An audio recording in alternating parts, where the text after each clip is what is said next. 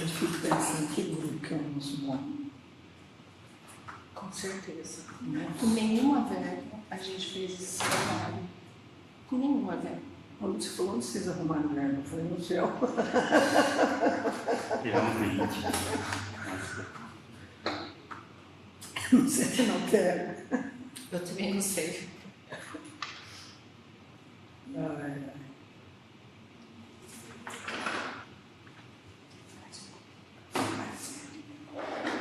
Verdade, está cortando, né? Let's go to... Vamos conversar, Eduardo? Deixa eu só entrar aqui. Tá.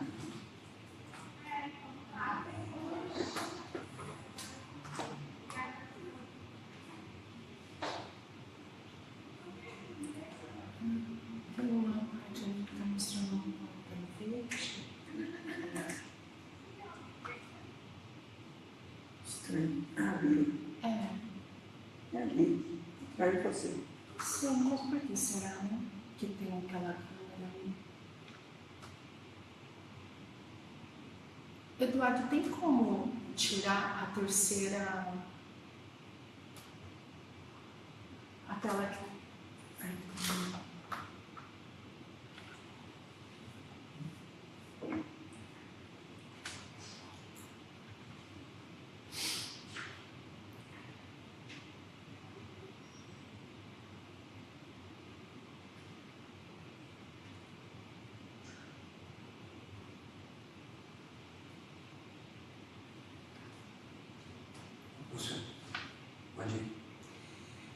Hello, good morning everyone. It's a pleasure for me to be here.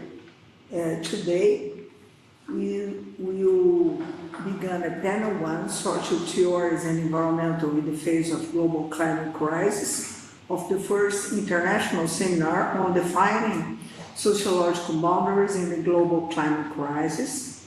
This event celebrates the 10th anniversary of our Laboratório for the Social Dimensions on Global Environmental Change in the Global.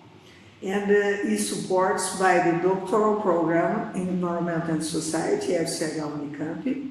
And this encounter brings together experts who will share their reflections, experience and perspectives on the highly relevant topic. The purpose of this panel is to discuss the perspectives of sociology and issues of gender in the face of the global climate change. First of all, I would like to say thank you very much to Eduardo and our supporters in Environment and Society and all of our organization. And I would like to say one special thanks to Luciana Lima, that she helped me all the time, and she is a FAPESP fellow and the PhD students in Environmental Society at Unicamp. Luciana holds a master's degree in sustainability and a bachelor's degree in law. She's a member of the Environmental Committee on Ecological Change and Environmental Justice at Unicamp, Canada. In 2024, Luciana successfully completed a PhD fellowship at the University of Augsburg in Germany, and now I would like to invite Luciana to speak. Thank you, Professor Leila. Good morning, Eduardo. Good morning, everyone. So before introducing the speakers, I would like to give you a few reminders. Each speaker will give a 30-minute presentation, and at the end, the space for questions from the public will be open. Comments and questions should be sent via chat during the presentations. And the microphones will be kept off for better listening to the speakers. Individual cameras may be kept on. Next, I will introduce the speakers of this first panel. The first one you have here is Dr. Leila da Costa Ferreira. She's a full professor of sociology at the Institute of Philosophy and Human Science at Unicamp. And she's also a director of LABGEC. Leila is a CNPq senior researcher and a member of the International Sociological Association and the Associative Faculty of Earth System Government Project, Future Earth. She was a visiting professor at the University of Texas in the United States in 1998 and at Shanghai Jiaotong University in China in 2009. She is the author of more than 12 books of environmental issues. And after Leila, we have Dr. Ligia. She is a coordinator of energy, gender, intersectionalities area at the International Energy Initiative in Brazil. She holds a bachelor's degree and a teaching credential in biological science. She completed her master's degree in zoological and wildlife conservation and a PhD in environmental society from Unicamp. And she has also experience in research that connects gender dynamics and their intersections with environment aspects such as climate change and the energy field. So, you can go. Thank you very much, Luciana. The title of my presentation is Unicamp in Environmental Sociology, Theoretical and Methodological and Institutional Aspects. First of all, it's important to emphasize that I have been working on environmental issues from a sociological perspective for many years. For this seminar, I will cover two important aspects, institutional and theoretical and methodological aspects. Regarding institutes aspects, it's important to note that I came to Unicamp in the early of 1980 because the late Daniel Hogan wanted to establish the field of environmental sociology within the sociology department at Unicamp and invited several people to pursue their master's degree here, among whom I received the invitation. After completing my master's degree, I went straight to a doctorate in social sciences, always focused on the woman dimension of environmental issues. At the time, the department were hiring, and the sociology department held a competitive examination, and fortunately, I was contacted and stayed there.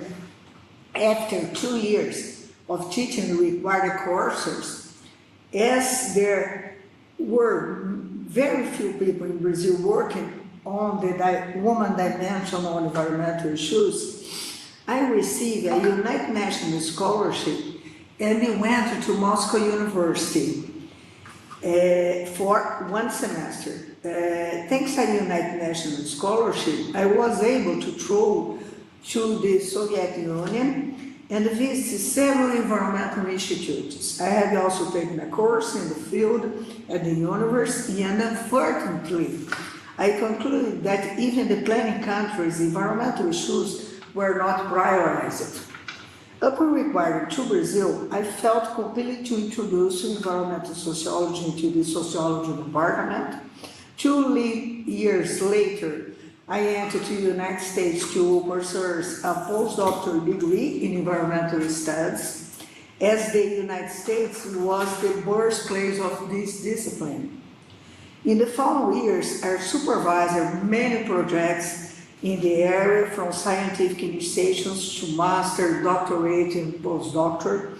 In fact, today I have trained more than 100 people in this subject. I have already, like Luciana said, already published about 12 books on this subject and coordinated dozens of scientific projects on the topic with FAPESP, CNPq, CAPES, and the international agencies. I completed another postdoctoral fellowship in New York, England, and was visiting professor in the United States and China. In the theoretical aspects, the environmental sociology course I refer encompasses the historical perspective. There is the discipline emergence with the radical ecologists on the 1970s, like Illich, Gors, DP in the office, and environmental sociology street science, like Dunlap, Ferreira, Hannigan, Yeller, Moore, Sparta, and so on and so forth. And finally, social theory and environmental issues with Giddens, Beck, and Latour. And the students also conduct a seminar on the theory's empirical applicability. Another important aspect is that Unicamp has been a national and international leader in this field. We founded the National Association of Researchers in the Graduate Students in Environmental Society, AMPAS, with USP, UNB, and the Federal of Paraná. And I have served as the president of this association twice, and today AMPAS brings together more than 50 programs on environment and society. We have played an important role in International Sociological Association, ISA, bringing perspectives of the global south to the table, and I am representatives of futurists in Latin America. It's important to note that as the climate emergence has become a dramatic aspect of contemporary reality, the number of students participating in our course, both undergraduate course and graduate, is very, very impressive. These include the students with interdisciplinary backgrounds and many international students as well. I have been using some theoretical and methodological frameworks to think about these issues, which first of all is mentally an interdisciplinary issues, and second is very broad.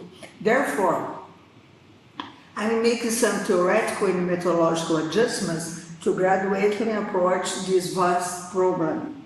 The multi-scale issues is very important because we must address this problem at the local, state, federal, and global levels. In other words, we cannot consider these environmental issues and the climate imagers separating from the international level.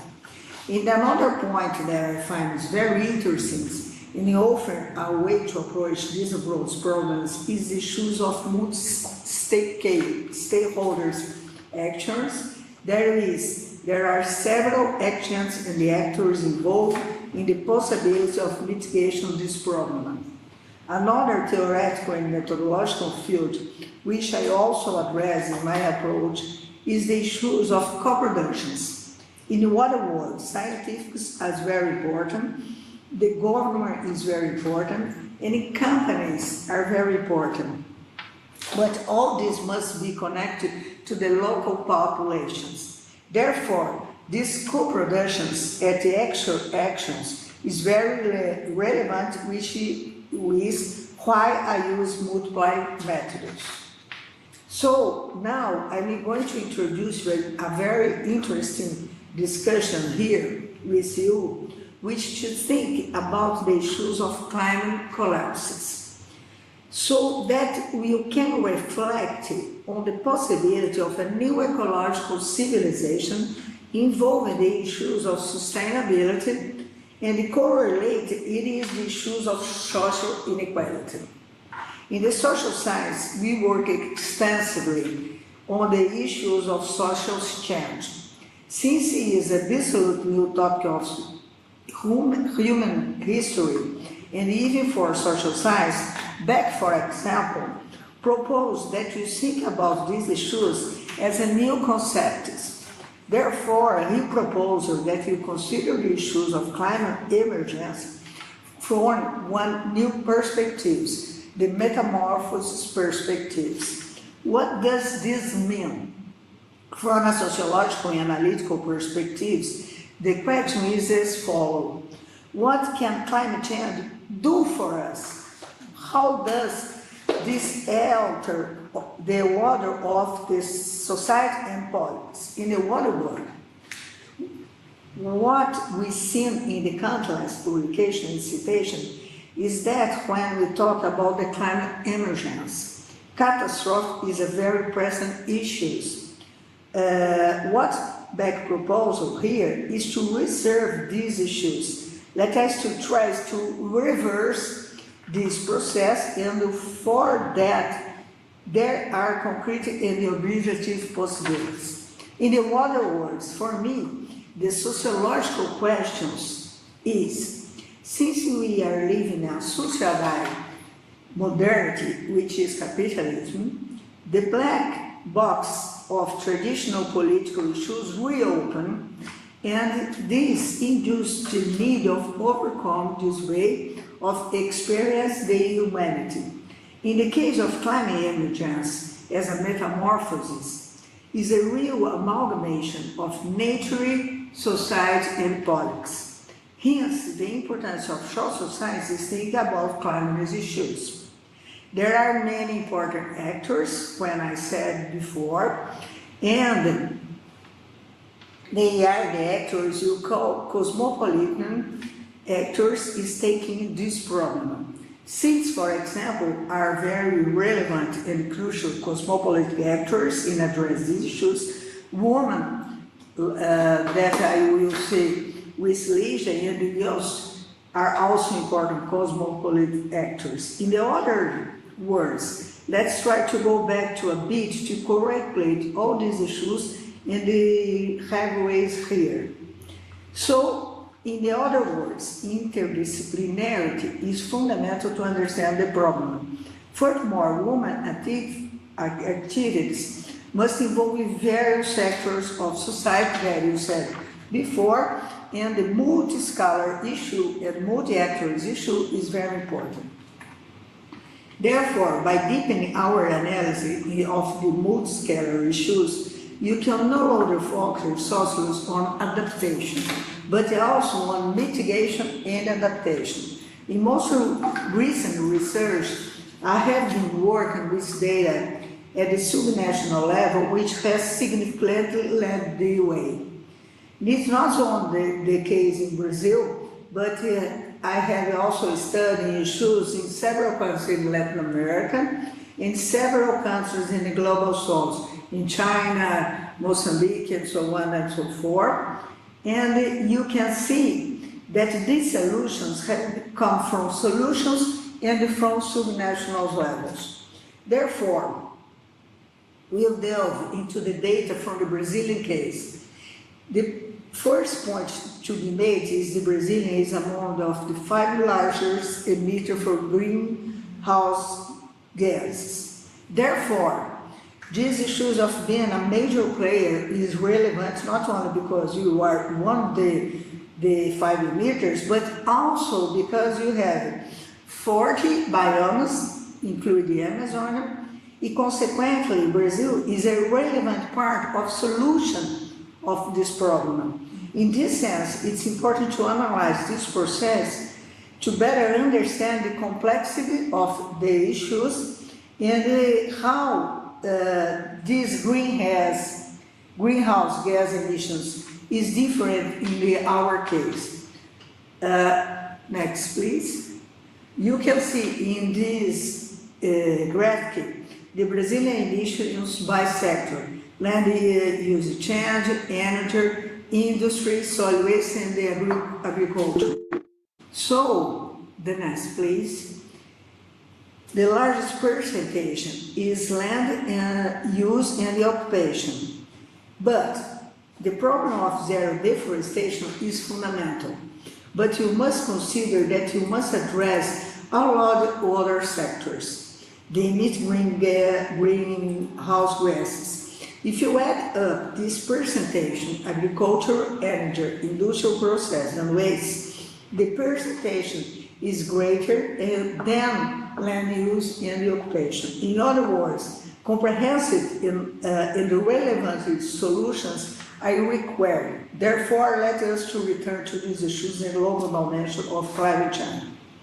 In Brazil, only approximately, next please. In Brazil, only approximately 20 of the 6 million municipalities have a specific approved legislation addressing climate change.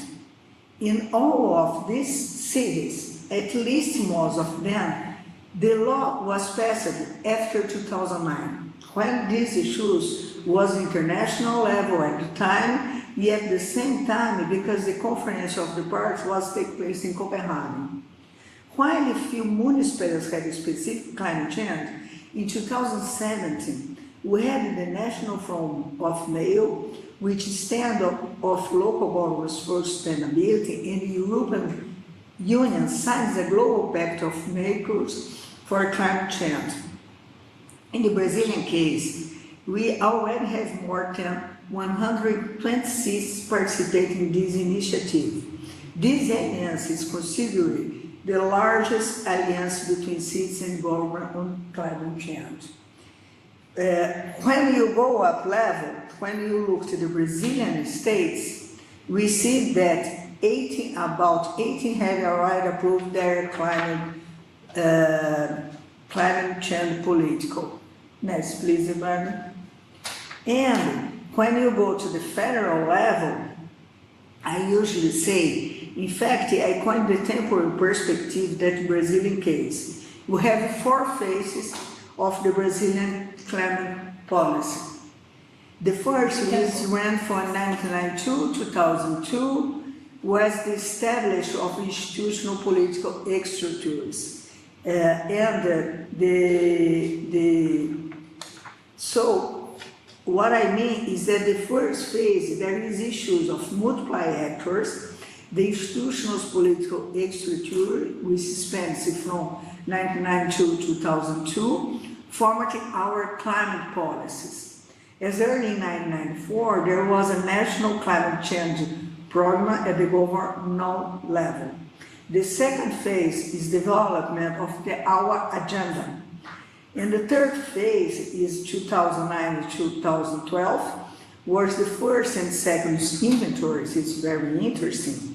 And the first report for the Brazilian panel on climate change was published in 2009, and the implementation of the national climate change policies occurs in 2009. In the fourth phase, we already have plans for our biomes, like deforestation of Amazon, Cerrado, plan for transportation, energy plan, agricultural plan, plan for low carbon emissions, and so on and so forth. Nonetheless, starting in 2019, we saw this dismantling of these entire structures because we have the Bolsonaro governments. But it's important to say it also occurs in previous governments too, that have a predominantly development-list perspectives or that had one. Fourth, I will come to defining competence. Therefore, let us ask some critical questions about what we said before.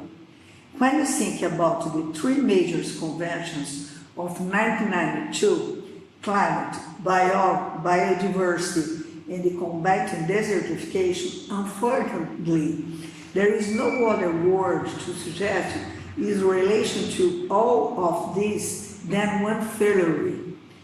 In other words, things have not moved forward. In contrast, they move backward.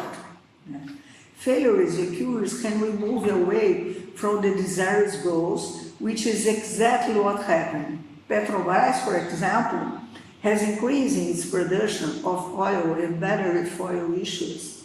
Greenhouse gas emissions have obviously increased in Brazil, but not only in Brazil and all of the countries. Therefore, a reduction of these emissions is essential. As you know, their volume has only increased in Brazil since 1992, and in 2015 or subsequent copies, there were no commitments in Brazil and another country in the world to immediate reduction of these questions. In short, what I can say is that there is a completely disconnection between, on the other hand, institutional structures, agreements, agencies, national plans, goals, commitments made in the ratifies. On the other hand, the achievements of objectives of very reason of these structures. The reality is that there is an increase in the burn of fossil fuels, and most importantly, and sadly, the destruction of our biodiversity. You observe a significant increase in extremist events, like you saw in the Brazilian case, droughts in Amazonia, for example, floods in Rio Grande do Sul, and heat waves through Brazil. You must say that COP30 will not change this, unfortunately. What I have tried to show so far is that environmental sociology can be a good tool for analyzing the contemporary reality, and we here at Unicamp have done our homework, not only in theoretical and methodological terms, but also in the institutional terms. So, next please, Eduardo, some reference of my lectures, and the next one, some articles that you wrote recently, and finally, thank you very much, and my email when you want to contact me. Thank you very much. Thank you, Professor Leila. So we can go to the next speaker, Professor and Dr. Lígia. Welcome, and you can go. Thank you, Luciana. Just waiting for my presentation.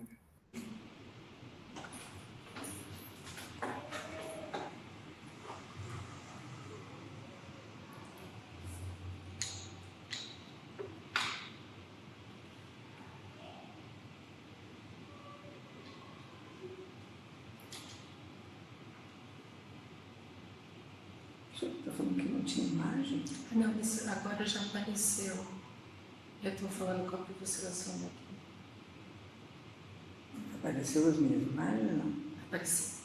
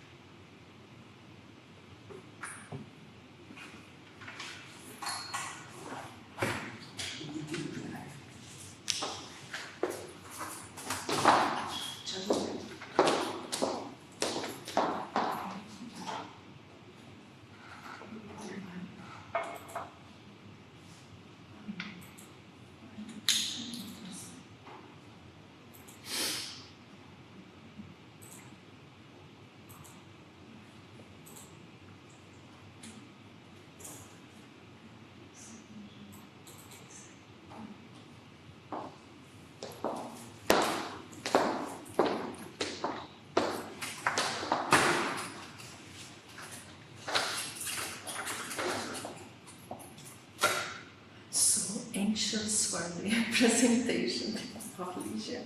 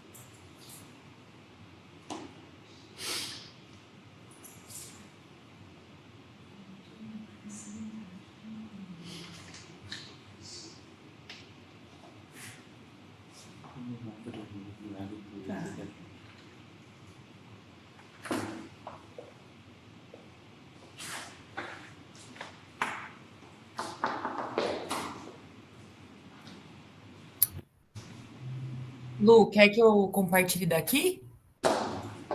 Ele já tem sua apresentação. Ele...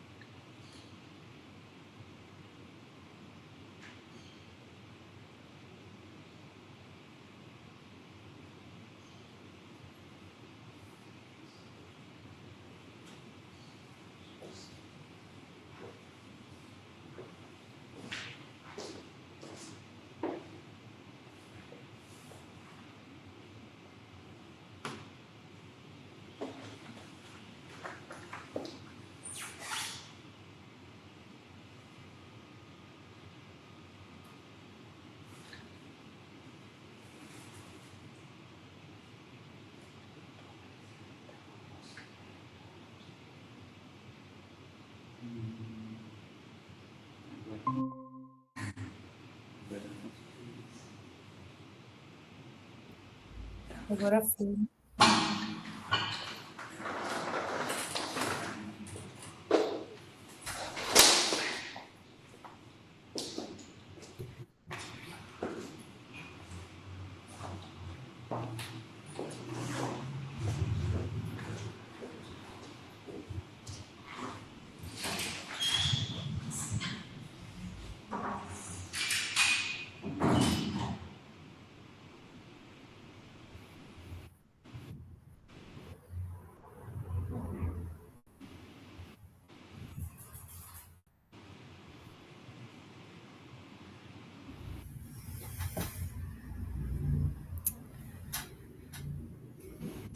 I think now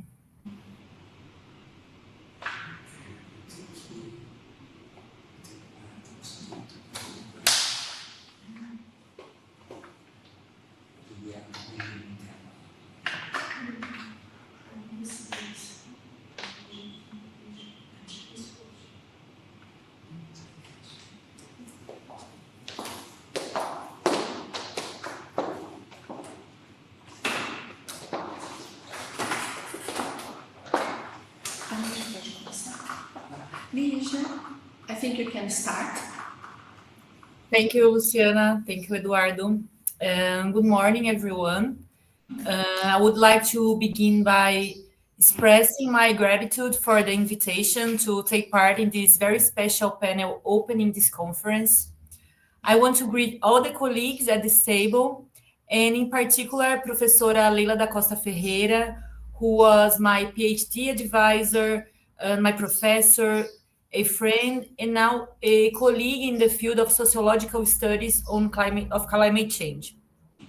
It is a pleasure to be here and to share some reflections on the sociological dimensions of climate change from a gendered and feminist perspective, more specifically from Latin America feminist approach. Pode passar, Eduardo.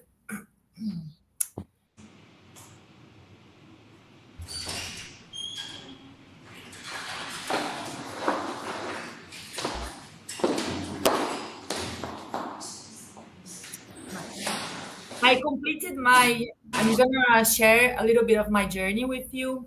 So I completed my PhD at the University of Campinas, Unicamp, in the Environment and Society program, where I investigated the debates on gender and the participation of women in different structures of climate governance.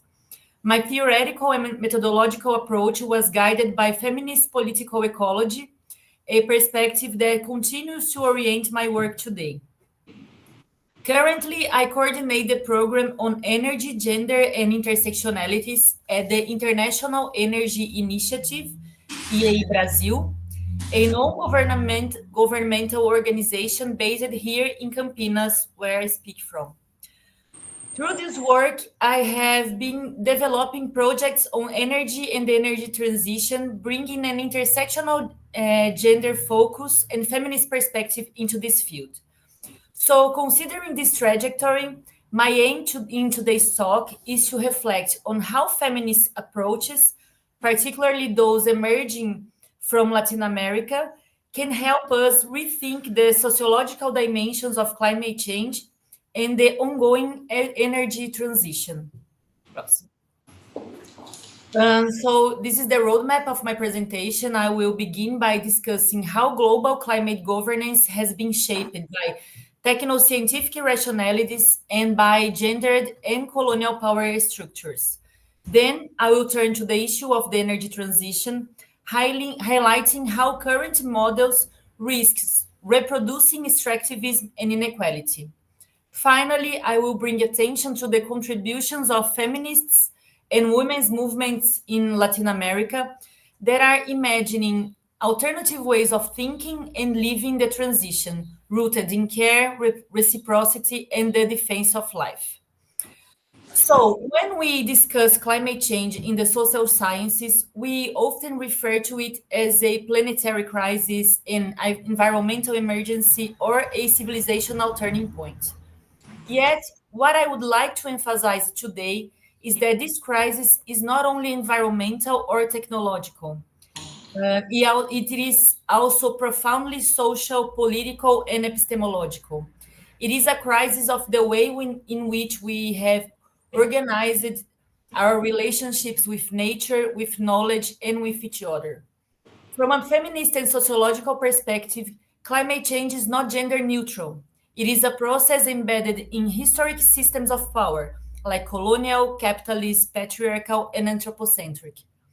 Feminist scholars have long argued that gender shapes human experiences of the environment and the ways in which we interpret and act upon ecological transformations. It influences who is considered a legitimate knower, whose experiences are valued, and who carries the burden of environmental degradation. I come to this discussion as someone who has worked with feminist movements, environmental organizations, and research networks across Latin America.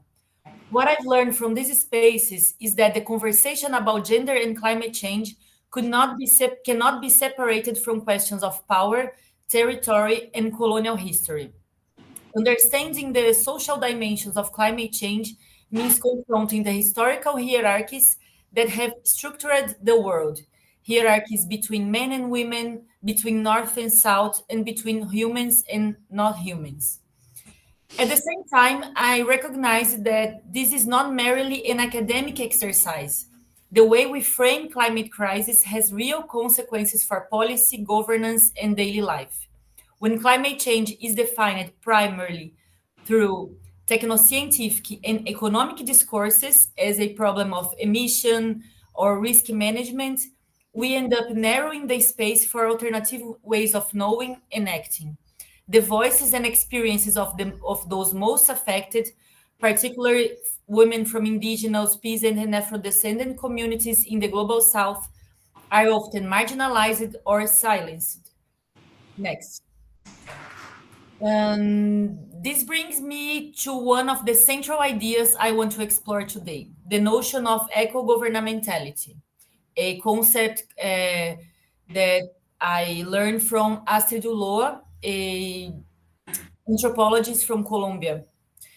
This concept helps us understand how climate change has been framed and governed globally, and how power operates through the production of scientific knowledge.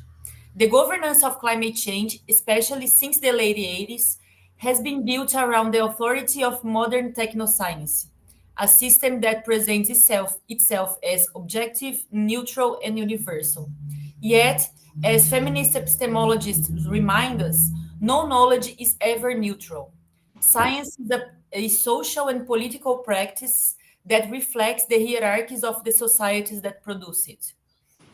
The construction of climate change as a global problem, something to be measured, modeled, and managed, was possibly only when the atmosphere was reimagined as a global system. This shift allowed climate change to become an object of international governance, discussed within institutions like the UNFCCC, the IPCC, and the COPs. but it also meant that power to define the problem and to propose solutions became concentrated in the hands of experts, bureaucrats, and policymakers, mostly located in the global north. Climate models, scenarios, and forecasts define how we imagine the future, what kind of policies are possible, and which actors are recognized as legitimate. The production of these models, often located in northern research centers, is part of a geopolitics of knowledge that privileges certain epistemologies over others. In this sense, eco-governmentality operates as a form of control. It organizes the world according to a technoscientific rationality that excludes traditional, indigenous, and community-based knowledge systems. Next. From a feminist point of view, this exclusion is not accidental. It is linked to a long history of androcentrism and colonialism in science. Modern science was built on the idea of a detached observer, the view from nowhere, which erases the embodied, situated nature of knowledge. Feminist thinkers such as Donna Haraway have argued that objectivity should be understood not as neutrality, but as situated knowledge, knowledge that acknowledges the position, body, and perspective of the knower. These shifts allow us to question whose experiences and worldviews are included in the definition of the climate problem and whose are ignored. At the same time, the technoscientific framing of climate change is deeply entangled with a capitalist rationality. As climate becomes an economic and political issue, market-based solutions like carbon trading, clean development mechanisms, and the so-called green economy and energetic transition are promoted as answers. These approaches tend to reproduce the same extractivist logic that caused the crisis in the first place, a logic that turns nature into a commodity and prioritizes profit over life. For many Latin American feminist movements, this link between capitalism, patriarchy, and ecological destruction is central. The exploitation of nature is seen as inseparable from the exploitation of women's bodies and labor. Both are sustained by the same dualisms: nature, culture, reason, emotion, production, reproduction. They structure the Western modernity. As ecofeminist scholars and activists have long pointed out, the domination of nature and the domination of women are two sides of the same historical process. In other words, the problem is not only climate change, but the worldview that made it possible. A worldview that separates humans from nature, privileges reason over emotion, and legitimizes domination as progress.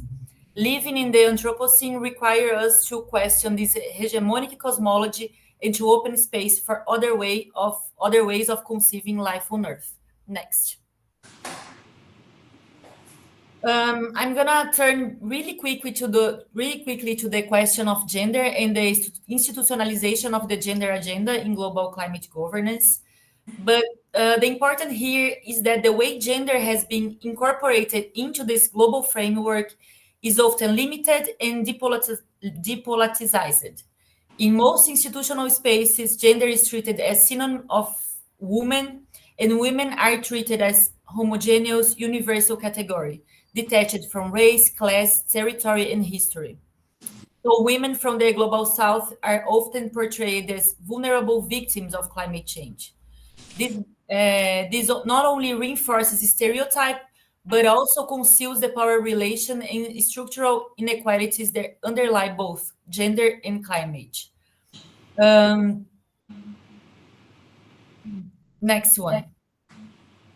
I'm gonna accelerate a little bit, but I'm gonna go to an empiric aspects of the energy transition. So building on this critique of the technocrat and depoliticized framing of climate governance, I want to turn now to one of the most pressing issues in our contemporary debates, the so-called energy transition. Around the world, the energy transition has become the central narrative through which governments and corporations promise to confront the climate crisis.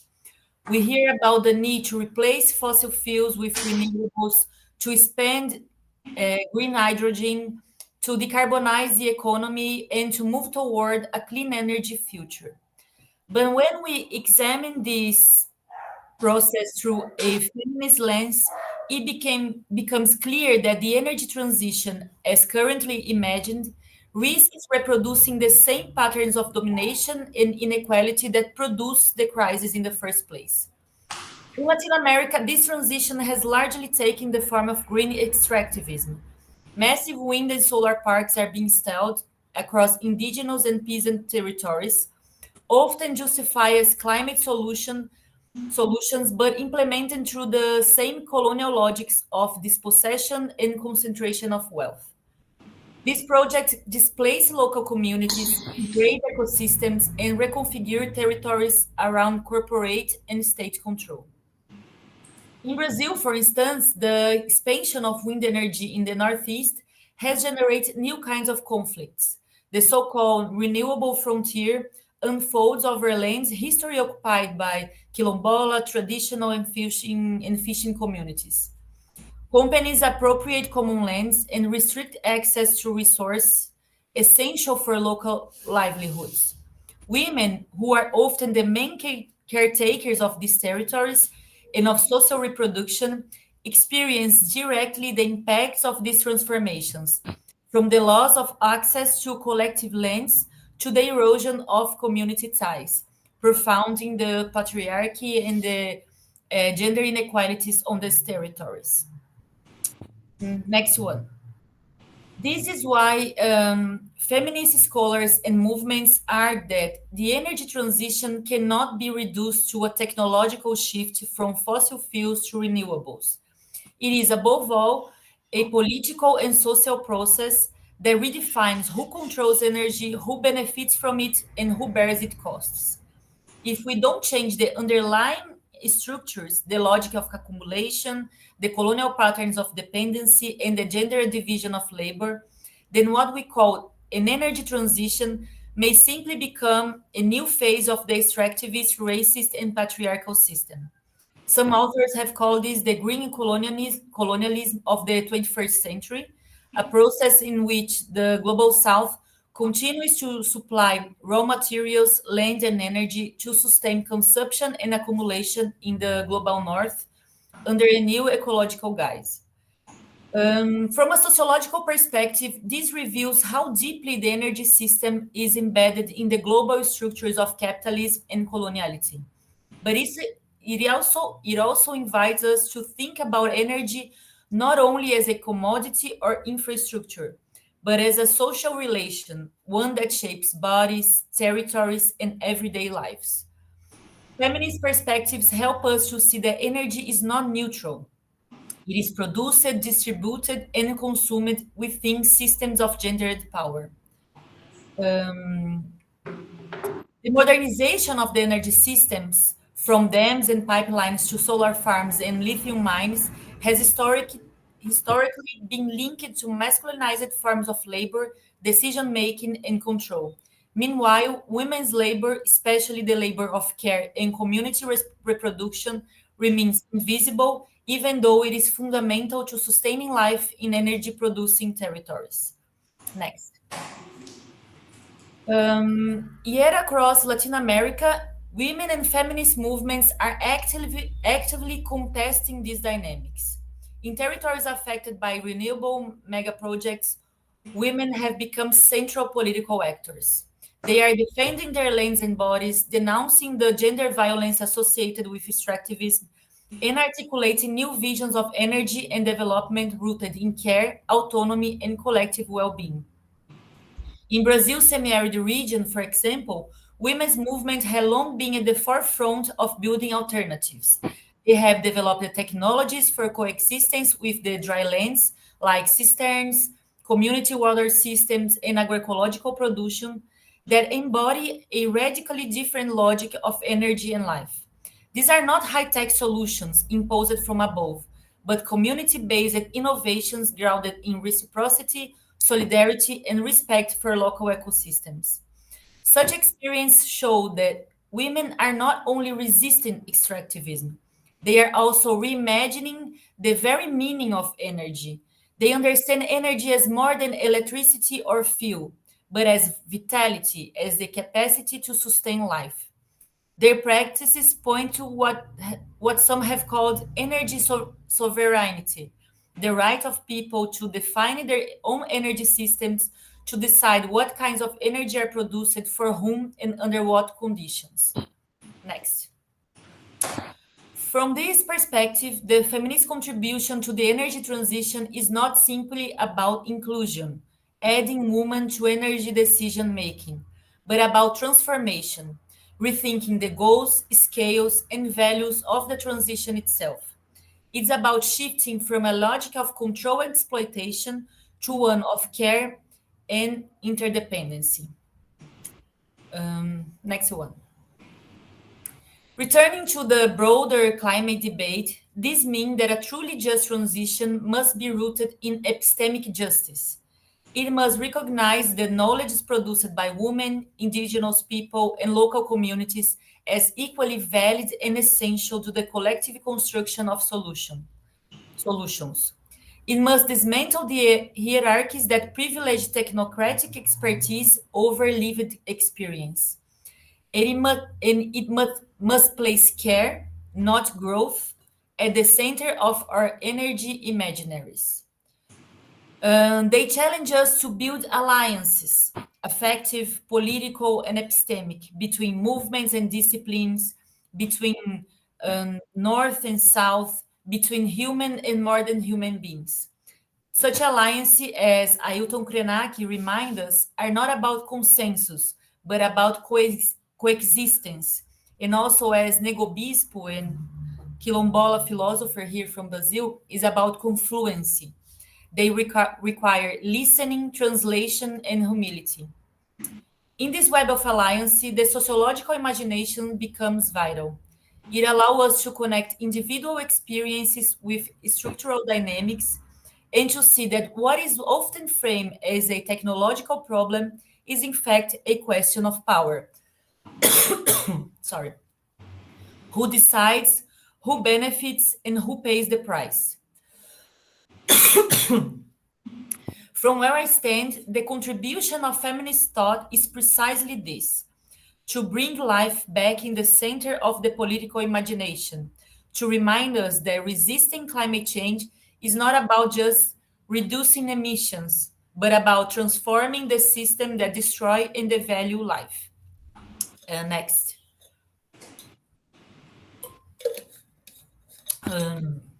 To close, I would like to return to the idea with which I began, that climate change is not only a crisis of environment, but a crisis of meaning and relationship.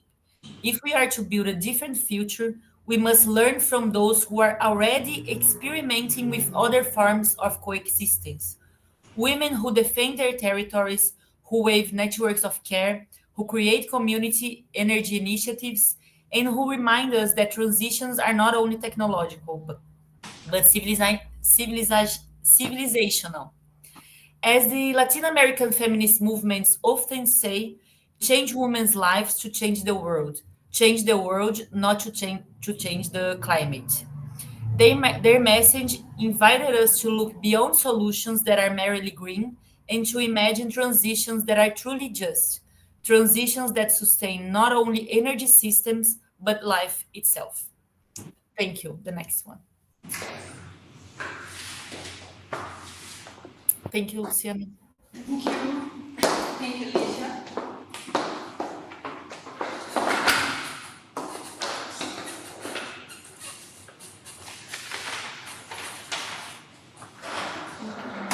So we can go to debate. And wait a minute. Yes. I prepare for beginning the debate. I prepared two questions, one for Professor Leila and one for Dr. Ligia, and then one for both. Okay. The first one, Professor Leila. In your opinion, what would be the main contribution of environment sociology to public policy in Brazil? Thanks, Luciana. It's a good question. For me, sociological, environmental sociology can help to understand how this reality is so difficult and so vast to make some solutions to the problem of emerging crisis or another environmental questions. So the environmental sociology show us that's very important to close science and politics, and it's important to close all of the actors that is involved in this problem. It's very, very important, like Lígia told us, listen the local populations for to involve in this problem. So I think the environmental sociology is important to issues to make it one another society that we have to go. And if I understood, this is this is also in another side, a kind of provocation to the other theory, sociological theories perspective. Perfect. Because in the sociological perspective, in traditional sociological perspective, the nature and society was separate. In the sociology and environmental sociology, the nature and society is very close and is embracing. So you have to put the science and the politics and the nature together. Oh, great. So, thank you. And now I have one question for Lígia. Lígia, how is gender addressed in the IPCC 6th Assessment Report, the AR6? Do you see any intersection between the Brazilian Climate Plan and the AR6 under the gender perspective? Well, the sixth assessment of IPCC brings some data, important data on gender, bringing this data that points that women are more vulnerable to the effects of climate change, and more important than this, they bring that other categories like race, class, age, ethnicity are often categories that matter when we talk about vulnerabilities. So it is an advance to recognize this with data. And I think the plan, the old plan of adaptation of Brazil brings a little bit about gender issues, women issues, and race issues, but in a way that about vulnerability, like this view of these people as victims of the climate change without a lot of agency. It is an advance, but it's not enough. What we are trying to do now, Brazil is reviewing their climate plan, the Plano Clima, and it's gonna be launched, I think, in this COP30 in Belém. And what the movements try to advance with this is to go beyond this vision of victims, of women and racialized people as victims of the climate change, but actors of change. So there is this intersection between the IPCC reports that brings this data to support the need to take care of these people, to look at these people, but we need to go beyond this vision of victims, of vulnerabilities, and think like the structural process that vulnerabilize these people. Like women are not vulnerable per se because they are women. They are vulnerabilized because of this historical process of vulnerabilization of women and racialized people. So I think this is what the movements involved in the construction of the plan of adaptation are trying to bring to the table, to the discussion. That the traditional communities are part of the solution. They are essential to the solution. That to delimit the territories of indigenous people is essential if you want to enframe the climate crisis. So I think these are the intersections. So it is really important to recognize this, but we must go beyond. And I think the movements are doing their job, and we must wait to see if the government is doing their job either and listening to these movements, to the perspectives of the territories. What we see, like Professor Leila said in his presentation, is like dissociation of the discourse and the practice in the Brazilian politics. We now had the license to the perforation of the falls of Amazon basin to extract petroleum. That is obviously a license that is being questioned by the movements and the civil society because the process of licensing was not good enough. There was no consultation to the indigenous people, to the traditional communities, and aspects of technicalities that are not good enough to give them the license to do this extraction, even a research extraction, like they're saying. And in the other hand, we have the COP30 being happening like 20 days, 1 month here in Brazil.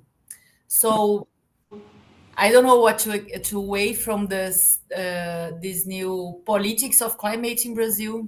Maybe what Professor Leila said in his lecture, that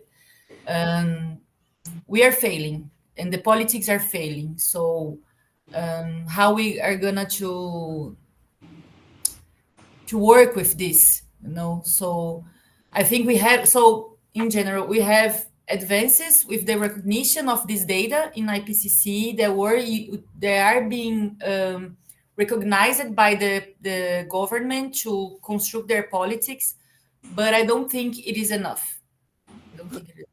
Perfect. Thank you, Ligia. Now I want to ask you both. According to United Nations, incremental climate adaptation has not resulted in a less warming and safer planet for human communities.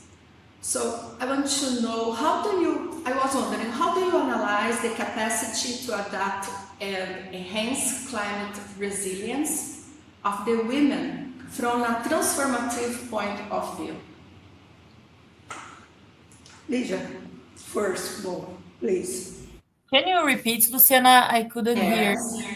According to United Nations, incremental climate adaptation has not resulted in a less warming and safer planet for human communities.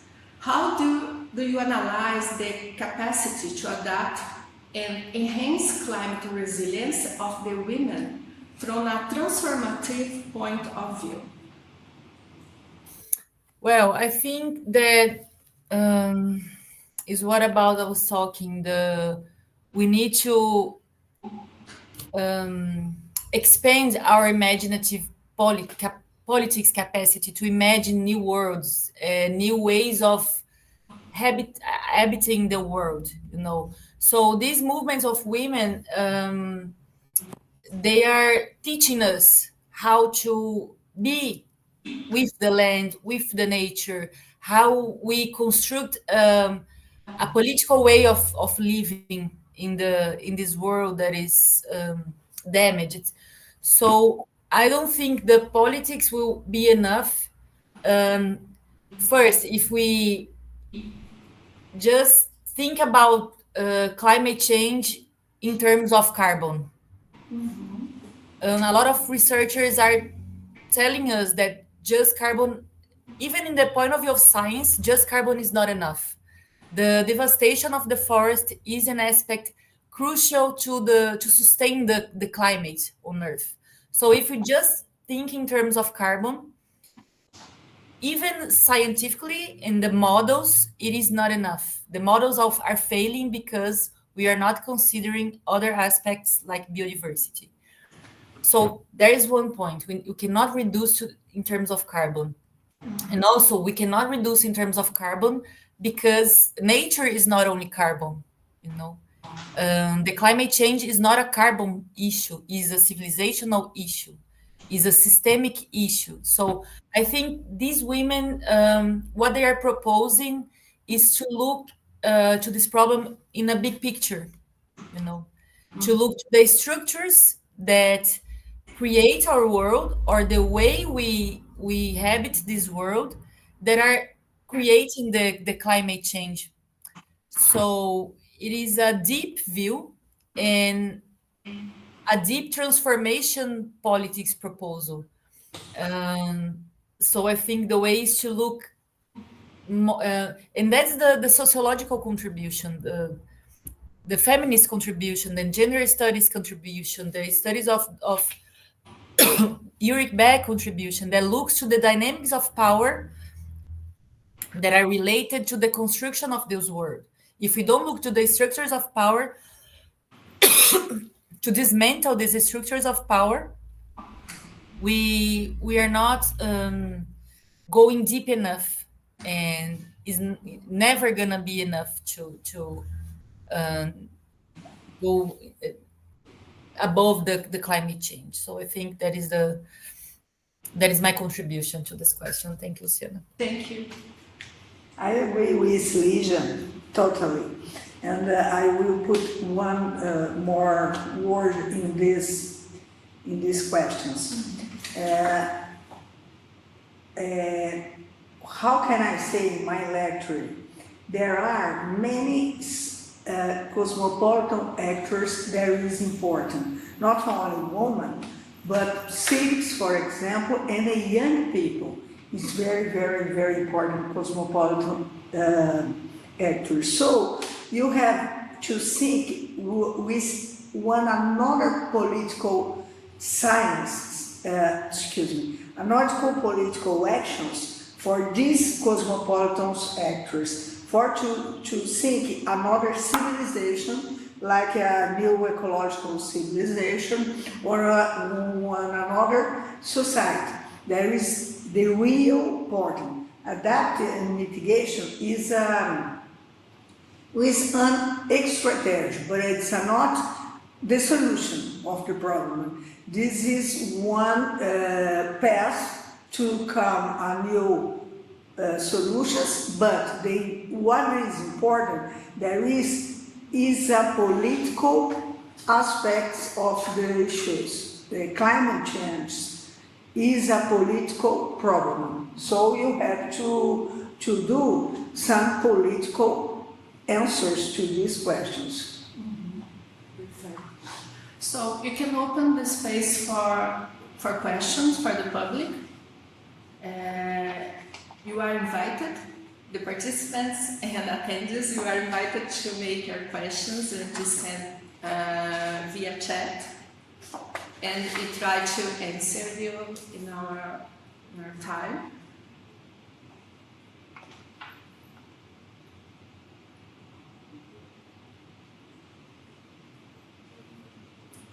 Anyone would like to make a question?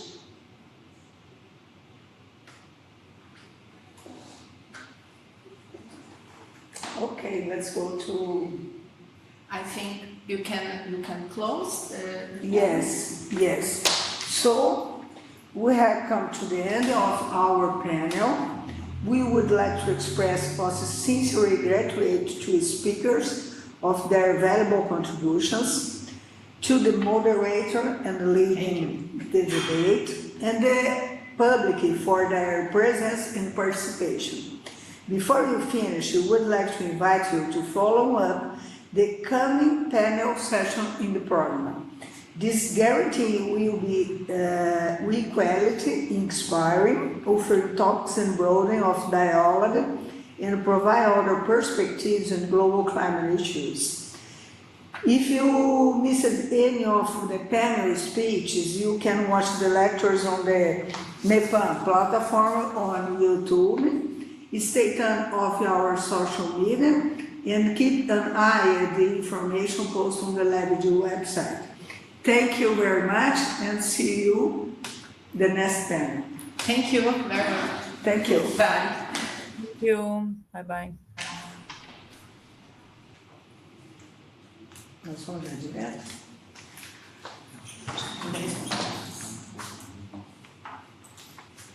Olha,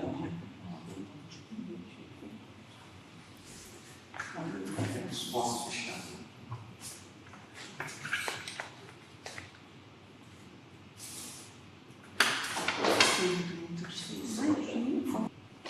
Já vou vir.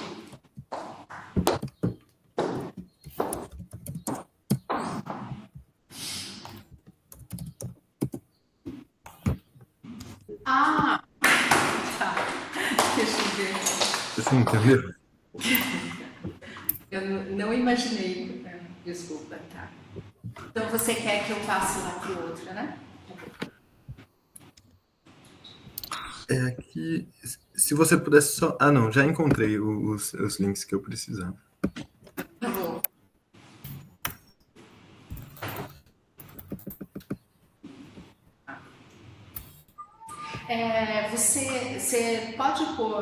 Você pode me falar a primeira pergunta para quem vai ser? A primeira pergunta vai ser para o professor José Vicente e a segunda para o professor José Maurício. Tá bom. Os nossos Josés. Então, Sim.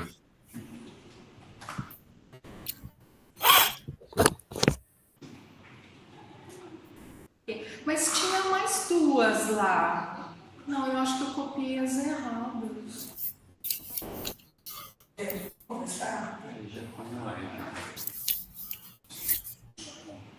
Da minha parte eram essas duas mesmo.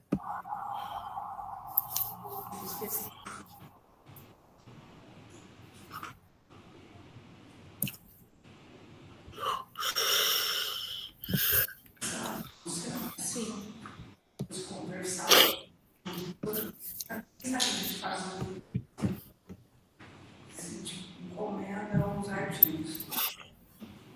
So I think you can start. Yes, sure.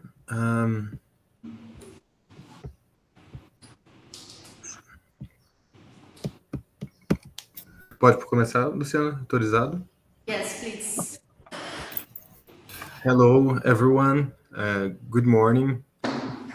It's very grateful to have all of you here to this first international Seminário of LABGEC. I read the bio of both professors. First of them, José Vicente Tavares. Dr. José Vicente Tavares dos Santos holds a bachelor degree in... One second, my connection is a bit slow.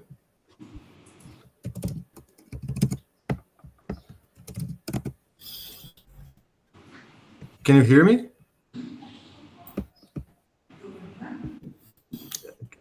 Can you hear? Yes. Yes? Okay. Thank you. Let me begin again. Dr. José Vicente Tavares dos Santos holds a bachelor degree in social sciences from the Federal University of Rio Grande do Sul in Porto Alegre, 1971, and a master's degree in sociology from the University of São Paulo, 1977.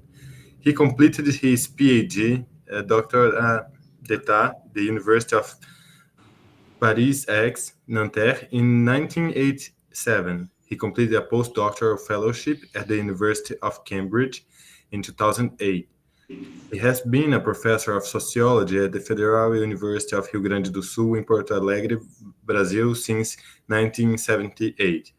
He has been a researcher at the Council for Scientific and Technological Development, CNPq, since 1988. His research include agrarian conflicts, social violence, policy education, safety citizenship, sociology, sociological theory, BRICS, computer methodologies for qualitative research, and social of the novel. Our other professor is José Maurício Domingues, that will present right after the professor José Vicente Tavares. Dr. José Maurício Domingues is a PhD in sociology by the LSE, professor at IESP, State University of Rio de Janeiro, CNPq researcher. Last books, Political Modernity, Origins, Development and Alternatives, Routledge 2024, From the Pandemics to the Climate Changes, Modula 2024, an Elias Meyer Research Award from the Alexander von Humboldt Stiftung 2018, Best Scientific Book Award from Unbox 2014-2017. It's a great pleasure to have you both here.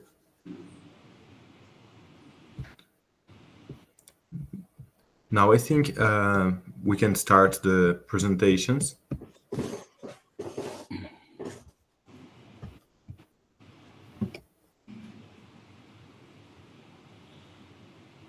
Professor José Vicente. Okay, thank you very much for this invitation. Thank you, Professor Leila Ferreira, for this amazing invitation. I'd like to present here a reflection about the possible teaching of the Frankfurt School for Understanding Environmental Issues through a dialogue with several authors, a kind of roadmap: Theodor Adorno, Siegfried Kracauer, Walter Benjamin, Franz Kafka, Simone de Beauvoir, and Alex Honnold. I begin by Theodor Adorno, his book Negative Dialectics. Dialectics is an understanding of the known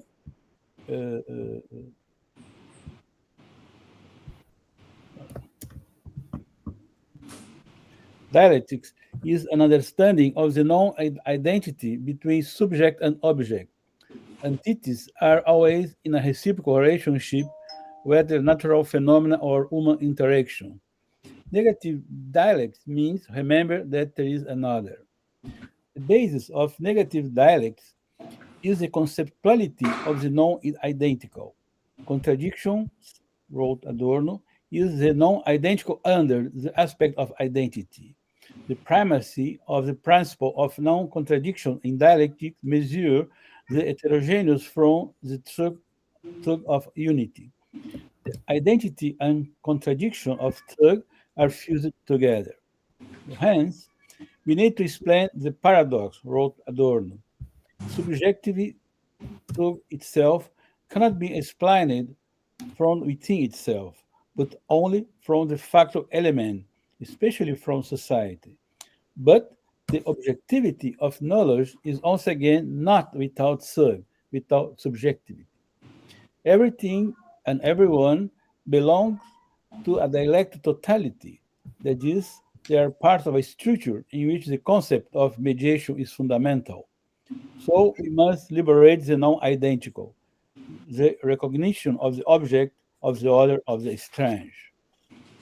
To explain such intertwining, one would need to be astute in the face of the enigma of the human-nature relationship, as well as understanding the personification of such a relationship, creating a humanist realism.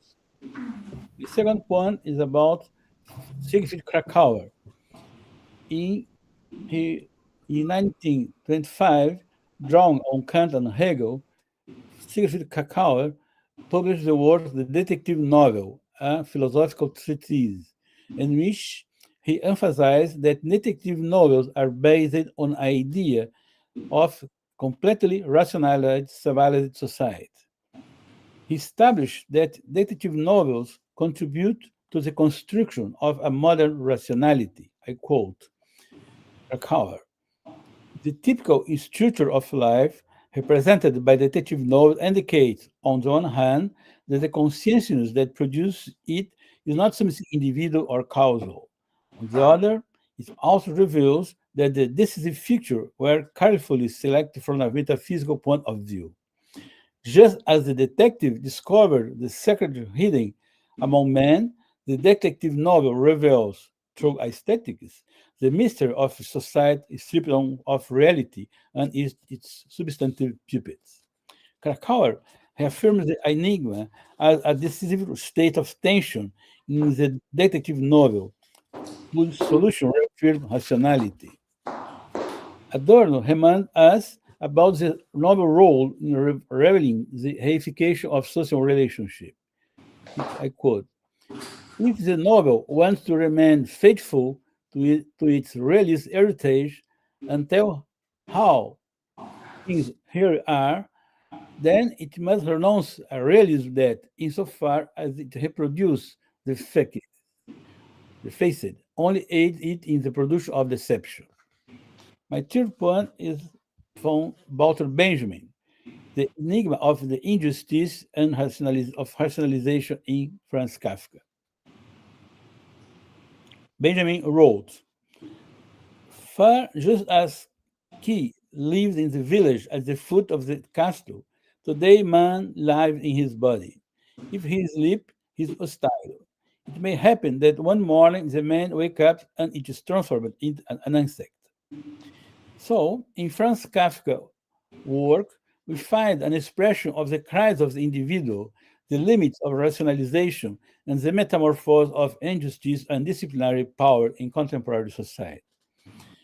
Kafka's work portrays the anxieties and alienation of the 20th century man immersed in the fragmented and unfinished big city.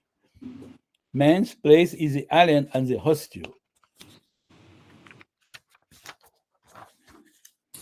His novel and short story express the injustice of domination, configuring the account of a displaced world in which the abnormal is the normal. It will be the reification of the world in the writing of a realist fabulator. In his book, there is a constant confrontation between next please is a constant confrontation between the character the next one. Okay. In his book, there is a constant confrontation between the character and the power of institution or organization, demonstrating the alienation, impotence, and fragility of human being, identified by their profession, the distortion of existence. The next, please. Through the work, there is reference of the official role, the official apparatus, organization, the investigation, and a bureaucratic world as opposed to mechanical power and symbolic domination. Kafka critically interpreted the detective novel, focusing on extraordinary crime events. It reinforced order and rendered ordinary criminality invisible. His animal parables express the domination. Another, please. His animal parables. The next one, please. Yes. His animals parable express the dehumanization of the character, the reduction of man to things. However, his life also includes moments of happiness and struggle, his relationship with his father, with women, with literature, and with the injustice of organization. So language acquires the force of a political confrontation from solitude, a combative impulse in the global literary space. Another highlight is the fight against domination, which could include the fight against the destruction of environment by powerful social groups. Next one, please. Adorno and the authoritarian personality. In the post-war period, Theodor Adorno coordinates research on authoritarian personality in the United States. He understood the inconscious as a set of unquoted law that governs the connection of consciousness, following Freud psychoanalysis theory.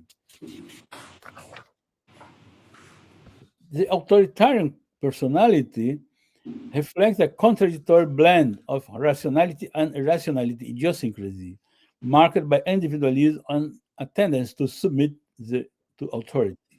Consequently, stigmatized attitudes emerge toward marginalized groups, the other, Jews, the poor, the mentally ill, Black people, indigenous people, and adolescents.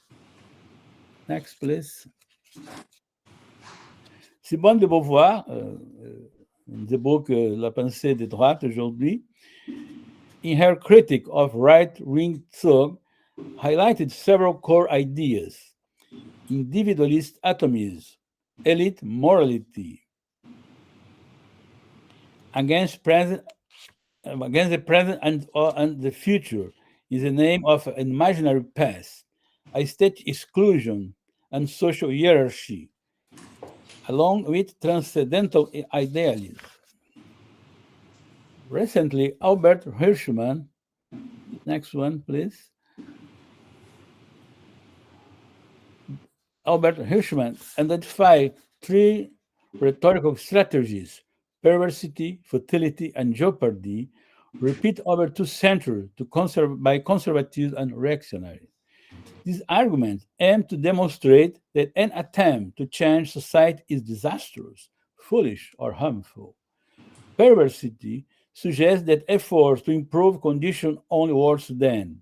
Futility claims that social transformations are fruitless, and jeopardy warns that the cost of change is too high. This rhetoric of intransigence obstructs open and democratic deliberation. From this perspective, the culture of violence reinforces the authoritarian personality in contemporary society. This dynamic is evident in both criminal and police organizations and is perpetuated by social norms that promote violence as a means of social control and conflict resolution, including environmental violence. Next one, please.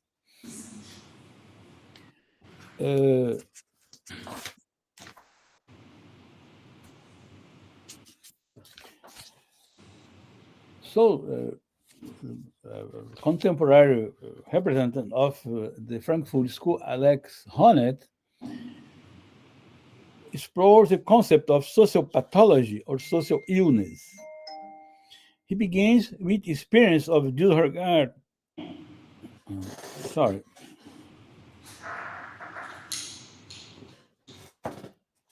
He begins with experience of disregard, ignorance, contempt, and injustice, while also recognizing social struggles for recognition. His analysis views contemporary society as driven by effort to gain recognition for uniqueness and dignity of everyone. His methodology involves describing the institutionalization of individual behaviors and reconstruction of social norms, emphasizing the importance of intersubjective relationship as the foundation of shared morality. Honneth identifies 3 modalities of freedom: legal, moral, and social. Social pathologies manifest through bodily violence and suffering, underscoring the need for reasoned emancipatory potential.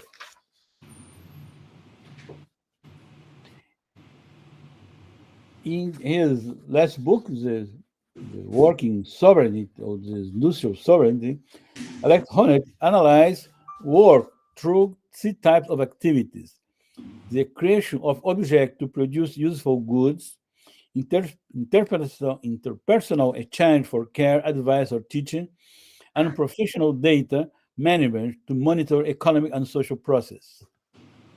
This disruption of the world of work is intensified by self-employment and digital platform labor. Honneth identifies 5 characteristics of this precariousness: atomization, network companies, analytical skills, commodification of service, and the evaluation of professional qualification. These lead to economic, temporal, cognitive, social, and mental loss. This fosters also solitary, non-possessive, and stigmatizing individualism, marked by the denial of interpersonal exchange and the reification of nature as a mere exchange value. In other words, the personification of the environment predator.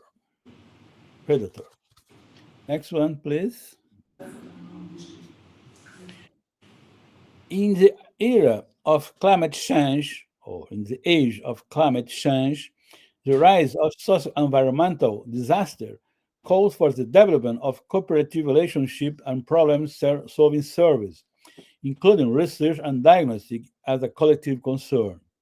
Disasters have affected humans, animals, and the environment. The story of nature and humanity are deeply intertwined, as Adolfo remembers us.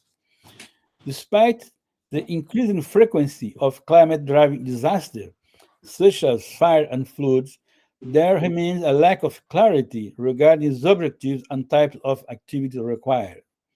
A resurgence of crime following disaster is common. This new challenge demands a strong relationship between the state and the civil society to uphold democratic social control. Another theme I can explore here is that this conservative thug is many times, as in Brazil, sponsored by popular categories or popular class. Well, I go to my conclusion. The Frankfurt School offers a rich set of intellectual research for interpreting the climate challenge present at COP30 in Belém, Pará, including climate target, financing, adaptation, and multilateralism. Each contribution can be summarized as follows. First, dialectics provides an understanding of the non-identity between subject and object, recognizing that all entities exist in reciprocal relationship where their natural phenomena or human interactions. Everything and everyone belong to a dialect totality. They are part of a structure in which the concept of mediation is fundamental. Explain these interconnections require attentiveness to the enigma of the human-natural relationship, revealing the reification of such relationship and understanding their personifications. Second, the central action in detective novels are the process of unraveling enigmas. This process, undertaken by detectives or other professionals, is crucial in confronting environmental denialism. Third, Kafka teach us about the confrontation between individuals and institutional power, illustrating the alienation, vulnerability, and fragility of human beings in extraordinary circumstances marked by estrangement. These narratives reflect the denial of justice and other forms of social exclusion, and also of environmental violence. Conservative Zug and the concept of authoritarian personality represent a paradox blend of rational and irrational tendencies. A figure who is both individualistic and inclined to submit to authority. This duality forces stigmatizing attitudes toward marginalized groups and environmental advocates. The authoritarian personality proposes exclusion, segregation, patriarchy, patriarchalism, and punitive measures, ranging from physical punishment to incarceration, from a stigma to femicide. Moreover, various popular sectors exhibit traits in this authoritarian personality. The precariousness of labor led to economic, temporal, cognitive, social, and psychological laws, diminishing sensitivity to environmental concern. This forced a solitary, non-relational, stigmatizing, and environmentalist dynamis behaviors. Social pathology emerges when a society, through its institutional arrangement, fails to fulfill its responsibility within the circuit of socialization, an environment stewardship, and the regulation of recognition based on prevailing social value system. In an age of climate change, the rise of such environmental disaster call for the development of cooperative relationship and problem-solving service. This new challenge demands a strong partnership between law enforcement and civil society, including the establishment of an environmental police force. Finally, through the lens of critical theory, the prospect of environmental peace reemerges on the horizon. Thank you very much indeed.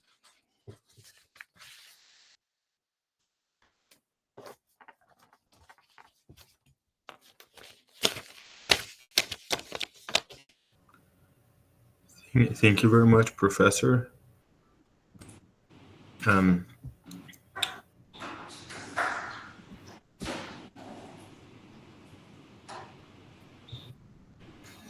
Thank you very much for our presentation. And now we'll head up with José Maurício Domingues with the critical theory and the Frankfurt School.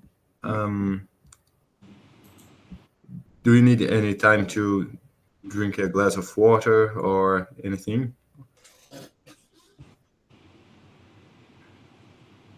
Okay, so our team is preparing the presentation and... There's no presentation. Okay. I just speak. Oh, okay, perfect. So anytime, if you want to start, I can close my microphone and give the word to you. Whenever you want. It's up to you. Okay, perfect. Thank you very much, Professor. Well, good morning, everyone, or good afternoon if you're not in the Americas. By watching the presentations. Well, first of all, thank you very much, Leila and Luciana for the invitation, and Arthur for the presentation. And well, I was asked to speak about critical theory and climate change. There's a problem there because there is no actual body of work from critical theory about climate change. Certainly not the classical authors, and strangely enough, the younger, well, Habermas is not young, but it's younger than Adorno, and he's still alive anyway, than Adorno, Horkheimer, and Marcuse, and Honneth. Also, they haven't written about climate change, or if they did, it was something very small and not representative of any sort of organized way of thinking about the issue. So I'll try to recover some ideas of the Frankfurt School. José Vicente Tavares has already done a bit of that. So, but I'll just bring out some of the main elements of that thinking that relate to nature. And then I'll try to discuss a number of more recent developments within critical theory, including Marxism, or some approach that harks to the Frankfurt School, and move on and propose some ideas of my own to think about the issue. Well, as Arthur has already mentioned, I have published a small book in Portuguese which is called Translating from the Pandemic to Climate Change, which puts together some articles I have written in the last 10 years or so, or less than that, from the start of the pandemic, actually. And the last 3 ones are about climate change. And they have all been published in English. So in the end of the presentation, I'll try to bring some of the issues more in terms of propositions I developed theoretically, even politically, practically, and introduce them to you. So let's cut to the chase. Adorno and Horkheimer they became probably the most famous book by the two of them, or in the history of the Frankfurt School, is The Dialect of Nature. The title as such already draws attention to the sort of issue we want to discuss here, right? And it's a very ambitious, very pessimistic, very negative sort of work. I wouldn't say that it's entirely destitute of hope, because there would be a chance that this sort of situation would be eventually overcome. But the content of the book as such is not very positive. It was very difficult for two Jewish thinkers by the end of the Second World War be positive about anything, of course. In any case, the main hypothesis is that reason had gone sort of, not crazy, because it's something intrinsic to it. It didn't develop in a way that was heterogeneous or different from what it really was. So it can't really say that it went crazy, but it had a sort of development that was contradictory to its promise at its inception, because reason appeared as a way to leave behind mythical thinking, which as such was also a way of trying to control nature, overcome our fears due to our fragility. And in the course of its development, reason turned it to its opposite, a sort of negative dialectical development. And instead of being a force that allow us to free ourselves from fear, it has introduced a sort of domination over nature and over ourselves, that is, over external nature and over internal nature, and has colonized our subjectivity, therefore, too. And it's a sort of identitary reason. It just recognizes itself. It's entirely oblivious. In fact, it's a sort of enemy of difference, of heterogeneity, and that's what they will call logocentrism. Reason as a logos, the word Greek word, reason or writing or thinking, is a sort of logos that will therefore be inimical to difference. And you try to subordinate it, dominate it. It's the only way it's able to know the world. It's through the reduction of the other, through the sort of reductive, or the sort of transformation of the other in something that from which you can abstract its specific qualities and abstractly define it, something that you can manipulate. And it's therefore a sort of identitary reason as well as instrumental reason. This reduction is fundamental in order to allow it to control instrumentally the objects it deals with. And there's a very encompassed sort of theory, empiricism, Kantism, everything. They try to fit together in this very, very general theory, which is something I find very, very problematic, because some of the passages are a bit too much for me. Bacon and Hume and whoever else who are empiricists become a sort of rationalists. They throw together with Kant, and I think they push a bit too hard the argument, and it becomes a bit unconvincing at some stage because of that.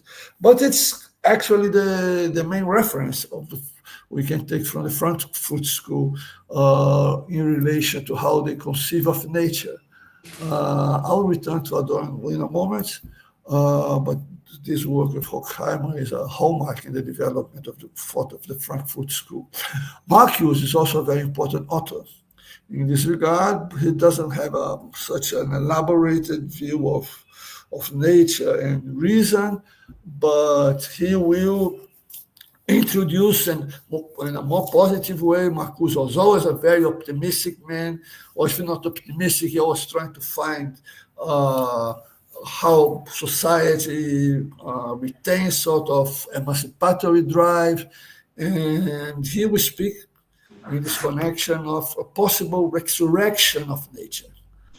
with which the human species, humankind, could then establish some sort of dialogue instead of develop its domination over nature. And so Marcuse, in a way, is complementary to Adorno and Horkheimer, although the way he phrases the issue takes the Frankfurt School approach to nature in a more positive direction, at least as a possibility, right? So that's the classical perspective is there with Adorno, Horkheimer, and Marcuse. We know that Habermas didn't. Vicente was joking with that, but the fact is, Habermas hasn't really developed a conception of nature because Adorno and Horkheimer, in particular, dealt with this idea of instrumental reason. Habermas tried to overcome the deadlock in which they found themselves, introducing an idea of communicative reason. So you split action and knowledge and everything else in a very neo-Kantian way between what humans do between themselves, and that's where communicative action can come in, and how we deal with nature, which is really cut across by instrumental reason. And although we can develop a knowledge of nature, objectifying it, we cannot communicate with it, properly speaking. Communication is something that happens between human agents. So Habermas and afterwards, Hornet don't really have, I think, any actual body of concepts that would furnish the instruments to have a good discussion about nature. And that means also that the way they might be able to deal with climate change is, I guess, very limited, although they had themselves never done that. But Adorno has a different approach to nature too. In his negative dialectics, at some point, in a sort of cursory way, Adorno introduces or draws upon some older authors and introduces the idea of materie, of matter, Materie in German. And this he doesn't really reference it in the book, but he's of course drawing on Kant in particular, but Kant is also drawing probably on Helvetius and Holbach, French materialists, and Adorno will try to use the idea of matter, materie, as an alternative to the concept of nature. His concern remains the same, which he exposed in Dialect of Nature of Horkheimer. How nature is grasped and dominated through this logocentric approach of reason, abstract and flattening of anything else that is not itself as such.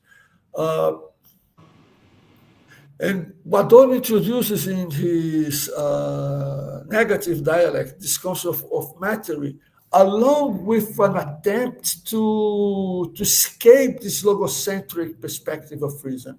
So there is a resemblance between Adorno and Derrida in this regard, because it's as if Adorno was trying to move on the margins of reason without stating anything, because negative dialects in opposition to Hegel's dialect, which starts with an affirmation, a negativity, and then synthesis. Adorno tries to remain on the negativity side in order not to be captured by this conceptual logocentrism, which is characteristic of reason as such, but in particular in Hegel's dialect, it has a very, very important role. So Adorno takes distance from that, and the idea of matter plays this role, because then matter is not the same as nature. what's nature in the end of the day? What we can ask a bit rhetorically, what the stars have to do, and constellations have to do with a cockroach and human beings and plants? But that's the underlying argument of Adorno's thesis, is that matter is multiple, and we should avoid putting it under the conceptual domination of nature, or of the idea of nature.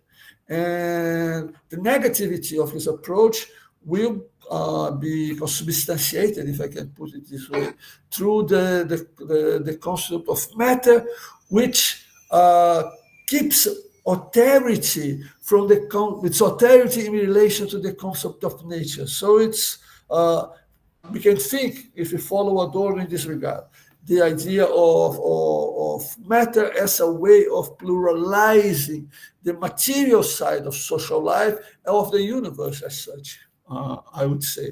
And so we have a different sort of, it's just a suggestion. It doesn't develop the argument fully. But I think it's a very interesting suggestion in order to deal with the idea of nature between brackets, but in particular trying to escape the idea of nature as such. There are problems with that. I'll return to problems by the end of the presentation, but I think it's a useful, very interesting insight. Well, basically, critical theory is just this when we talk about nature and even more climate change. It's not really there. I'll mention some possible approaches to that in a moment. But before that, I would like to briefly mention what has happened to Marxism in the meantime. There was the more orthodox reading of Marx would be connected to a very, very positive view of the development of the productive forces, and which would lead eventually to communism and the freeing of the human species. That's oriented the socialist and the communist movements in the 19th and 20th century. Whether they were so anti-environmentalist, it's open to debate. But mostly there was a Promethean view of the capacity of human beings in their dealings with nature. They could transform it and become richer and wealthier and more knowledgeable and freer. And well, we know that real socialism led to a very problematic situation in environmental terms. But from the 1970s onwards, with the environmental movement growing and the need to update Marxism, some discussions appeared. O'Connor is a very well-known author in this regard, but probably theoretically the most important authors in this connection are John Bellamy Foster and Koei Sato, who have written in the last 10 or 15 years about Marxism and nature. And they have some interesting suggestions, although they really go over the top. They exaggerate very much on some ideas they find in Marx and have a very negative perspective with regard to the development of the productive forces and the intervention of humans in nature. Basically, they will work with a small passage, really, that they found in Marx's writings about the exhaustion of the soil through capitalist agriculture, which worried Marx. And so they speak about, they generalize this passage to speak about the rifts between nature and human beings, the metabolism, the Stoffwechsel, as Marx wrote in German, between human beings and nature, the human species and nature would be broken. That there would be these rifts which was caused by the development of the productive forces. This Promethean perspective or we found in traditional Marxism should therefore be steered in favor of a much more gentle way of dealing with nature, and it's particularly in the case of Saito, I don't know how to say the Japanese name of this person. We should actually bet on the growth instead of keeping that Promethean perspective. So it's a sort of gentle Marxism regarding nature. I'm not convinced by the perspective, neither theoretically nor regarding political strategies and how you deal with technology and the development of our intervention of nature, but it has become an important approach. Within Marxism, I'd say that's today probably the most, the really outstanding approach to the relation between society and nature. You have also an interesting author, a Swedish author called Carl Kasegård. My Swedish is not good. Actually, I have no Swedish, no knowledge of Swedish, but I think you say his name like this, Carl Kasegård. And he has drawn on Adorno, but also on a different reading of Marx, and he will speak about the separation between humans and nature. And instead of getting rid of it, as a lot of people, in a very fuzzy way sometimes, try to do, Kasegård will retain the separation and will try to work with what he calls a sort of methodological dualism. Recognizing that humans are different from nature, they are part of nature, but they are different from nature in general. And you can't just collapse human beings and nature, just one concept. But he also will work with the idea, which he finds in Adorno, of matter, and related to something he finds also in Adorno, that's the concept of form. Form is very important for Kant in his schemata and the mediation between reason and the categories of understanding and experience. And Adorno will recover that. It's also present in Hegel. It's very important in Capital, Marx's Capital, the commodity form and all these sort of things. And Kasegård will criticize capitalism, also drawing on Marx and develop and trying to show that the commodity form is very detrimental to how nature is dealt with by human beings. But he'll more generally work with the idea of matter and form in order to think historically of the relation between human beings and nature, and theoretically as a way to approach and contribute to the overcoming of the climate crisis. So Kasegård is an interesting author. I would say that although his approach is sort of undeveloped in several regards, I don't think he has a complete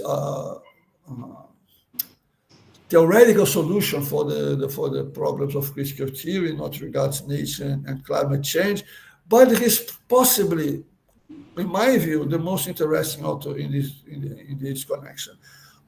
He also has developed a discussion about post-catastrophism regarding social movements.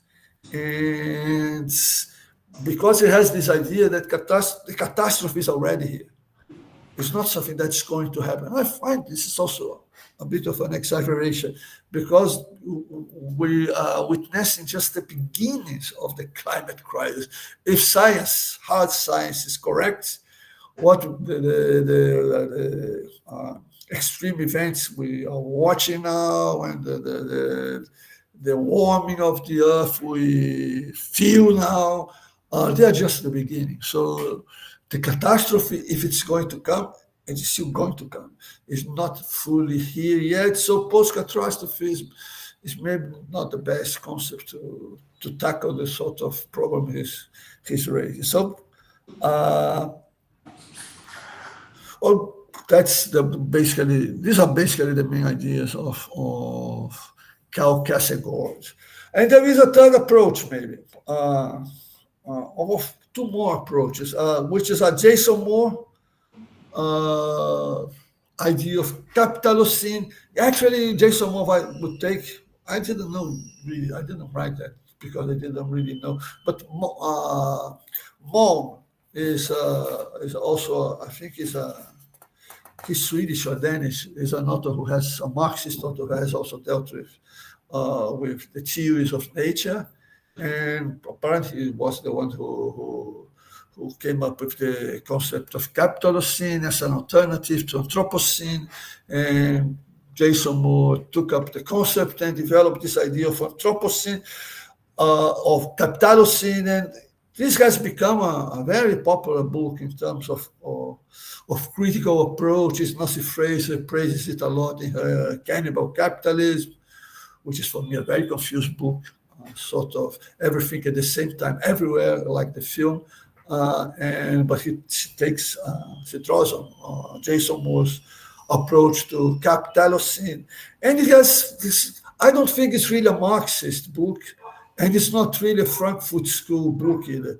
It's much more a sort of Brodelian or Wallersteinian word systems approach book, because he's going to date capitalism back to the 16th century, and he's going to insist on the idea that capitalism depends on what he calls the four cheap labor, nature, and the other two I don't remember now, but it doesn't matter.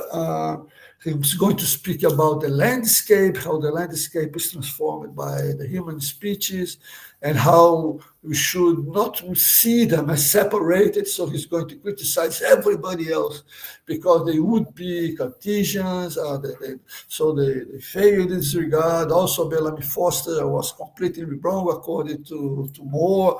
And in the end, I don't know what he's really talking about, because he's not really speaking about the climate crisis. He's actually speaking about the putative crisis of capitalism, which I find strange because I don't see any crisis of capitalism. Capitalism is doing very well. Critical thought is doing very bad, but capitalism right now is doing very well. China keeps growing. The US has grown in the last 6 years around 2.5 and 3.5%. The global economy is growing at 2% rate, so I don't see any crisis of capitalism. Democracy is facing problems, but it's difficult. Such a long crisis is not a crisis, a permanent condition. In any case, I think Moore is not interested in that, in the climate. He speaks about it, but he's really concerned with what he thinks would be right now, or the coming crisis, impending crisis of capitalism, because the four sheep are not available any longer. I think he underestimates the inventivity of capitalism. It's a very plastic animal, and it thrives on difficulties and limits. And I think lots of people don't recognize that. What's happening? Can you hear me? Yes. Yes. Because it says the video is paused. Oh no, okay, so let's carry on. So there are a lot of critics of capitalism that don't recognize how powerful the sort of mode of production actually is, and how plastic inventive it is. So how much time more do I have? How much time I have? Professor. A second. As I can see, you still have. Let me see. 15 minutes or so. Yes, around 15, 20 minutes. So there is one more approach, which is a Latin American political ecology, which is interesting, has insisted also on this criticism of a Cartesian perspective of modernity and capitalism. I think all these authors would deal with Marx, the Frankfurt School, and a critical writing in English or even German don't really pay attention to this sort of approach, while Latin Americans people don't really pay much attention to us. So Carlos Porto Gonçalves and Henrique Leff are very important authors. They have been dealing with this sort of problematic for a long time now, but they are not really quoted and are not influential probably in the international or the English-speaking writings that try to tackle climate change and critical theory of nature. But I like to mention them because they are relevant and worth reading. More recently, there are some attempts to deal with the climate change. There are two discussions which are short, but I think raise interesting questions. One of them was put forward by a researcher called Kilian Favre, and it's a criticism of Adorno and Horkheimer's approach, and also of Marcuse's. This guy states that they make basically two mistakes. First, to speak about domination. For him, capitalism, nature is not a subject. And the only entities you can dominate are subjects. If nature is not a subject, there is no meaning in the idea of the domination of nature. That would be a sort of misunderstanding, a misstep by Adorno and Horkheimer. We don't dominate nature because nature is not a subject. Besides what he says, and the second mistake that you could make in this regard is to think that we have really dominated nature. What he argues that with the climate crisis, it should be very clear that we don't dominate nature. The climate crisis shows us that nature is much more powerful than we could imagine. We don't dominate nature because it's not a living being. So you don't dominate entities. They are not as such as subjects. And also, there are many consequences of our intervention in nature that has produced for us this climate crisis, but just for us and maybe for other animals, a climate crisis that is producing effects that go far beyond our power to control them. This should, it's interesting to remember this, to remind us of a passage of Engels, in which he says basically the same. People speak of Engels very often as a sort of an old fool, or someone who was not very as good as Marx. And well, Marx is an author that transcends his placement in the 19th century.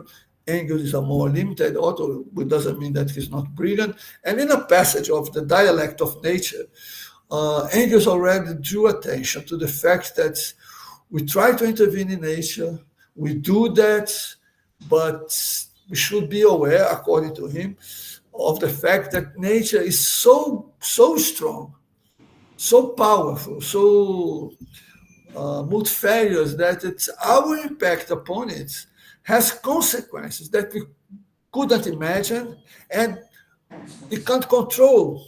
Engels is actually using, and Marx and Engels do that very often.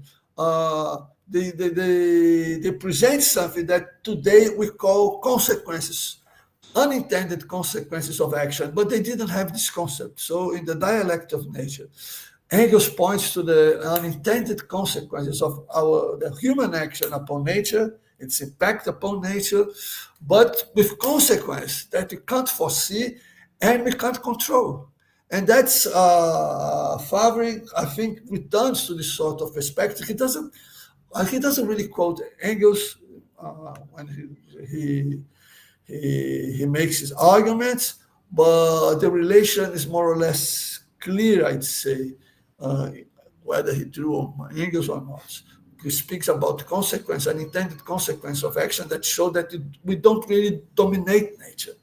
It's far more powerful than anything that we could dominate. And conceptually, he argues also that Adorno and Horkheimer got it wrong, because you dominate only subjects, not objects. I'll return to that later by the very end of my presentation. And there is an Irish philosopher, Marve Cooke, who has some recent papers drawing on some more obscure aspects of Adorno's work, and especially on Habermas, and who proposes what she calls an epistemologically anthropocentric approach to nature, and on the other hand, an ethically non-anthropocenic approach. So she says, well, we can't know nature really beyond our human possibilities. The human species is, you can't put yourself really in the position of external nature. We can't do that. That would be a sort of impossible task if you wanted to carry it out. But we can have, beyond our epistemological limitations, we can have an ethics that goes beyond the human species. We can speak on behalf of other species, we can speak on behalf of nature, and we can protect other species and nature. So why we cannot epistemologically overcome our human condition, we can ethically have a different attitude, which would be protective and not instrumental, or at least not entirely instrumental, relation to nature. So this is an interesting sort of... Professor, excuse me, since we started a bit earlier, if it would be possible for you to conclude your thoughts in a few minutes. I had 15 minutes. So I'm a bit lost now. So I was counting on 15 minutes, but anyway, I'll try to conclude. It's because we started a bit earlier, and then we will not have time for the questions. So sorry about the inconvenience. Okay. So let me just point out 5 minutes before I finish, let them present 3 questions, right? Okay. In the debate, I won't be able to speak about my own position then. There are 3 questions that I like to raise. First, most of these approaches try to connect the solution of the climate crisis with the end of capitalism, which is, I think, very incongruous, because if we have something urgent to deal with, which is the climate crisis, revolution, socialism are not in the order of the day. So it will be within capitalism that you have to deal with that. And you want to overcome this sort of epistemological perspective and the objectification we do of nature. So you have to have social policies or public policies that will deal with nature in an objective way. Within capitalism, we can think of coalitions of different political forces and projects within which a socialist perspective and a sort of eco-socialism can be developed. So we can do that, but we can't think that we're going to connect directly and necessarily socialism and the overcoming of the climate crisis. Otherwise, I mean, there will be no time to solve the dramatic situation we face now. And there is a second issue. Then, well, I want to speak about the second one is whether it's capitalism or the human species who are producing climate change.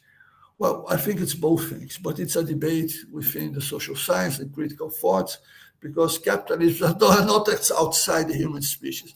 And the process of capitalism, or even the development of global warming, which apparently comes also from already the Neolithic revolution, involves the whole species.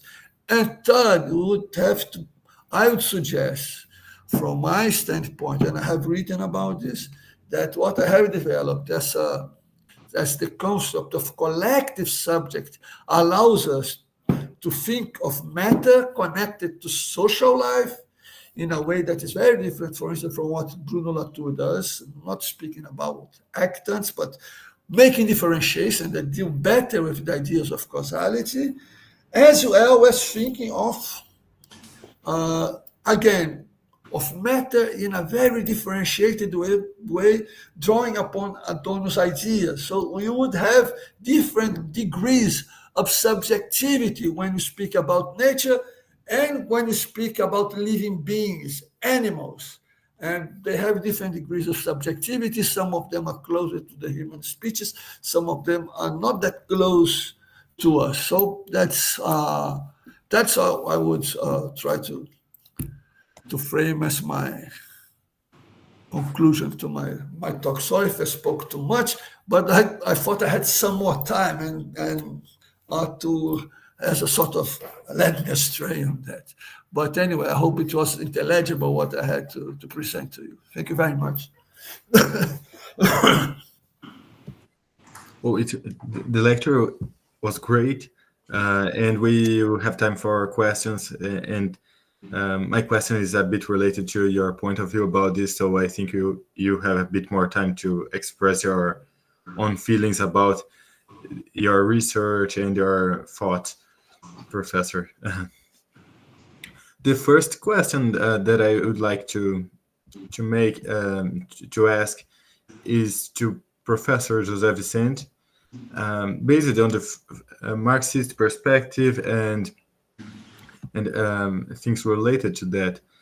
Within this context, do you think is there any theory or idea on how to break the logic of infinite growth within a finite world system?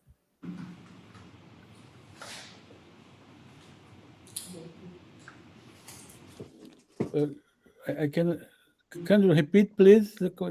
Yes, sure.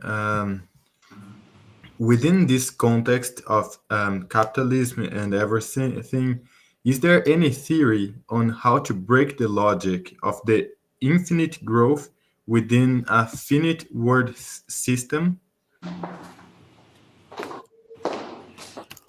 Well, I think that the idea of a contradiction is still very important. And we're calling here about, for instance, disasters. I live in Porto Alegre. Last year, almost the half of the state was with floods, even the city. But this disaster is always social and natural disasters. They are not only natural. The same is in Amazon. No? When you have observing the deforestation in Amazon, is quite like to greet investor of land or nowadays of a criminal organization about international drug traffic, etc. So I think that the important is to take the idea of relationship between human and nature including plants, but also animals, etc. Because if you don't resolve this contradiction, perhaps the future will be very difficult. I agree with Mauricio that the real socialism has quite problems about the nature, about the deforestation, etc. But perhaps in some countries like China, they are trying to interrupt this idea of always and always disturbing nature. But this is a huge question until today.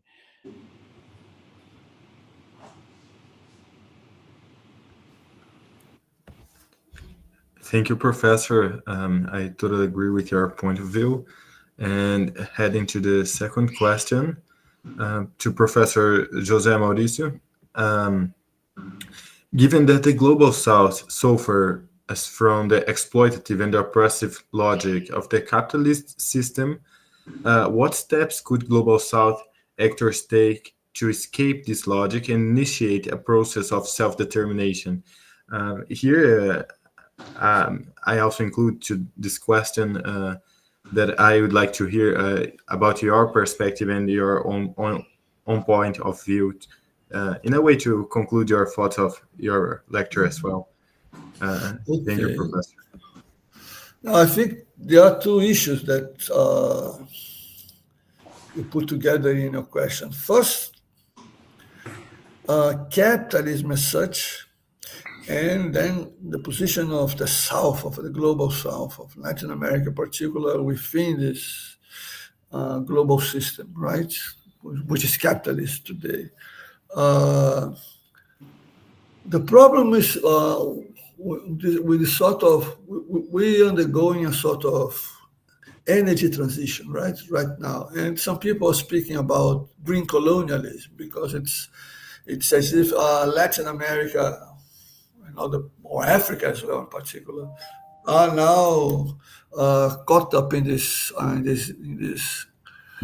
the pressure of the global north to produce elements and raw materials to facilitate this energy transition. And that's which you would carry on with the reprimarization of Latin American and African economies. And there is a criticism of that. The problem is that this has been a sort of almost permanent condition of Latin America. And the developmentalist thought of the 1950s, 1960s, 1970s has pointed out to the need to use the resources that we can extract from the exports of primary products to develop industrialization. This was done successfully by Argentina, Brazil, to some extent Chile, which were radically reprimarized afterwards, Mexico, a bit Venezuela, but since the 1980s, the resources that we can extract from export of primary products has no longer been used to create industry or science and technology.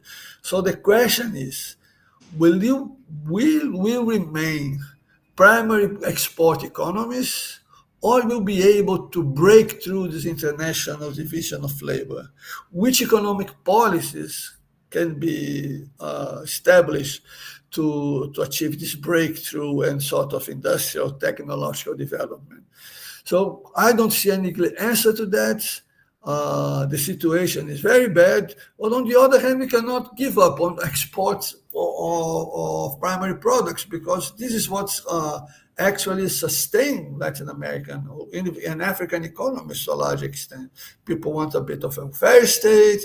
They want a lot of things that depend on producing material goods and taxes in order to allow the state to furnish this sort of welfare social policy. So this is a very complicated issue.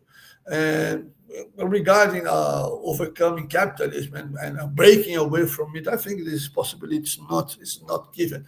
Either you have a general process of transition, which will probably be very slow, if it ever happen, towards a different sort of organization, or I don't think it happening. So we have to deal with this global division of labor, and within it, try to overcome a position of subordination, which has been discussed ages ago by dependence theory.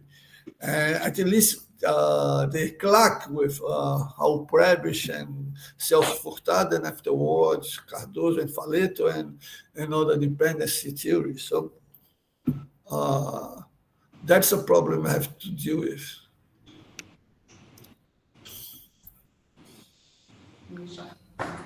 Well, thank you very much for your answer, Professor.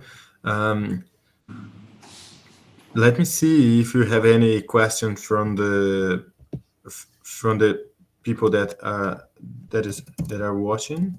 Arthur, Professor Leila has a question. I'm not sure if the Então, attendees have any questions Arthur, from the lecture. You can put here in in the comments. Arthur, Professor Leila has a question. Oh, perfect. She will ask, or maybe. Yes. Okay, perfect. First, I would like to thank José Vicente and Mauricio. There was a very, very good lectures, both I like very much. So, José Vicente comment something about China, and I would like to ask you, what do you think about the ecological civilization proposed in China? Because I saw many times that I went there, I saw a very, very transformation of their view with environmental problems. Nowadays, I saw really interesting modification and transformations goes to ecological civilization. But on the other hand, José Maurício comments something about the green colonialisms. And I listened many times that China made something in Africa like green colonialism, so extractivism and colonialism. So I would like to listen both about this. And my second comment is, for me, it's very difficult because I went to Moscow, I went to China, I lived there. So I know what exactly socialism thinks and made about the environmental problems. So I would, on the other hand, in the left in Latin America believes in progress. So I think it's very, very difficult for us to change this problematic with one way. You have to involve many actors and mainly the local populations, of course, but not only the left for thinking these things. I would like to listen to you, please. Well, may I begin? I think that my experience in China is that ecological problems are recently be engaged by authorities and by sociology, etc. And they are very critical, I think, about the idea of the domination of nature. Professor Li Peilin, that we work with from Chinese Academy of Social Science, recently published, it is on Claxo available, a book about the sociology of China. And he shows in this book that it is a very huge tradition in the China Zug about nature. And perhaps that could give another idea of how to have this kind of mutual development, nature and human being. In this way, also he published, Li Peilin, a book about the post-Western sociology. It is a detailed book, very interesting, because some of this post-Western sociology concept will be the idea of a new relationship with nature.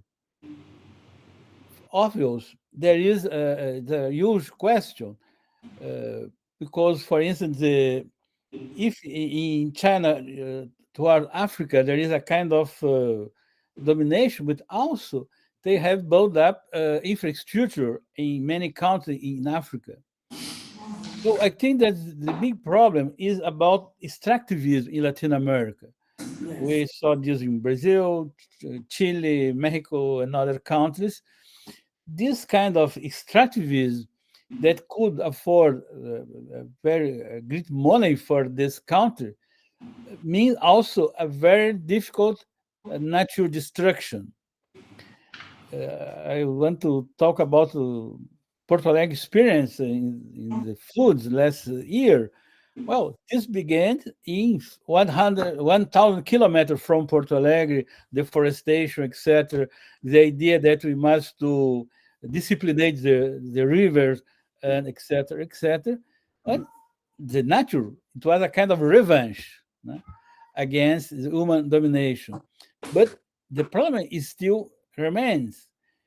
I think that it's very difficult, but it exists a new kinds of ideas of that. I'd like to remember the movement of landless peasant in Brazil, MST, that if they begin with the idea of agrarian reform, also they go to the idea of ecological agriculture with others,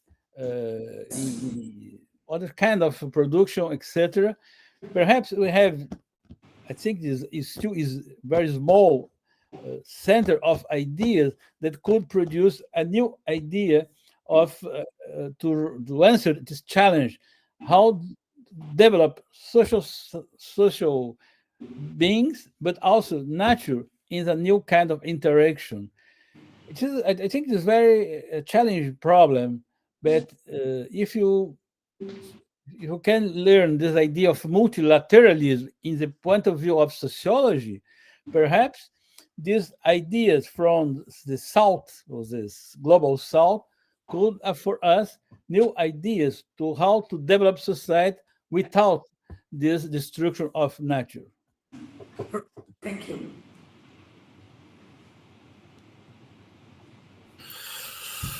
Well, China is really running ahead of every other country in the world regarding this energy transition, I think, right? They are the sort of batteries for electric cars in particular, but not only. They have been, but also solar panels for the production of energy. They are the masters of this sort of technology, and extremely competitive internationally. And the problem is that they have been also, along with developing this sort of green technologies, extracting ever more coal, which is extremely pollutant sort of fossil fuel. And yet, apparently, the peak of the emissions of China was going to be reached before what people used to think, if it hasn't been reached yet. I don't remember the data right now exactly, but it seems clear that they are developing a sort of. I don't like this sort of CP, Communist Party slogans, the green civilization, the harmonious civilization. They are very, very ideological, and I would be sort of misleading to take them at face value. But in any case, I think they are developing really a sort of a capitalist economy, which is much greener than the capitalist economy you find anywhere else in the world, except perhaps Europe, where the transition is really apace.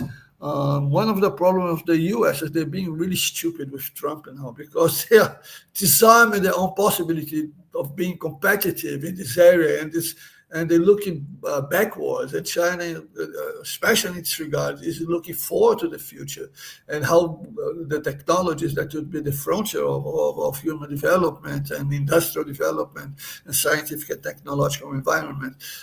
Their relations with the rest of the world is, on the other hand, a big problem, because in Africa and Latin America, although, of course, they built some infrastructure, they built the infrastructure to allow the export of the primary products. So it's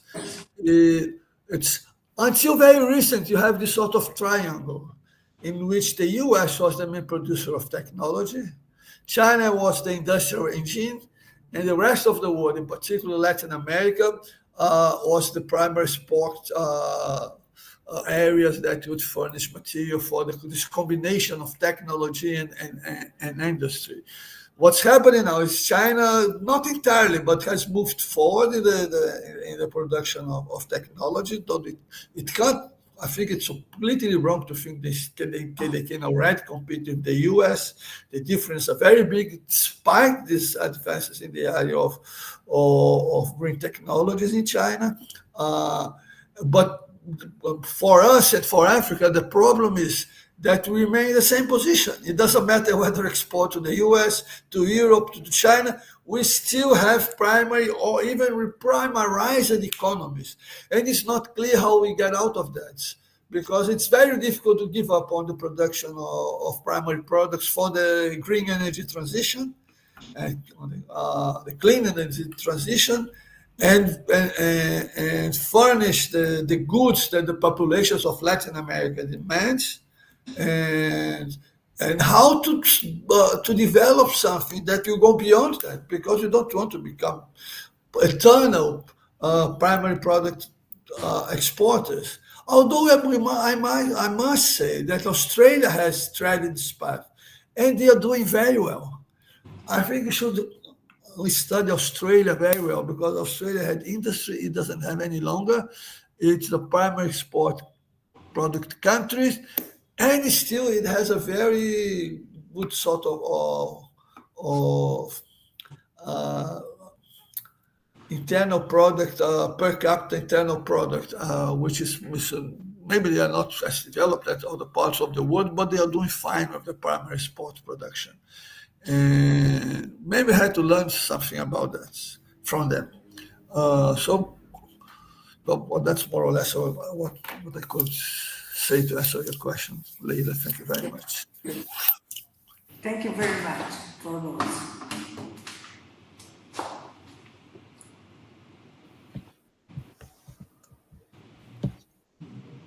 I checked the YouTube comments, and they are saying that the lecture was great, but they don't have any other question. So, Professor Leila, Luciana, Eduardo, professors, I think we come to an end, or anyone want to say something more? No, I think you can go to the closing by Professor Vicente. Yes. Well, thank you very much for this opportunity. I think it is quite important. I learned a lot about the article of Professor Leila. This idea that there are multi-actors involved in. Yes. I like to note that there is a very strong conservative thought and actors in Brazil's society, not only in the last government, but still nowadays, in many sectors of the society, in some states, you have a strong conservative, not only thought, but also actions too, in regards gender ideology, in regards how to edit in school some books or not. In this moment of, if you are regarding the United States, there is a huge conservative idea of society in many kinds of the society, against the gender ideology, against the homosexuals, against certain kind of literature, etc., etc.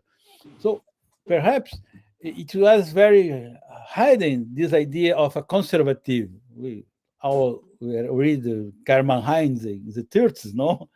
But it still is very present in our society, in our families, in our university also, no? And I think that the environmental issues came into kind of, we must destruct the nature to improve our production. That is the idea in Brazil, in many other countries. So I think for the lesson for this panel for me is that we must to regard again about conservative ideas that are present in many institutions, in many social class, even in popular classes.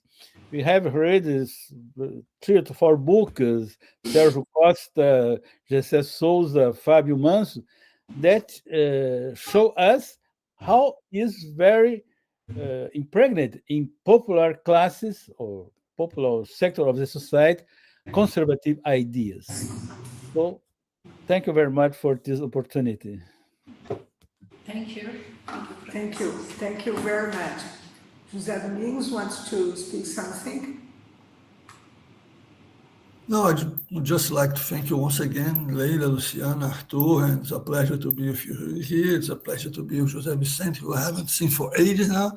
So at least online, we're meeting again. So I hope we can continue this conversation at some point.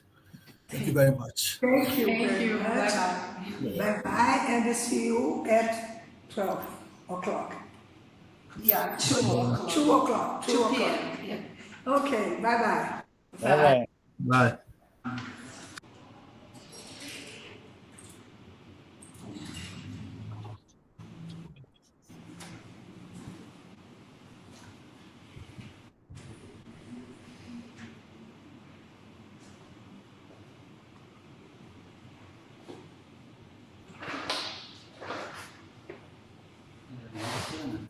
Luciana, você quer ficar aqui? Ele tem a câmera. Você vai Pode ser. Fica mais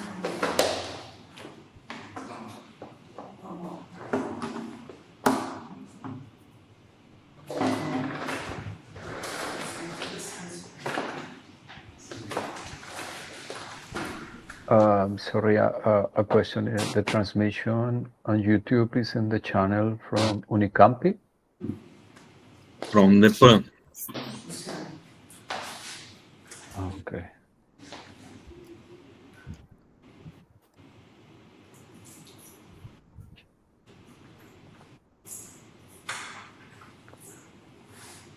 Put in the chat.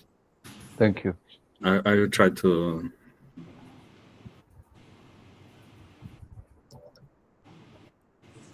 Eu acho que está muito virado, então. Are you featuring in the YouTube or into LinkedIn? It's YouTube. YouTube, okay. Mm-hmm. It's live, right?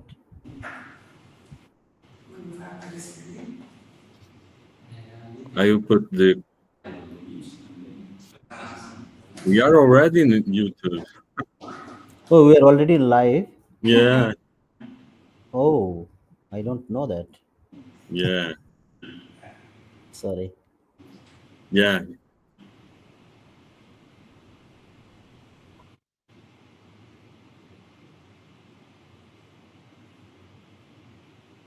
Yeah. Tem uma apresentação do Jairo também, do professor Jairo.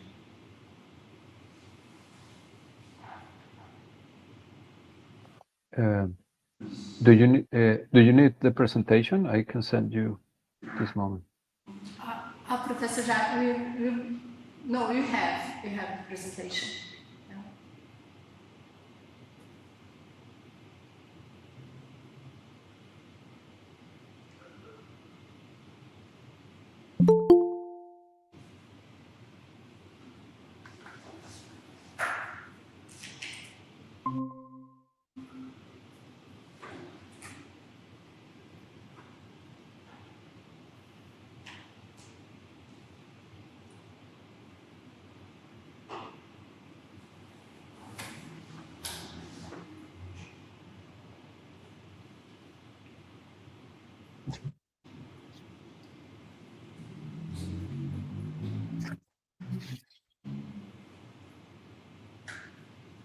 So,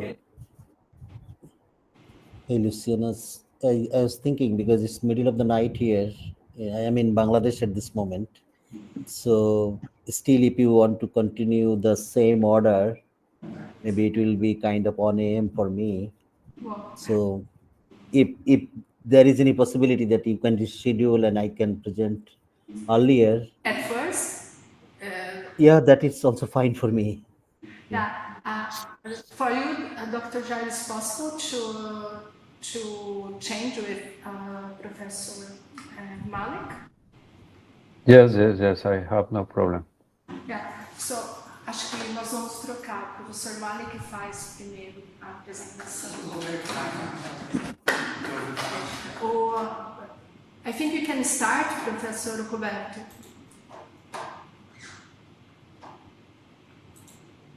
Okay, we have an echo in the transmission. An echo?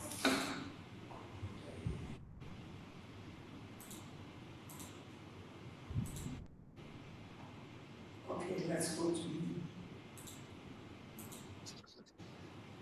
Okay? Ok. Então, coloca o Roberto. Ah, eu não tenho nenhuma apresentação dele. Não, é apresentar. Luciana, eu acho que você tem que fechar o som aí. Tem alguma coisa, algum microfone? Isso.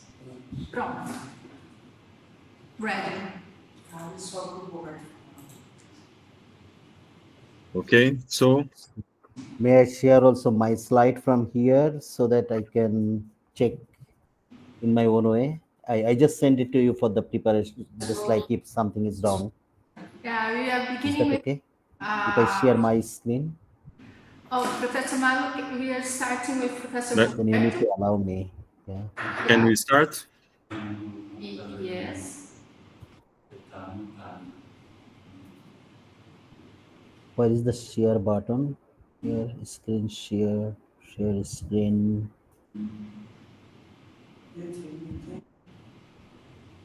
Professor Roberto, you can.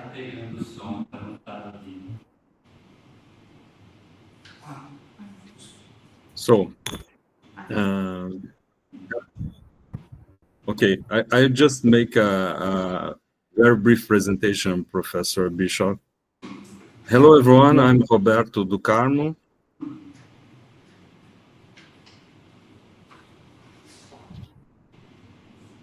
I welcome you to the panel 3.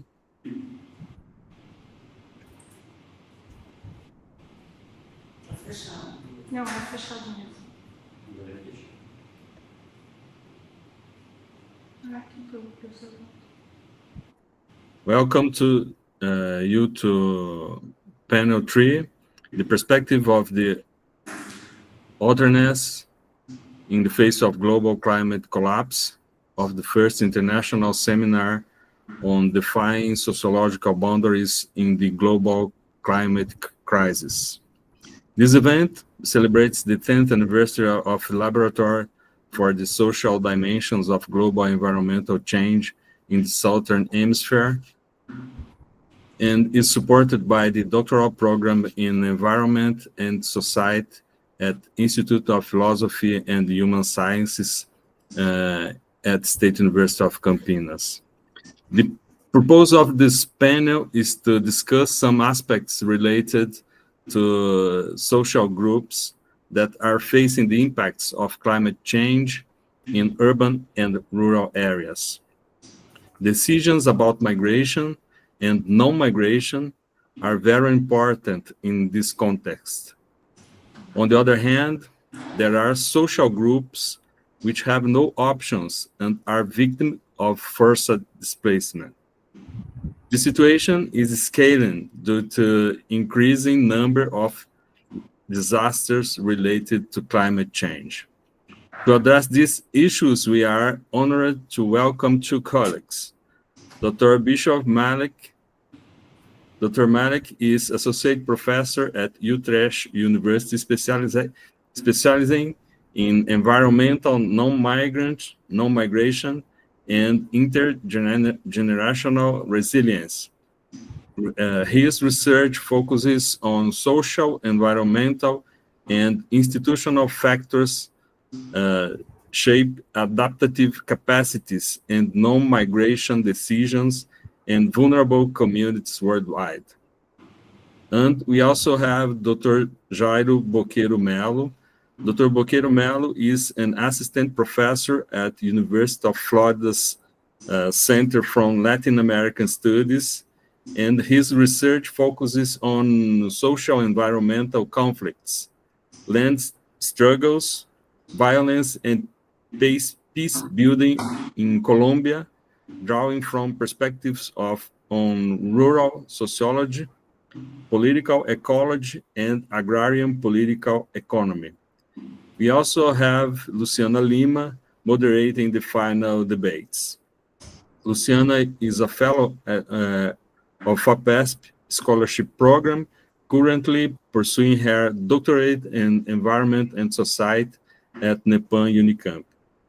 Each panelist will have 30 minutes presentation, and please, Dr. Malik, you can start. The floor is yours. Thank you very much for being with us.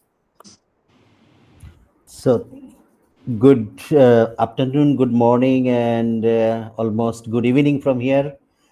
Thanks for organizing this very timely event, I should say, and organized for the PhD student, young scholars. So I am Bishwajit Mollik.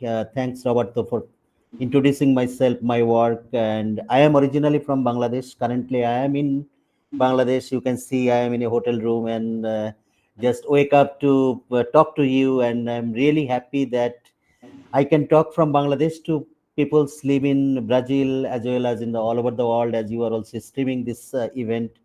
I'm really grateful to you for inviting me. And what I am going to talk about today that you see in my slides, maybe you can see my slides, right? On the screen. Okay. Yes. So I am going to talk about the socio-ecological aspects of environmental migration and disasters. So as we are in the you can see in the Zoom or in Google Meet or in YouTube, I cannot see how many people, if I ask that who wants to stay in this place in my screen here on the first, what you are seeing, that is the neighborhood where people live in Bangladesh, in coastal region of Bangladesh. If I asked in our colleagues or in the students, I think none want to stay there more than 3 days, 4 days, not for the generation, right? Roberto, would you like to stay there for your generations? Sorry? Excuse me? Just like a question story. Yeah, I am asking, if you see this place that I am showing in my screen in the slide, would you Sure. like to pass your generations in this kind of living environment? I don't know exactly, but we have this kind of situation in Brazil. We have three generations living together there. So that means it is evident people are still living there, right? It's not that a temporary situation, it's a permanent situation. It has been gone through our generations. So that means migration is not only a process to combat with the changes that is happening to the environment or due to climate change, right? So global climate crisis also help us to know how to stay at the places. So, and that's why I divide my total talk in 4 different parts, like what are the current research gap, what are the key concepts that we are talking about on why people stay at that places, and then I will give you some example case study from Bangladesh, and then we'll talk about key takeaways. So I wanted to start with some statistics, the world statistics. I have collected this data from the IDMC, Internal Displacement Monitoring Center. So they have collected this data since 2008, and then if we see a summary of the yearly people who are affected by natural disaster is kindly 160 million people, and among them 160 million people affected by the natural disaster. But if we see the international migrant number in the world, we are talking about migration is the solution, migration is adaptation, people are migrating since their civilization, still the number is less than 5%. So almost 95% people live in their own countries. They are not migrating and crossing the borders. World Bank made a study in 2020. So they said that 140 million people will be displaced from the South Asia, Sub-Saharan Africa, even in Latin American countries.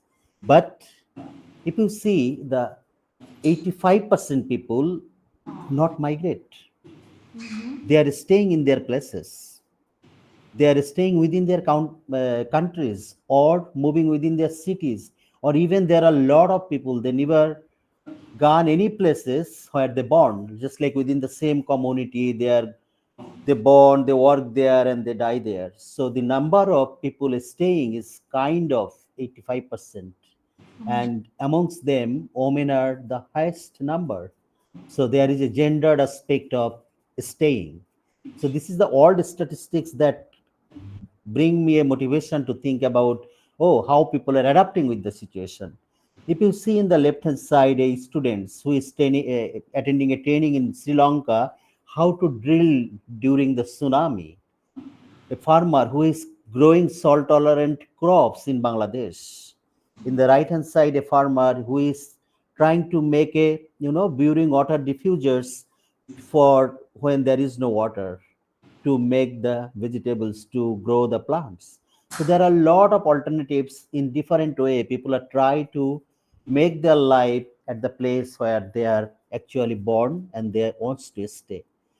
But that comes to in our motivation in the very first when we talked about the climate risk and disaster during the 2011 the foresight report. They said that okay, climate risk or climate disaster actually influence the social, economic, political, or cultural context, and all the environment is also affected by that, and it has a consequence to the individual level. And then when it is coming to the individual level or household level livelihood strategy, then people think, okay, I want to migrate or I want to stay. So that was still 2011.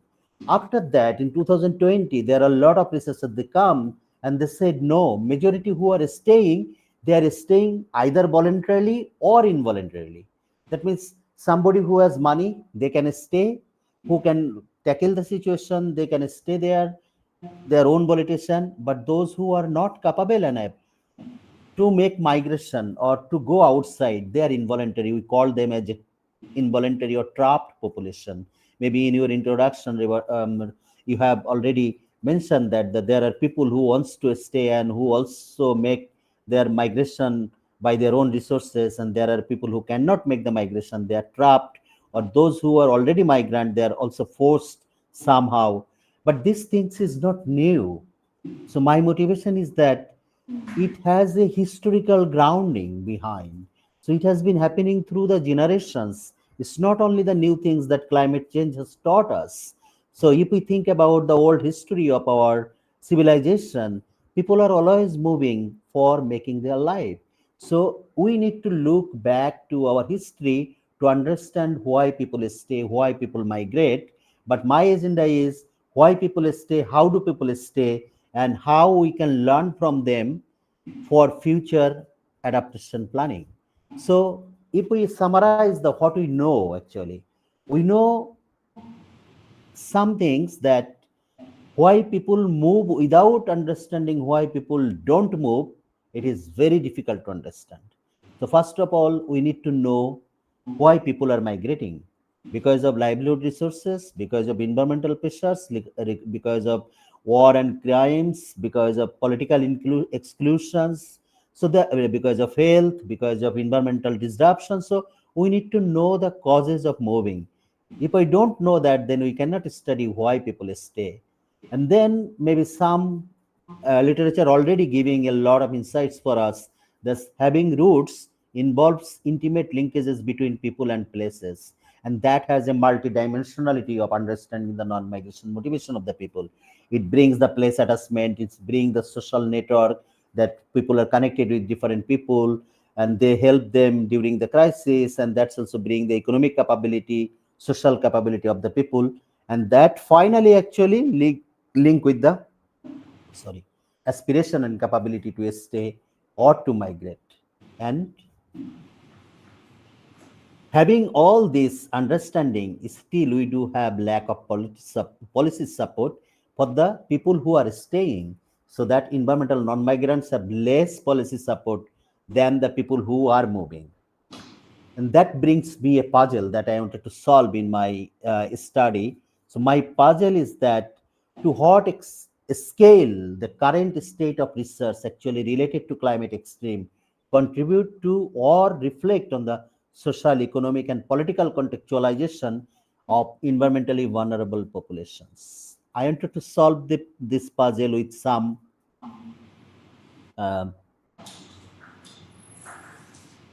approach that I say I wanted to focus on the people and place, in particular to understand the intergenerationality that I say the historical perspective of environmental non-migration, or historical perspective of the people, why people stay and how do people stay. So I wanted to bring that insight here, and then I wanted to do it disaster risk reduction, climate culture, resilience and adaptation as a whole here.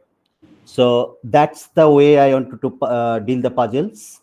So my point of departure is that the migration is not always an avoidable and preferred situation or option.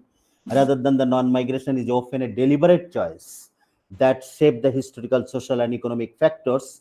And understanding this choice requires an intergenerational lens, and how the knowledge has been developed, how the experiences has been developed, and how the resources are transmitted from across generation and shape the mobility decisions.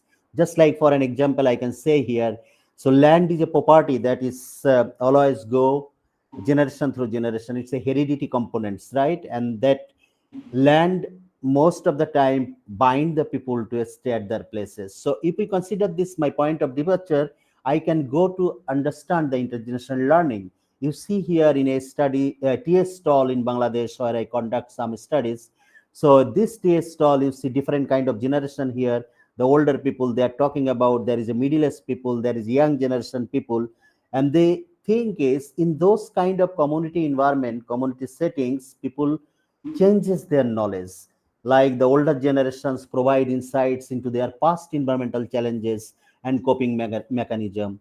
Then the younger generation also incorporate new information, and then they also balancing the tradition with the innovation. So this process influence the decision to stay or to migrate. So that is one of the way to learn. And all these things, if we think here in a compile, you can say in a framework, I see here in this figure, if you see the inner circle of this diagram, the arrow go from top to bottom that define the migration continuum. And then if a place is vulnerable, that means the place vulnerability in the left hand side is lower and right hand side is higher. And if you consider these four another boxes here, these small boxes, so small x-axis, y-axis, they have also two angle. One is capability to stay in is high, aspiration to stay is high, that is mean this high. Then the people who are staying, they are voluntary non-migrant. Similarly, if we see the top box here, then those people who have capability is move higher level, and then aspiration to move is also high, those people are voluntary migrant. And the right hand side shows everything low. So if the voluntary, you can say the aspiration to stay is low in this higher and capability to move is low, then they are involuntary non-migrant. That means they don't have the aspiration to move and they don't have the resources to move. They're the trapped population. And then the involuntary migrant, that means those who are forced. They want to stay, but they don't have any choice to stay. So they are forced migrant. So, but all these things, that the individual intellectual capital, that the gray scale here, which makes us to understand how the migration, non-migration decision-making process actually work, is influenced by here our environmental settings. That means where do we live? And also the upper side, you can say here the social, economic, political, and demographic settings actually contribute to understand their intellectual capital of an individual. And that individual intellectual capital also influenced by, you see in the left hand side and the right hand side, I say the intergenerational learning knowledge transfer. So through the generation, how we do learn and how our knowledge has been transferred. Now, if you bring this individual intellectual capital related to the non-migration decision making or migration decision making, and there an extreme event come, that situation could be puzzled. So what we are try to understand here how the extreme event or the climate change like extreme heat or the flood or the typhoons actually influence people's decision making process, either migrate or either stay. Or in that way, so the concepts that I am going to tell it here, how that has been changes through the generation, this individual intellectual capital. And the study that I have conducted for that, you can see here in the right hand side, it published by the Migration Studies in early in the last year December.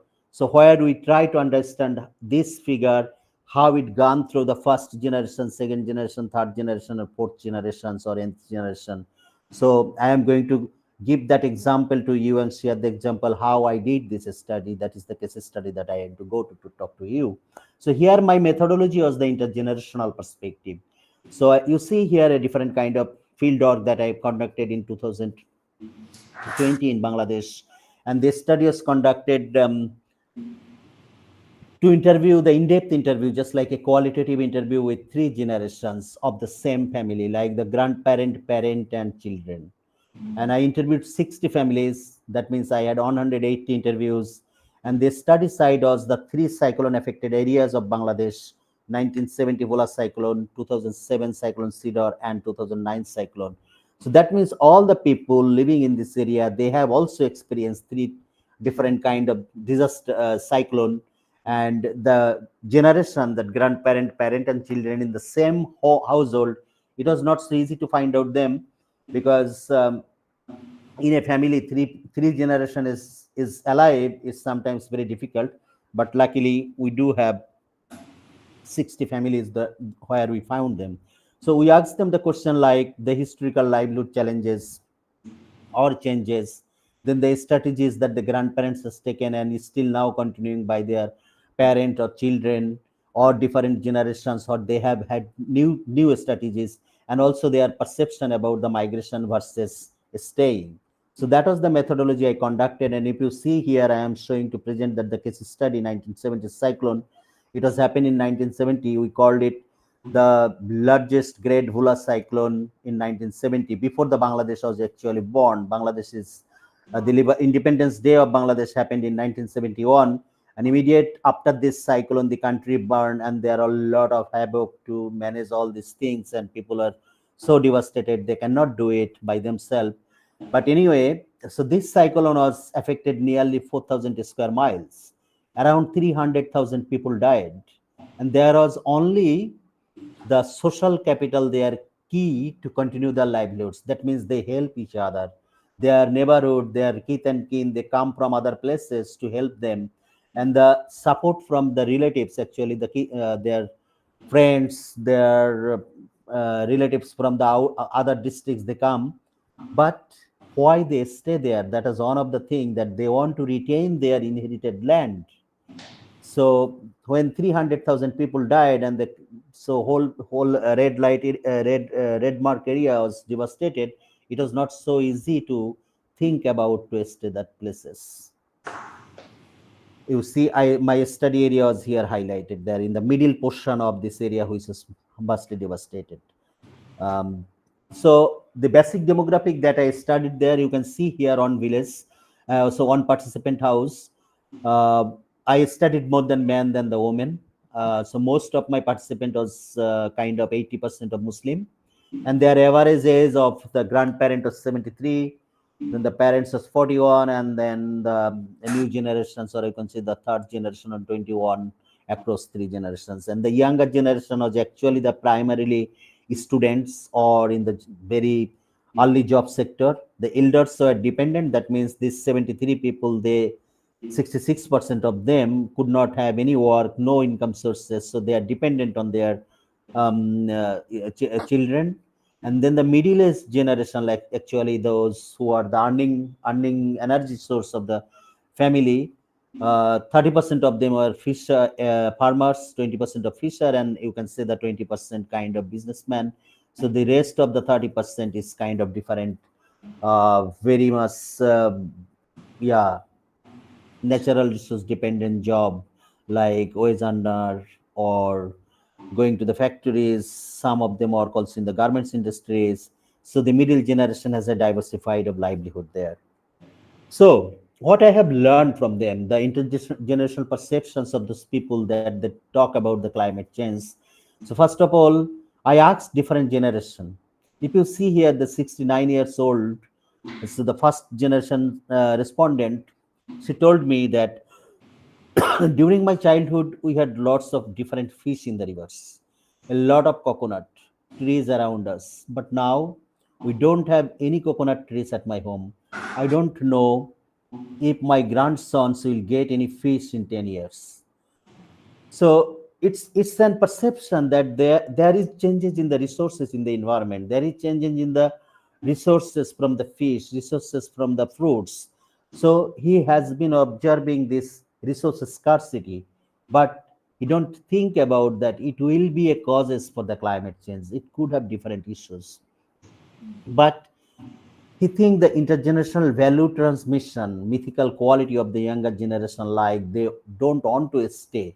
So they want to stay to migrate. They want to migrate, but when they learn from their grandparents and use their emotions for the land, they think that no, we also want to stay here. They also think about the climate change causes the biodiversity, so degraded the biodiversity and also impact on the local livelihoods.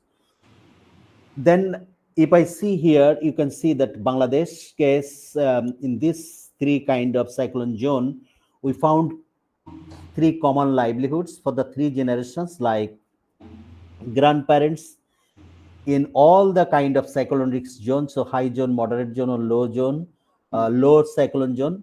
So grandparents has the agriculture, and low risk zone has river fishing.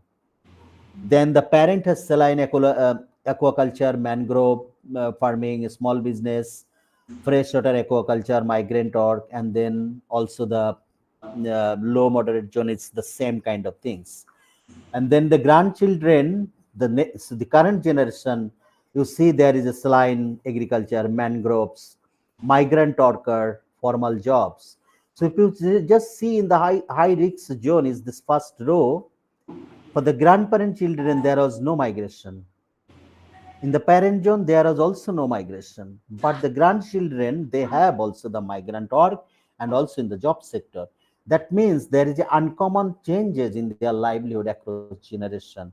And that shows there is a transition also from the staying motivation to the migrating motivation. That means the young generation, they would like to migrate compared to the older generations. Then if we think about the resilience across the generations, how they want to be resilient. So the 1970 cyclone caused substantial economic losses, and the older generation responded predominantly rely on agriculture or fishing-based livelihoods. And they also expressed the concern for those younger and the potential their livelihoods to become unsustainable. And that is the main reason they could so migrate to other places. So the last part here, I wanted to show you how their aspiration and capability dynamics from three generations. If you see on family information here, the first generation Kamal Mia, his son was Said Mia, and his son was Salam Mia. So the first generation person, he mentioned that I was 17 years old that time when the cyclone, so as we are talking about the 1970 cyclone. So he was 17 years old that time. I lost all my family members. I stayed here for memorizing them, their attachment to the land, and on to die here. I always tell my son and grandson that this is your inherited land. I did leave it despite losing everyone. Please stay here. We could have better life. So that the grandparent has message to the second generation and third generation. The second generation says, when I hear from my father how alone he was after 1970 and how he survived, that motivated me to stay here and on to settle here so that I can help him to forget those days. You see that emotional bondage of the families, how the father's measure is actually hold the son to also stay in the same place. Then the third generation, the son of Said Mia, the Salam Mia is saying, my mama seriously wanted me to go outside so that I can settle my life in city. 5 years ago, I went to Dhaka, started job in a garments, but it was so difficult for me to work more than 12 hours a day, and payment was so good. I came back and started fishing. It is very good for me. Do you know, family happiness is key to stay together. I always recall my grandpa's struggle in life. So you see, here is also a choice. He went to outside, but he could not work there too much. He came back, and then he started the fishing, the traditional livelihood of their father or their parents, and start thinking about the family, thinking about the family happiness. I think that's the key, this generational aspiration and capability dynamics towards the non-migration, and that also bring us into the gender dimension. So as I show you here, all the examples that is from the male, but the another study where I also talk about the gender dimensions of intergenerational grounding of staying. So in the similar study, we also found that the women's migration aspiration are deeply embedded in intergenerational knowledge and responsibilities, because in our gender norms, it restricts the women's mobility more than the economic factors, because there is a social norm, cultural norms, as well as the family rules that's also stop the women to think about mobility, think about migration, think about go beyond their own territory. And that is not new. It has been also done through the intergenerational processes. It's very historical. As we know that this women empowerment or gender dimension has been talking since maybe last 60 to 70 years, and still we are struggling in these processes. So that means the intergenerational grounding of knowledge in climate adaptation strategies is also very much gendered. And if you have interest to know about the gender dimension and intergenerationality in the non-migration, you can also look at my paper here. I just cited here. You can have this. And then I come to my conclusion. I wanted to say here that if we think about the what kind of policy we should talk about the environmental non-migration or staying in the context of socio-ecological challenges and also the people's movement, then we should not think the non-migration as a lack of opportunity for migration, but as a complex, knowledge-driven decision-making process, which has been gone through the intergenerational processes. And then we should think about the women's agency, economic agency, to provide them more opportunities. We should think about also the localized adaptation strategies, not always hiring from the outside, but what are the localized adaptation strategies to reduce the migration pressures, and also integrate the intergenerational learning while we are planning for the climate resilience or climate adaptation processes. In that respect, I also want to look at my book recently published here, The Environmental Non-Migration, and here I try to understand all these thoughts, theories, and also the practical examples throughout the journey that I have been gone through the last 20 years, and think about how the environmental non-migration could be a kind of sustainable solution for climate-induced challenges in futures.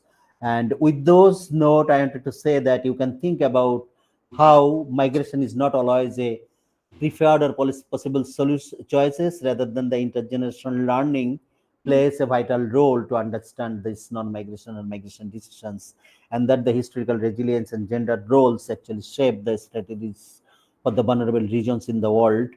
With that, I thank you a lot for your questions and feedback, and so that I can also enrich my knowledge. Thanks a lot.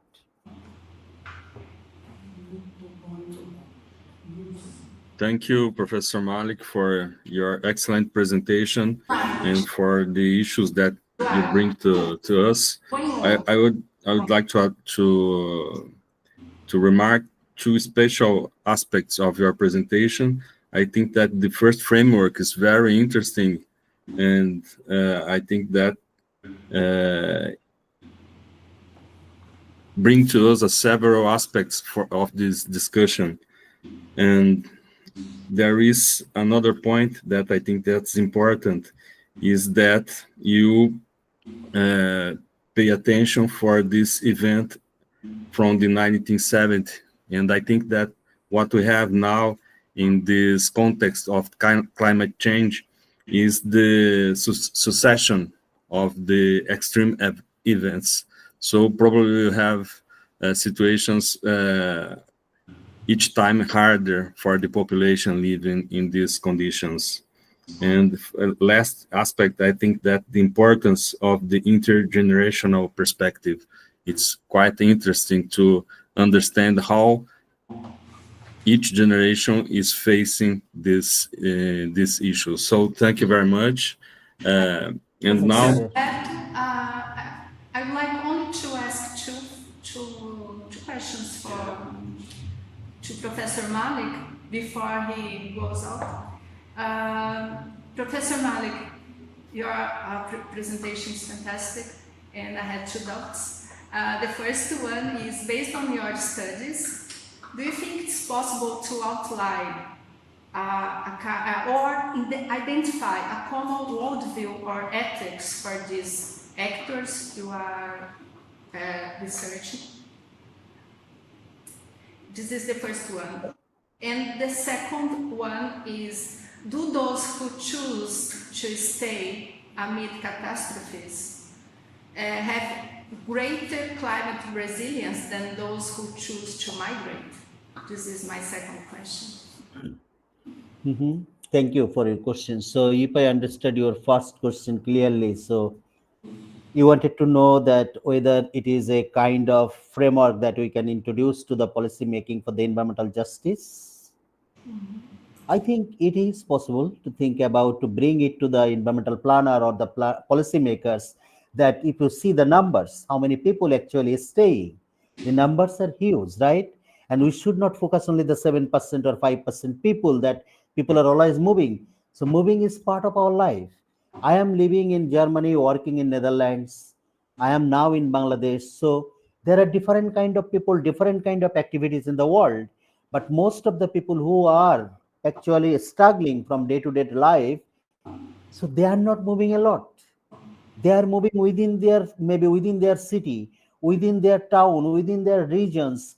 But we should focus our policy in that places so that those who are trying to move or who are facing a lot of struggle, we should give them the opportunity. Like if we think about the favelas, if we think about the slum, where actually the most climate refugee or other kind of people who are living there, if we improve the quality of living standard there, if we create more economic opportunities nearby, I think all those favelas will be kind of a gold places to live in. So the attention could be go there so that we can promote the living quality of the people.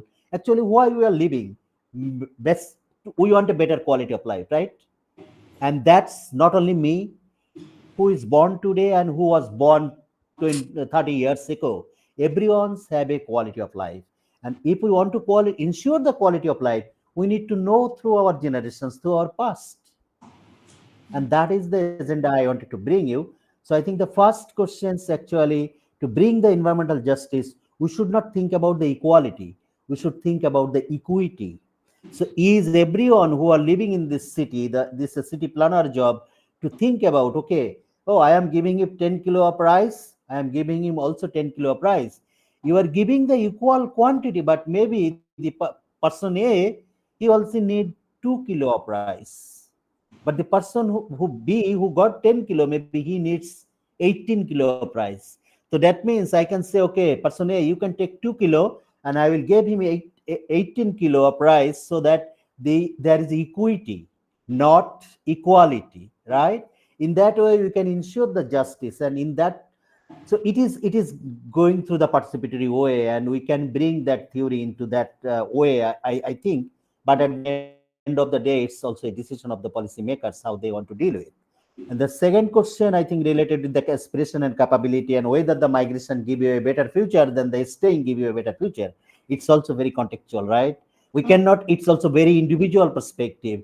Somebody thinks, oh, this is my failure in life, although he has a lot of money, or although he has a villas, is still hunting for a lot of things. It is the question of where you want to put your aspiration. So that means we cannot say Whether migration can give me success or give me the satisfaction, or staying give me the satisfaction, as long as we don't know the aspiration of that individuals. Okay. I think that was clear. That is my perspective to understand this aspiration capability framework. Okay. Thank you. Thank you. Welcome. Thank you, Professor Malik, for the answers. So now we will have the opportunity. May I apologize, Bakes, because it's middle of the night. I wish all the best, and I already shared my slide, and it's my pleasure to stay connected with you. All the best for you. Have a nice day. Thank you. Thank you very much. Bye. So let's move on to the presentation of Dr. Jairo Boqueiro Melo, please. Thank you. I will check. Okay. I am trying to move the presentation.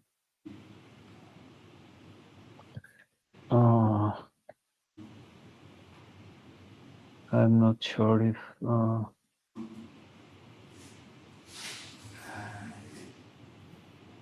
I will share another file. Sorry.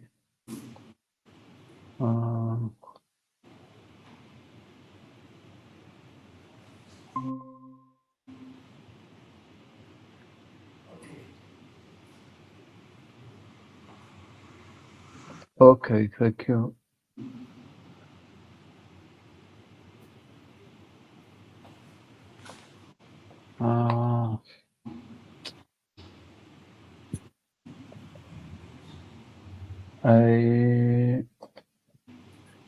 It's because I have activated like a pencil, and I don't know how to change the slides. I am trying to move these slides, but I don't know how to advance.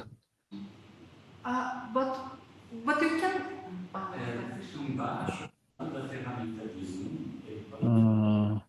Okay, no. Você pode tirar você pode abrir o microfone? You can use the rolling bar in the presentation.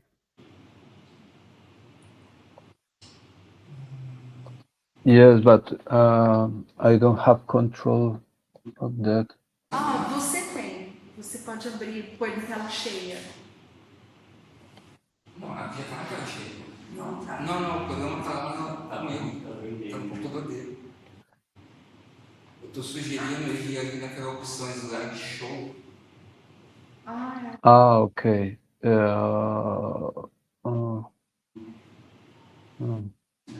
Inglês. Okay, perhaps yes. Okay, right now, perhaps. Oh no.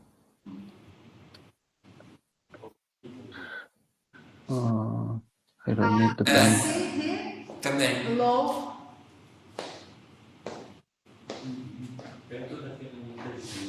I'm trying to move these slides, but Zoom to low bar. Low bar.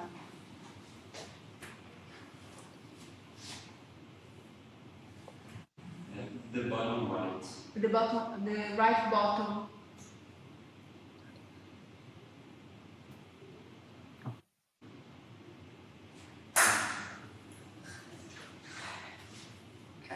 Não sei dizer exatamente. Bem do lado da que tá escrito 92%, tá vendo aqui? É. Bem do ladinho. Ele não fala português, Luciano?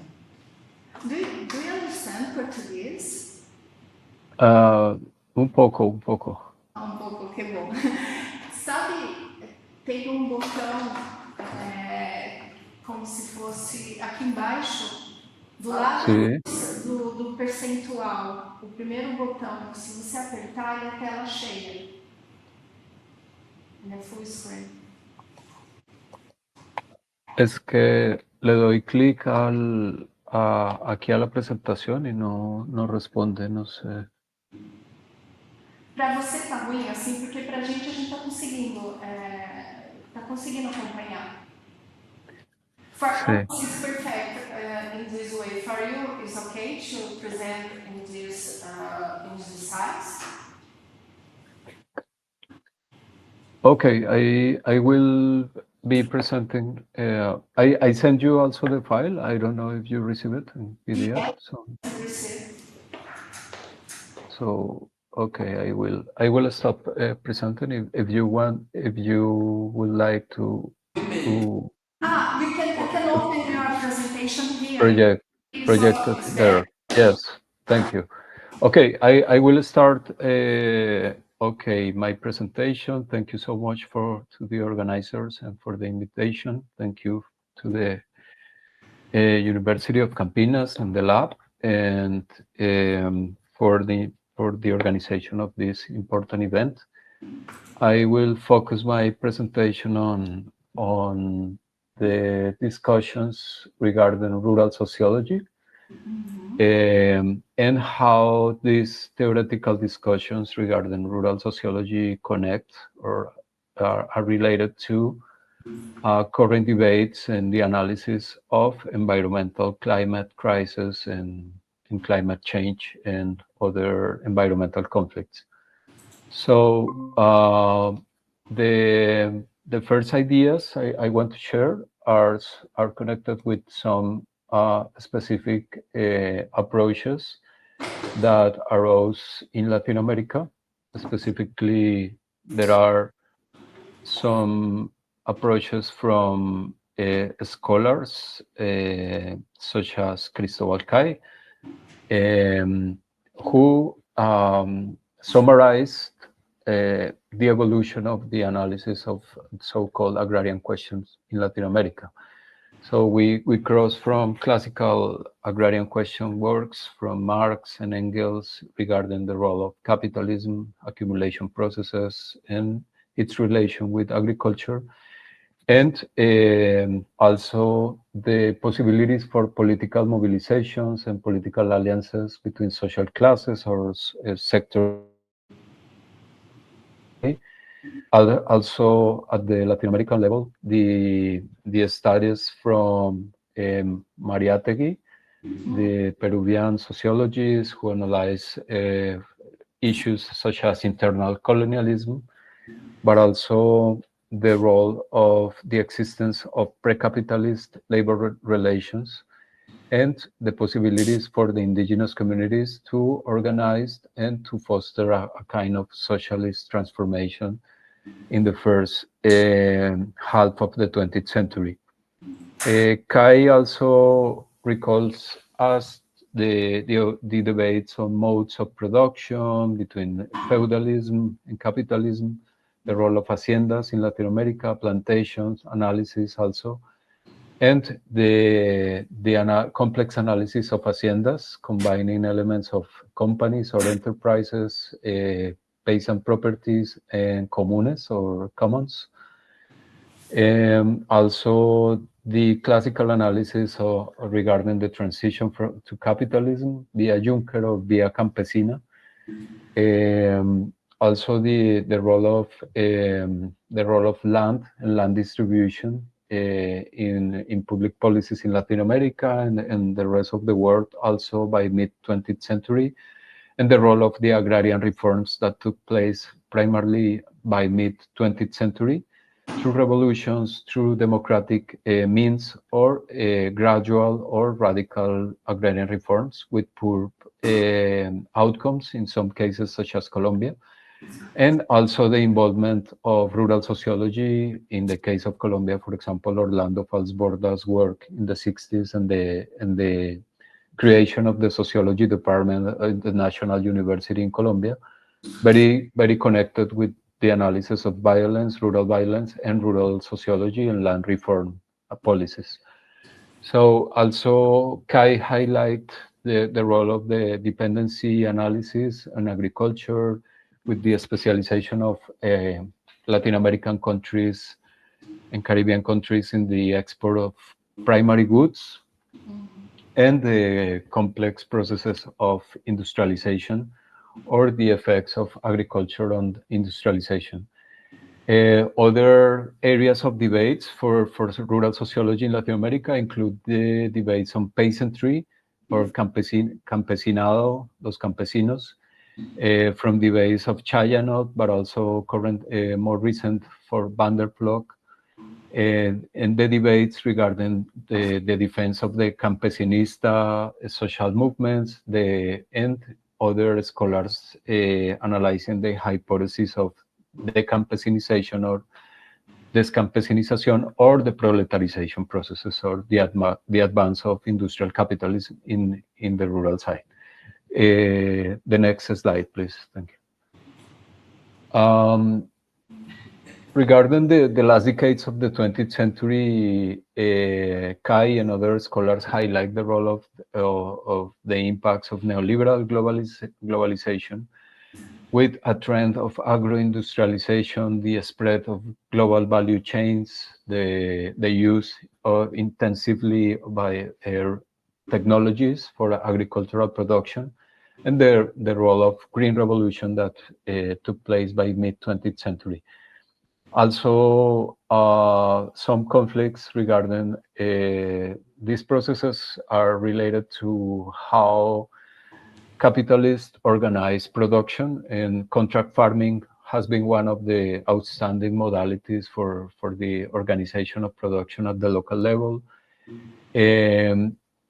And there are other perspectives that I will explain in the next slides, so-called food regimes that highlight the role of biotechnological companies in the control of agricultural production at the global level, and the existence of food dependency in a lot of countries, processes of accumulation by dispossession and land grabbing connected with so-called flex crops. These cases took place by 2008 with the energy financial crisis that connect with processes of land grabbing, connected with also the super cycle of raw materials, with increasing exports from developing countries towards China with raw materials, agricultural raw materials, and the reproduction, the creation or spread of agro-extractivism. And there are new areas in recent decades for capital to invest in new lands. And these processes have created a social response from below, from the bottom at the community level, regarding the defense of the banner of food sovereignty, and also highlighting the worker unions highlight the role of precariousness in labor conditions in the agricultural sectors, and also other trends that affect the rural areas are connected with extractivism and the promotion of mining as an economic sector to foster development goals, specifically in the last 2 decades, in the midst of the pink tide governments, but also in different governments worldwide. There are processes of formal and real subsumption of labor to capital. There are redesign of territories at the local level for capital production and exports. And the increasingly social mobilization by peasant movements and also other social actors such as indigenous peoples, Afro-descendants, and workers. So it entails questions regarding possible political alliances between social groups. Next slide, please. So I highlight also this discussion regarding the work of Piñeiro and Neves in 2022, regarding the geopolitical of knowledge in rural sociology, in which in the study of these topics we can identify 3 main journals: the Journal of Agrarian Change, Journal of Peasant Studies, and Agrarian South.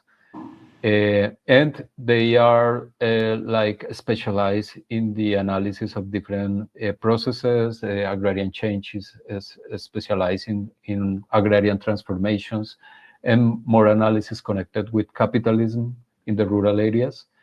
The Journal of Peasant Studies is more attached to so-called populist analysis of peasantry and also resistant processes. And Agrarian South is like an eclectic approach that highlight the potential role of peasants in the creation of modernization projects. So next slide, please. There are other important approaches in rural sociology connected with so-called food regimes. Here, Harriet Friedman and Philip McMichael highlight this concept of food regimes as a category to problematize linear representations of agricultural modernization and the analysis of the role of food in the global capital economy, political economy, and conceptualizing the key historical contradictions in food regimes that produce crises, transformations, and transitions. Gerardo Otero, also a rural sociologist, highlight that food regimes are connected with the articulation of a set of regulations and institutions that allow the accumulation of capital in agriculture to be possible and stable. Next slide, please.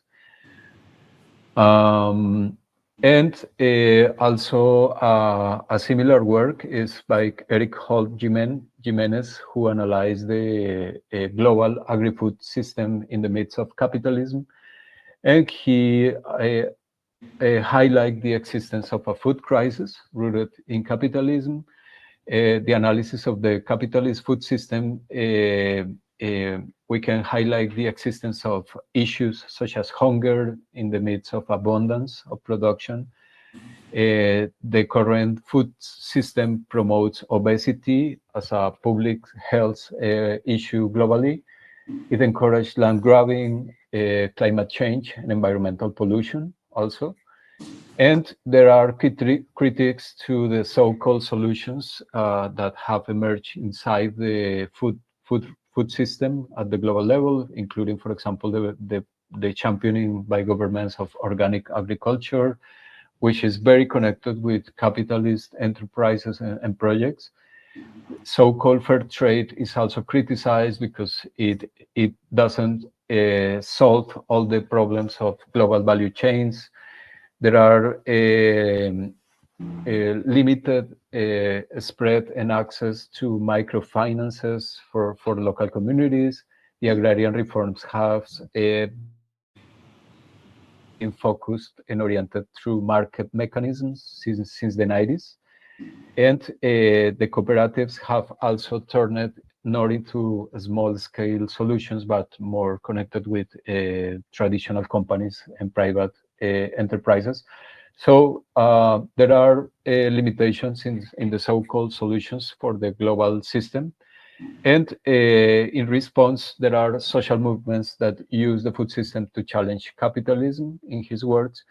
And he highlights also the existence of structures of oppression in the food system by race, class, and patriarchy, among others. Next, please. Okay, and finally, at the theoretical level, also Riela and Maccheroni, these colleagues from Uruguay, highlight in the rural sociology from our region, they highlight 4 sections or periods for the study of rural sociology by mid-20th century, with the origin of this subdiscipline in sociology in the continent and the conceptual frameworks oriented to criticize modernization and the national rural societies. Secondly, the critical reaction to modernizing views, the debates on agrarian transformation, social classes, and power relationships in the region, with emphasis on the role of the nation states in these transformations, sometimes facilitating all the spread of agro-industrial capitalism.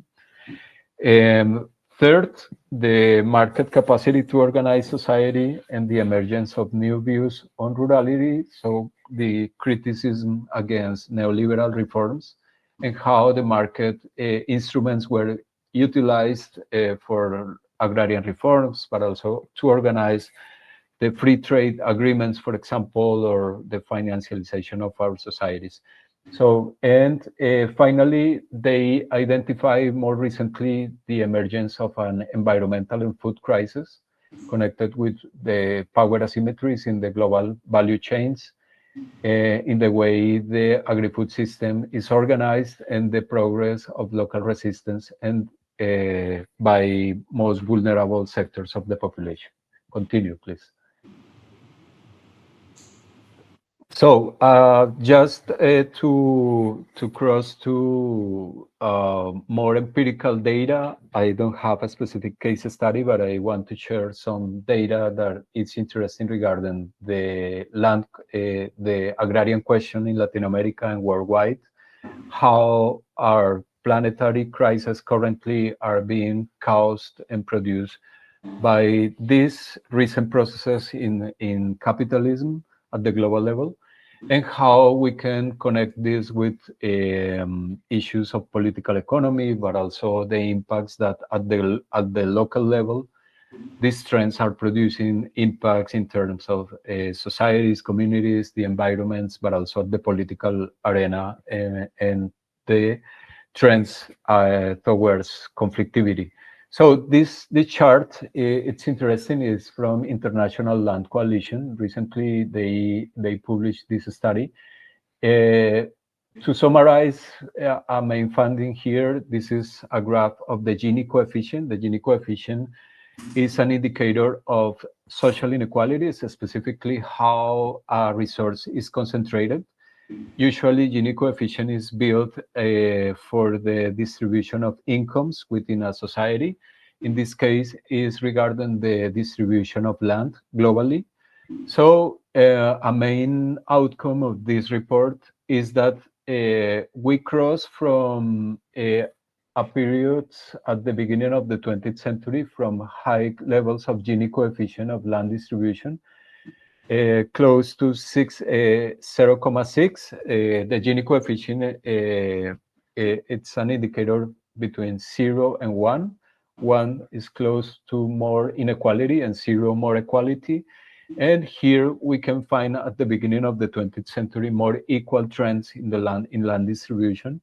By mid 20th century, in the 60s and 70s, we can find this period, specifically if you look at here the trend in the 80s, there is an important reduction in land concentration after the agrarian reform periods that took place in the 60s and 70s primarily.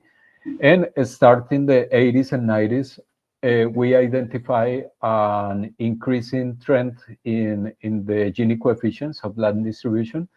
And at least in the last decade, we can conclude here that we are returning to previous indicators of high land concentration at the global level. So this is a worry indicator and a worry outcome.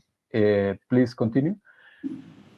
When we compare the indicators of land distribution and the share of agricultural area by world regions, we can identify here in the same report that Southeast Asia and Sub-Saharan Africa, they share a similar correlation between the share of farms and the share of agricultural area.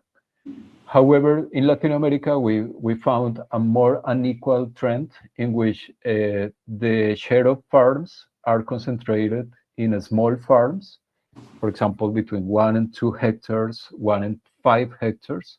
It is there is concentrated the share of the number of farms. However, the weight of the agricultural area for production is concentrated in the large properties. So at the regional level in Latin America, this is an important outcome of the analysis. Please continue. So these indicators are telling us that the wealthiest in the 10% of rural populations control 60% of land value, and the poorest 50% just own the 3%. For example, the small farms are a huge amount of the share of farms, but they control only 12% of land, for example. And perhaps another, this report also criticized former methodologies of calculating the Gini coefficient, and they highlight the necessity to include landless populations, for example.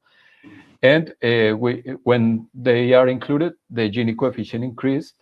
And there are new frontiers of inequality in this in this report. They highlight not only is important who owns land, but who controls and profits from land. There are rents, there are agreements that facilitate the control of land in different countries, and they are increasing also modalities of inequality. Please continue. So Latin America is perhaps the most unequal region regarding land distribution, with very, very small percentage of owners controlling greater extensions and areas of productive lands, such as in Colombia, 0.4% of farms occupy 67% of productive lands, for example. And other trends that facilitate this concentration are connected with extractivist models, agro-export economies. And there are also perhaps one key factor here is that one of the forces driving this trend is the increasing horizontal and vertical integration of global value chains. For example, at the vertical level, big companies are controlling the production of raw materials, seeds, agro insumos, or the inputs for production, but also the final markets of the final products.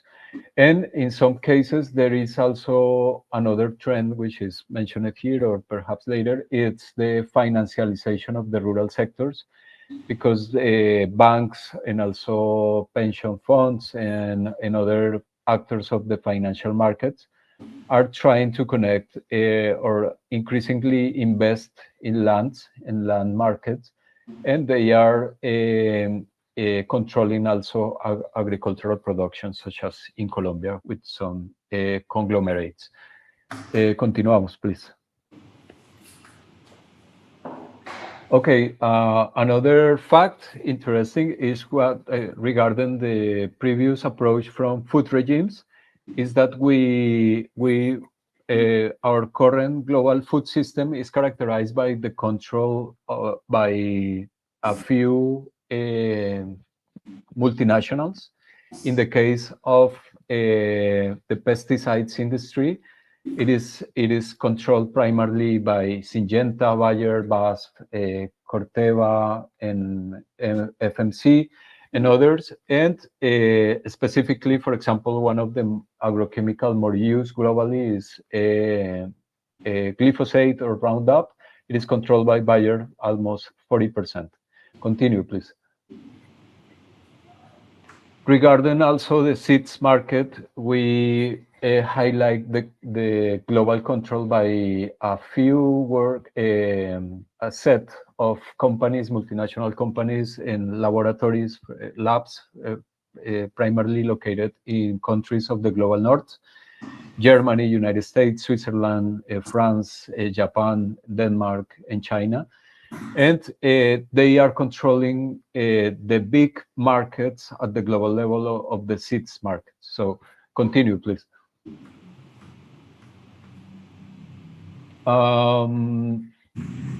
This structure of the global food system is producing environmental impacts, primarily pollution, climate change effects. This is testified, for example, in the emissions by 2022.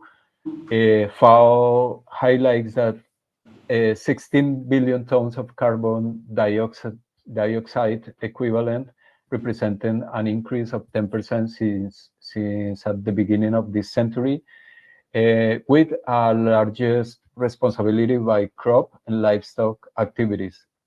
Continue, please. So In the region, it has emerged agroecology as a proposal and political project that different social movements and different sectors have championed or underscored as a possible solution to this problem, rural and environmental issues. Agroecology is identified as a scientific practice and discipline that defend, for example, the protection of biodiversity or agrobiodiversity, stability and resilience of food systems. And Peter Rosset highlighted agroecology as a social and political movement. It has been a tool for food sovereignty and resisting to this agro-industrial model. And it is empowering smallholder farmers and aimed at challenging power structures in different levels. And an example at the global level is La Via Campesina, in which for it, agroecology is a means to achieve food sovereignty in alternative to this corporate agricultural system. Continue, please. In my final slides, I try to problematize a possible interplay of rural sociology and environmental sociology. So it entails the identification and analysis of socio-ecological conflicts related to classical analysis of land, labor, and capital relations, but also integrating, highlighting the role of climate justice and environmental justice. So there are several cases in which we can apply this framework. It is connected with agricultural frontiers, with the necessity of curbing their expansion of the agricultural frontiers. But I highlight the necessity of avoiding stigmatizing peasants who live and work in conservation areas, for example. The promotion of green policies or conservation policies is attacking also the livelihoods of local communities, rural communities in different places. Also avoiding reductionism in the role of indigenous peoples in territories, respecting their own economic activities, and also recognizing the activities that local communities in several contexts carry out, such as artisanal mining, for example.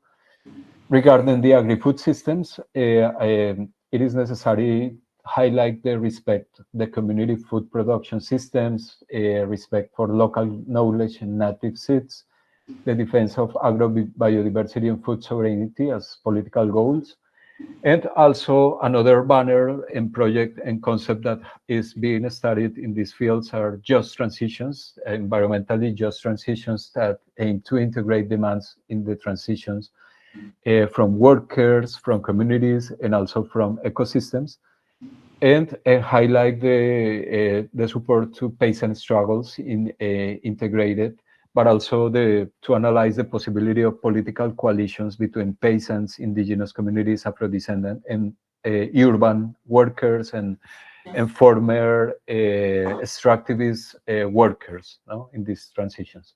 Next slide, please. So I highlight the role of political ecology, frameworks to analyze this, also analyzing the issues and conflicts regarding scarcity resources such as water and fertile land,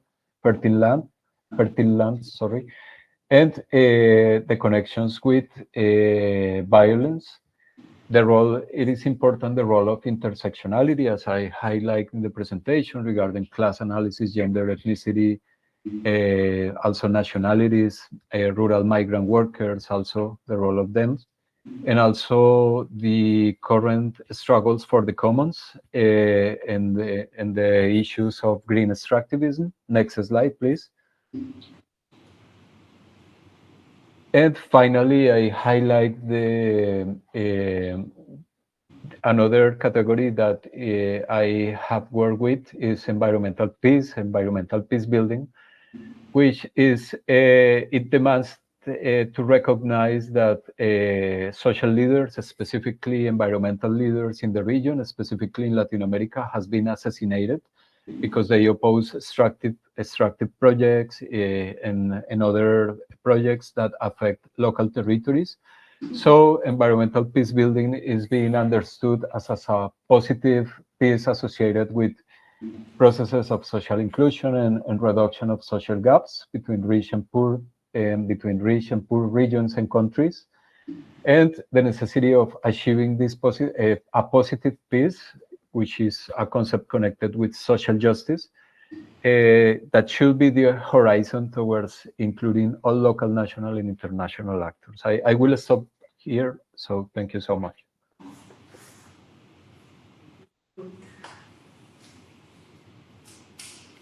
Thank you, Professor Baquero.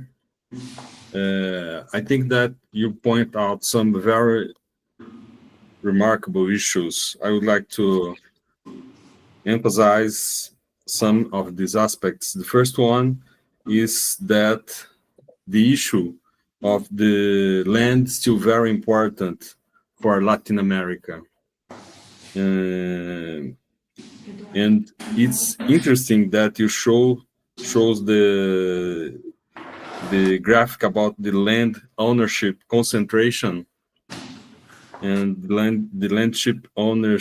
land ownership concentration is growing again, despite the depopulation of the rural areas. So we have less population in the rural areas, and the concentration of the land ownership still growing. It's amazing. Another point I think is that the big companies that are responsible for the production of inputs, especially the chemical companies, and in this area there is also a concentration of the markets. For instance, Bayer Monsanto was purchased by Bayer, so we have now a very huge chemical company detain a very significant part of the production of the inputs for the agricultural production. So it's quite problematic. And I think another point interesting for your presentation is that the perspective of the food security in terms of the idea or the approach of food security could be associated with the environmental issues like quantity production, but also quality of the production of the food. And also one point that is very relevant right now in Brazil, that is the public policy to guarantee the food security. So thank you very much for your presentation. I think that now we have time for Luciana present the questions for you. Thank you very much. I learned a lot. Thank you. Thank you. I learned too. Very interesting, and thank you for your presentation. We can't hear. We can't hear you. Abre o microfone. Sorry.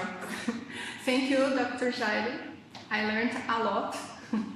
And I would like to make 3 questions that I think is good for us to try to wonder your research amid climate change.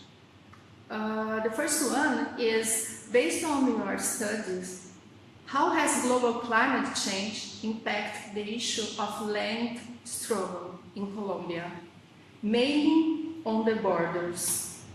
And in your opinion, who is the other for these groups?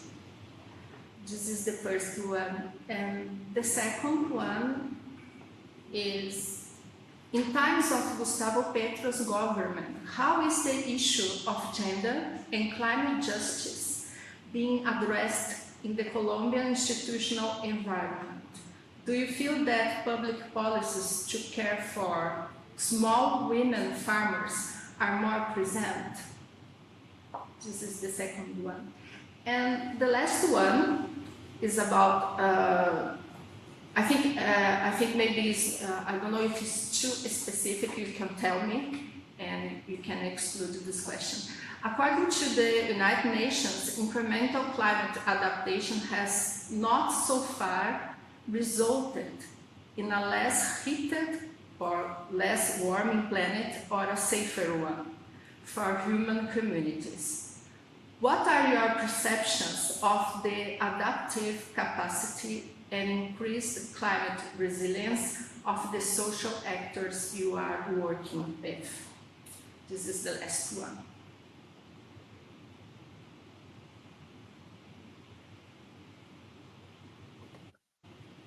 Thank you so much, Luciana, for the questions, and very relevant, very important, very difficult to answer, but I will try to say something. Thank you. Yes, first, regarding land struggles currently in Colombia, so it is important to highlight that long-term political violence has been very connected with the unequal land distribution in the country. So during the 20th century, peasant movements emerged to demand more access to land. And in some regions of the country existed land concentration, specifically also connected with haciendas and colonial legacies of land distribution. And we faced unsuccessful policies of agrarian reforms in the 60s and 70s.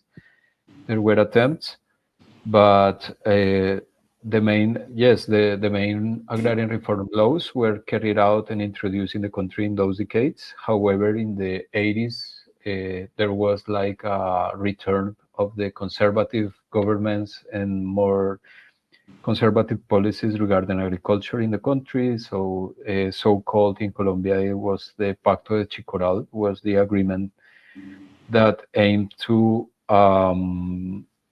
champion more industrialization agriculture policies oriented for the production chambers, for example, the rice chamber and other groups. And also regarding your question regarding the borders or the frontiers, for example, in the Amazonian frontier, there has been traditionally issues and it has increased in the last decade and in the midst of the pandemics, but also due to armed conflict trends, is the expansion of the agricultural frontier in the Amazonian rainforest and the expansion of the plains for agriculture in Los Llanos Orientales, close to Vichada, close to Venezuela, also in some region.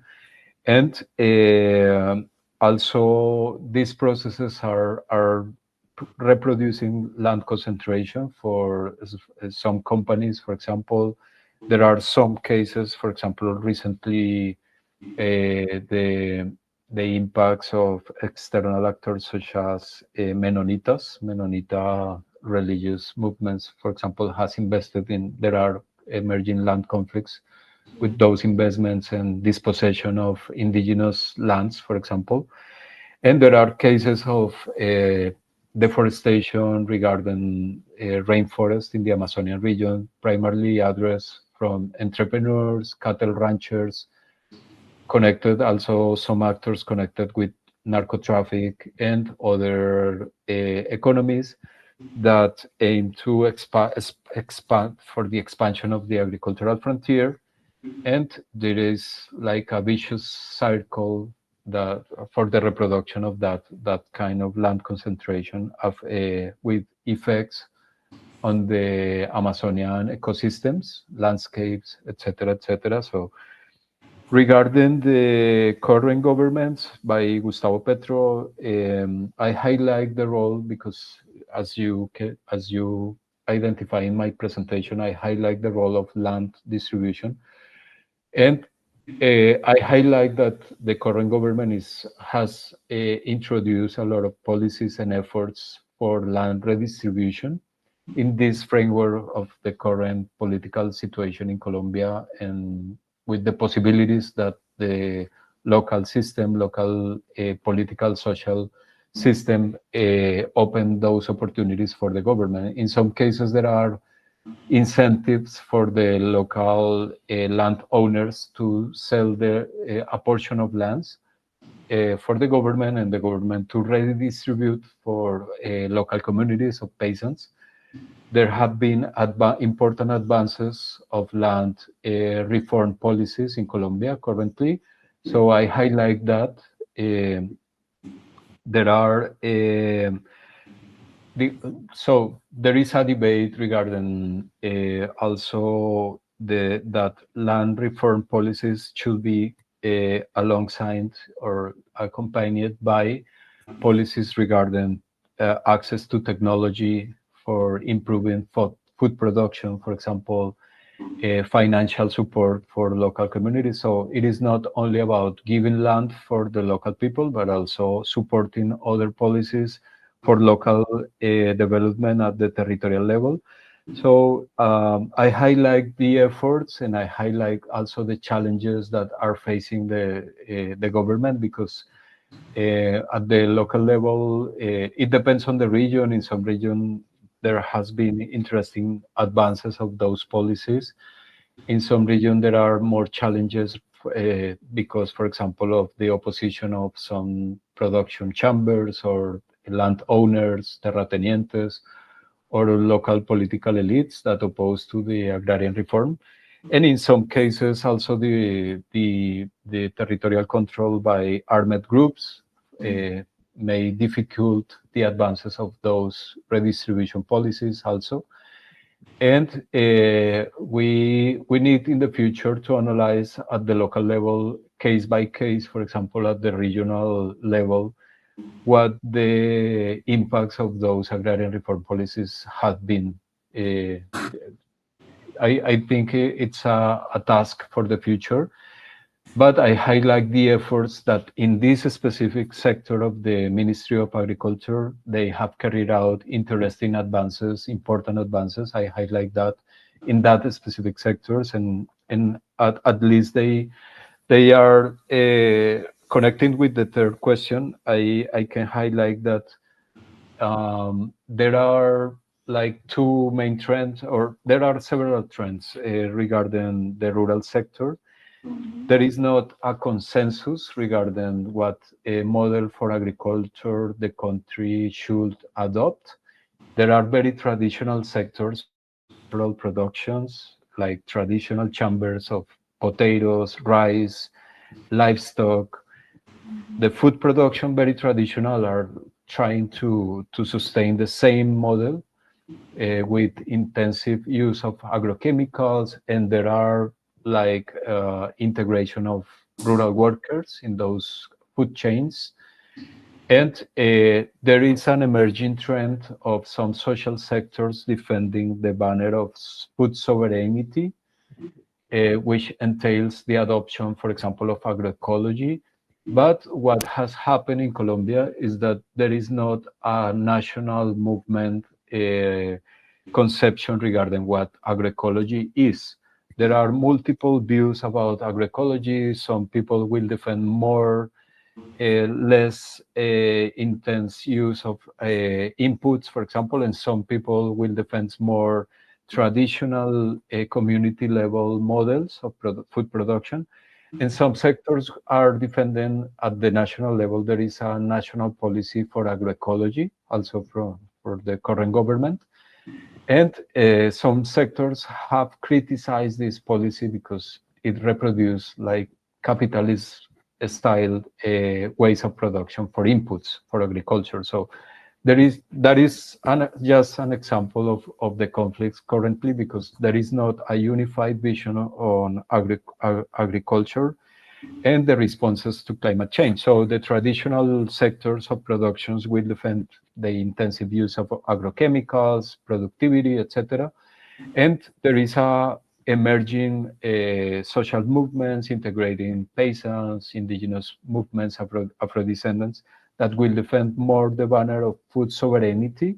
It is very different from food security, because food security is like providing food for a greater population, as connecting with Roberto's comments.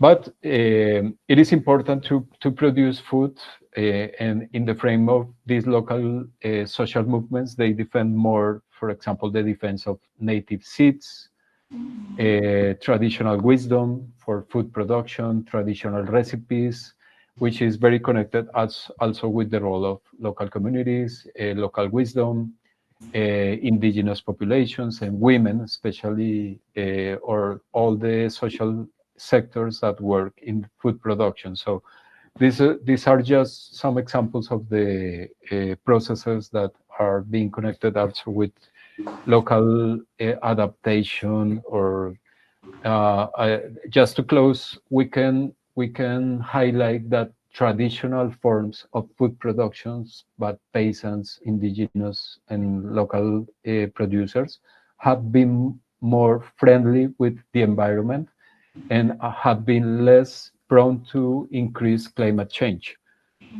Differently, more industrialized models are more connected with these climate and pollution impacts that we highlight in the presentation. Thank you. Perfect. Thank you. Luciana, any more questions? No, it was clarifying. Thank you. Okay. So, thank you very much, Dr. Jairo Baqueiro Melo. I think that we had a very good opportunity to learn more about sociology, and especially thinking in terms of the peasants that sometimes are very neglected in the more present sociology. I think that we still have important issues related to this issue. Before we finish, I would like to invite you to follow the upcoming panel session, and I also would like to congratulate our colleagues of LABGEC for the 10 years of the existence, and I think that it's very significant that a group like this still move on, bringing some very important issues, some very important discussions about the environment, about the issues related to climate change. So thank you very much, and see you. See you. Bye. Bye-bye. Thank you so much. Bye-bye.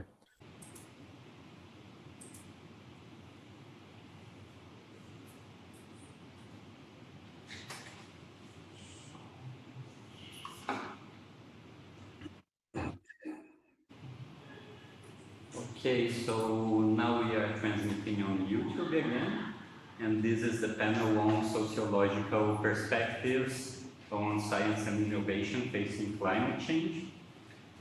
And this panel will be presented by Professor Neto Leão, who is a sociology professor, researcher, filmmaker, writer, and translator.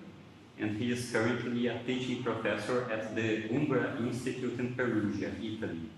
His areas of research include political ecology, environmental ecology, religious ecology, and the radical critique of industrialization. He holds a doctorate degree in environment and society from the State University of Campinas, and also a Master of Science from the University of São Paulo.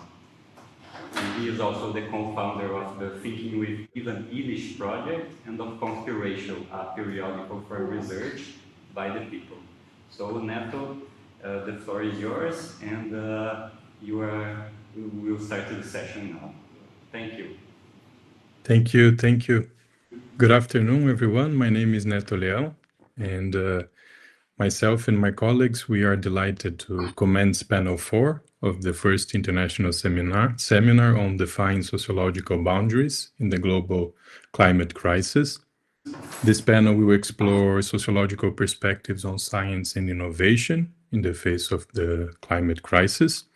The event celebrates the 10th anniversary of the funding of LABGEC, Laboratório for the Social Dimensions of Global Environmental Changes in the Southern Hemisphere. LABGEC is led by Professor Leila da Costa Ferreira, a full professor of sociology and environmental sociology at Unicamp. Also, the laboratory is supported by the doctoral program in environment and society at the IFCH Institute of Philosophy and Human Sciences, also at Unicamp. So this encounter brings together experts who will share their reflections, experiences, and perspectives on this highly relevant topic. The purpose of this panel is to explore the role of science, technology, and innovation in societies exposed to the climate crisis. In 1967, Lin White Jr. published on Science a seminar paper entitled The Historical Roots of Our Ecological Crisis. He then argues that the roots of our ecological crisis lie in Christian axioms. White's analysis focuses on two fundamental axioms: a concept of time as non-repetitive and linear, and a striking narrative of creation, the Judeo-Christian cosmology. Both of these have developed a specific history of science and technology, which, in their modern form, are ultimately the driving forces behind ecological devastation on a planetary scale.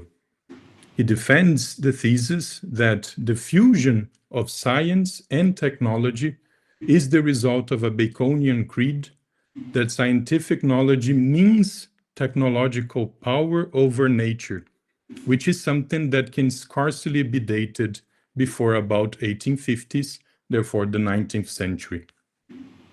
Occidental leadership in technology and science predates the 17th century scientific revolution and the 18th century industrial revolution. In the late 12th century, wind power led to rapid development of power machinery and automation. Humans' relation to the soil was profoundly changed. Formerly, we had been part of nature. Now, we were the exploiters of nature. In his seminal book, Shadow Work, Ivan Illich claimed that the 12th century marked the moment in European history when technology was liberated from the domain of philosophy. Once technology became gradually detached from ethical and political considerations, tools that were once remedies to the human condition became means to dominate nature. In 1973, Ivan Illich offered insights for an alternative modernity with the publication of Tools for Conviviality. He argued that every technological innovation within the industrial mode of production crosses two boundaries, the first of efficiency and the second of counterproductivity, when tools become ends rather than means. At this juncture, universities worldwide began to establish programs of science, technology, and society, the well-known STS studies. Today, so-called robust and significant science is predominantly Occidental in style and method, regardless of the scientist's ethnicity or language. Therefore, I would like to conclude my short participation and invitation to this panel by posing two orienting questions. Does the climate crisis offer a possibility of new paradigms of science and innovation? Has the time come to question again the predominance of science for people as opposed to science by people? Do we still have time to regain a science by people?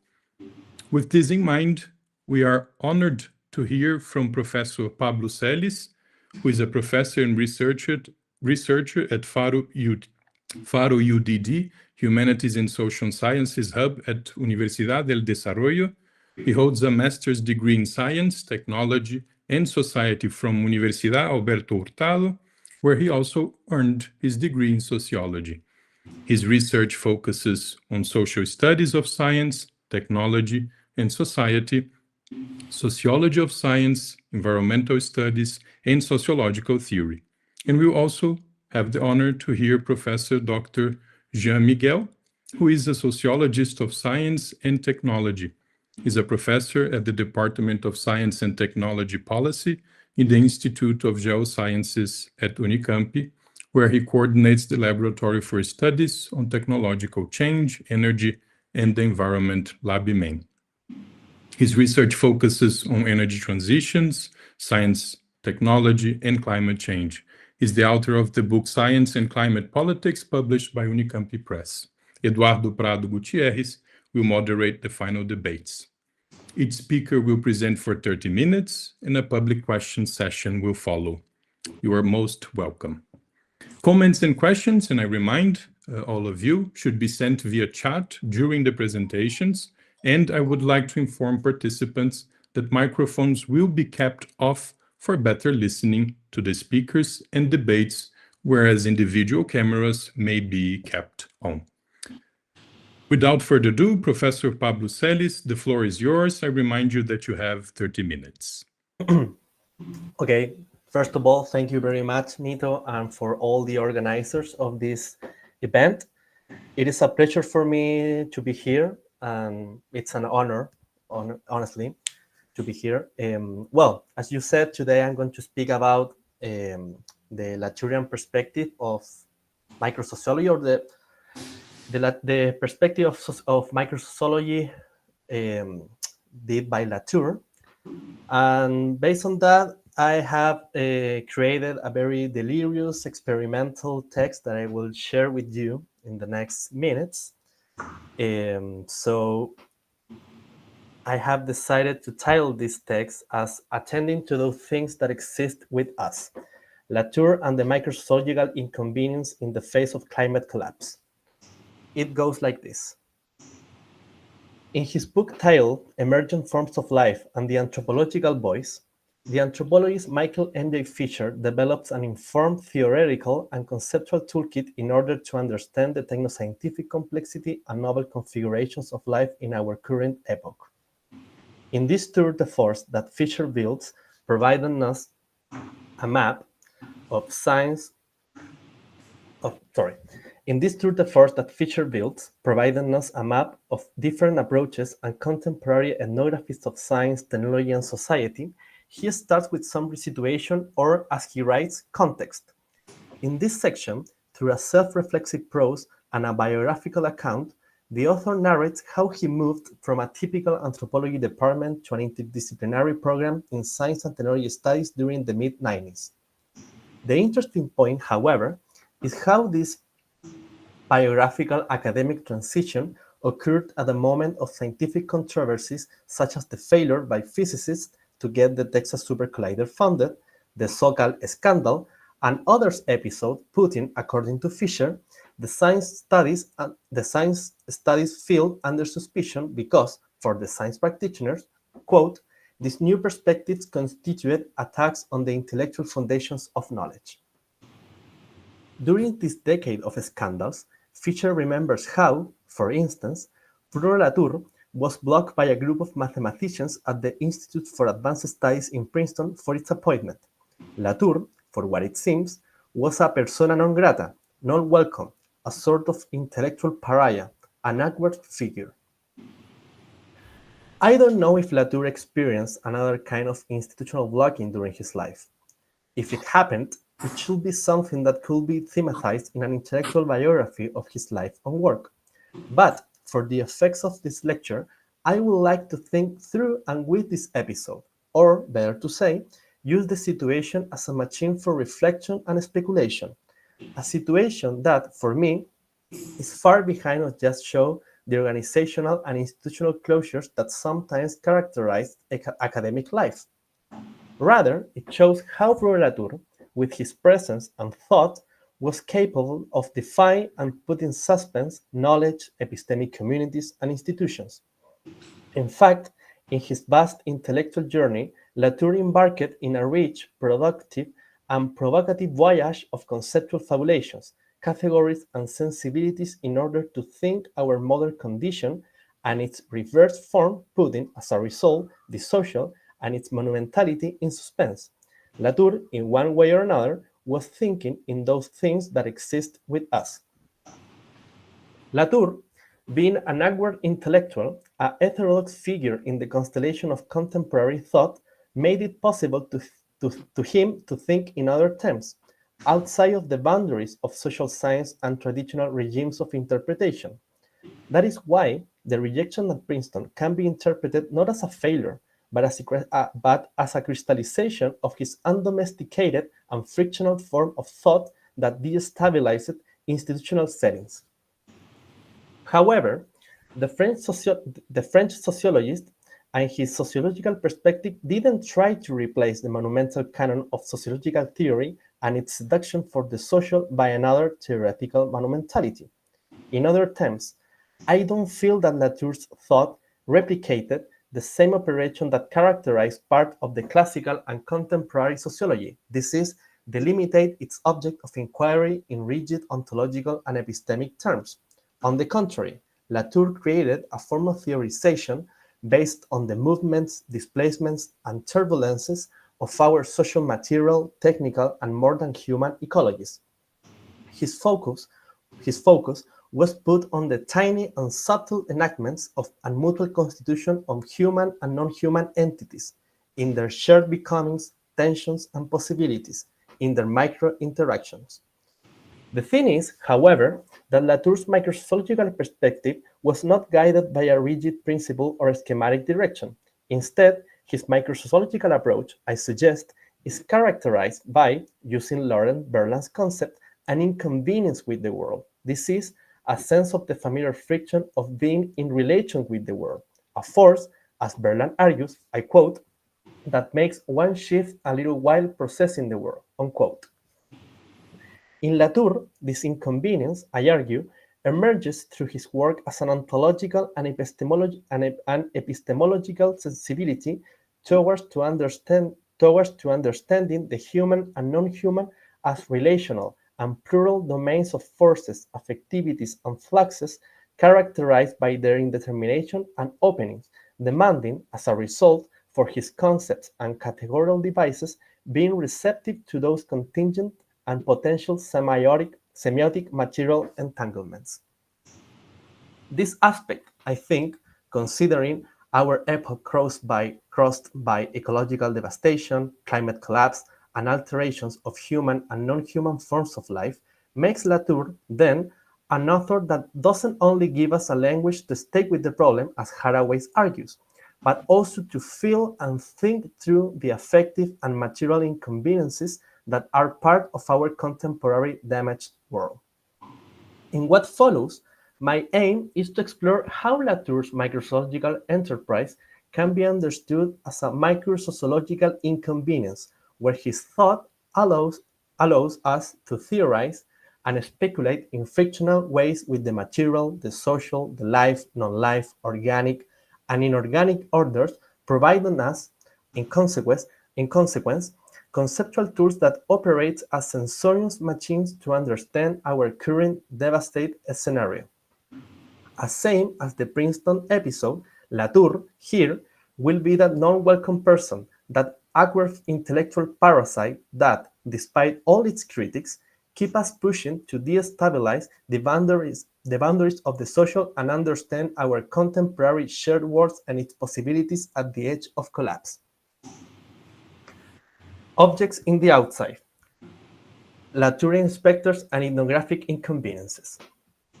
3 years ago, during my Master of Arts research in Science and Technology Studies, I decided to study a weird and mundane object, the cigarette butts. I became intrigued by this object after I read that a group of chemistries had created a startup dedicated to transforming the cigarette butts into novel plastics, providing to it a new and generative life. The startup, called Imeco and located in Valparaíso, Chile, as soon as I came to know during the interviews and participant observation, had discovered that the filters of the cigarette butts were composed by cellulose acetate. As a result, they developed an experimental system and a complex technical ecology in order to extract that matter, remove all the toxic components, and create this new material that they call Celion. As you might guess, my research, highly inspired by those classical ethnographies of science and laboratory studies, tried to understand how this group of scientists transformed these ordinary entities into scientific objects of inquiry in order to apprehend their features and potential new lives. Indeed, I focused on their socio-technical practice, human and non-human entanglements, and sensorial speculative relations held with the object itself.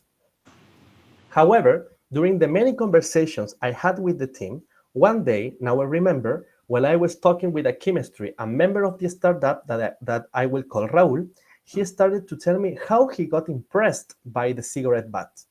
Raúl told me that before the startup, when he was working in another industry, to arrive to his work, he had to pass every single day through an urban stair that was packed of cigarette butts. In his words, and I quote, "It was something that I saw every day and no one was doing something about it," unquote.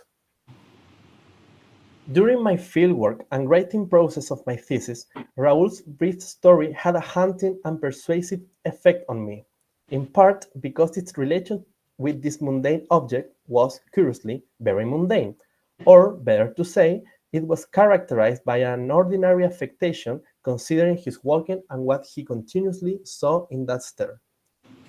During my ethnographic work and conversations that I had with Raúl and other interlocutors, despite the fact that they were interested in apprehending and analyzing the cigarette butts through the technical and experimental ecologies created at the laboratory, Raúl's primary contact with these entities was something that, for them, was also interesting and a matter of excitement and pleasure. This ordinary encounter and affectation process that Raúl experimented was not something, so to speak, limited to his own and private sphere of understanding. The cigarette butts, in fact, if we follow the concept of inconvenience elaborated by Lauren Berland that I mentioned at the beginning, had a frictional and resonant force in my other interlocutors as well. Those entities now were far from being forgotten objects, so the mission was to compose a shared world with them. As I could see, their textures, forms, and molecular orders became, as Sophia Rust says, persuasive objects that, instead of being just intervened through techniques and technomaterial infrastructures, enacted in my informants different acts of care, attention, and sensorial choreographies. In my case, as I was saying a couple lines before, this situation also had an effect on me. At the beginning, I must confess, I didn't think that this small and ordinary situation was something that could be a matter of conceptualization. But then, its scale and the way in which my interlocutors referred to it made me realize that this tiny ethnographic vignette had a productive richness in order to think with it. Intuitively, as sociologists, we're usually tended to theorize the social and their practical and relational forces, focusing not only on the systems and structures, but also in how language, culture, and subjectivity shape those interactional domains. However, if we think through and with Latour, this micro-interaction that Raúl had with these objects in the outside, that also reverberated in my other interlocutors, became the point of entry to articulate a symmetric ecology where the human and non-human were entangled and potentially associated in a complex socio-technical network far beyond of a world only built in symbolic or discursive forms. But, from my perspective, what is most interesting in Latour's work is how these inconveniences and frictions between the human and non-human that constitute the worlds in which we live and study also generate in the theory and design of concepts an inconvenience. In other terms, in Latour's microsociological perspective and the specters that this form of thought enables, the small or tiny worlds that sometimes are forgotten are precisely the sites where the conceptual fabulations and categories get involved, curiously, with the inconvenience of that world, putting, consequently, those conceptual artifacts in a shaky ground. More concretely, I suspect that the relational and pragmatic mediated symmetric worlds that Latour researched during his career were not seen as distant objects of inquiry, but as worlds that, in order to be understood, require a theoretical and conceptual intimacy deeply engaged with the socio-material singularities and controversies of those worlds.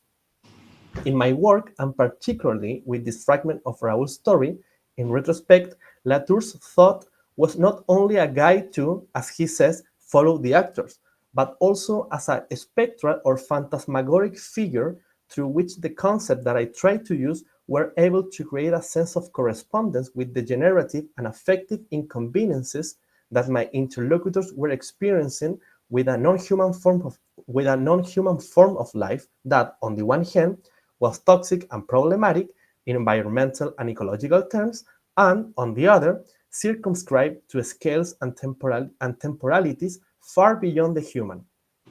Seen this way, his microsociology is characterized by a logic, following Sara Ahmed's work, of a high orientation and attention to those micro-semiotic material realities, their potentialities and mutations. This explains why, I believe, his concepts such as association, assemblage, hybrids, nature cultures, modes of existence, regimes of enunciation, just to mention a few, instead of being petrified devices, are concepts that, in one way or another, are in movement with the reality itself and at risk to sound repetitive with the inconveniences of those worlds. Based on this, if we follow what Antoine Génion, friend and colleague of Latour at the CSI, the Center of Sociology of Innovation at France, points out about Latour's work, these conceptual movements and intimacies that distinguish him can be part of what Génion sees that was the mission of Latour, a mission expressed, Génion writes, and I quote, in his aim to grasp things differently, to change ways of thinking and acting.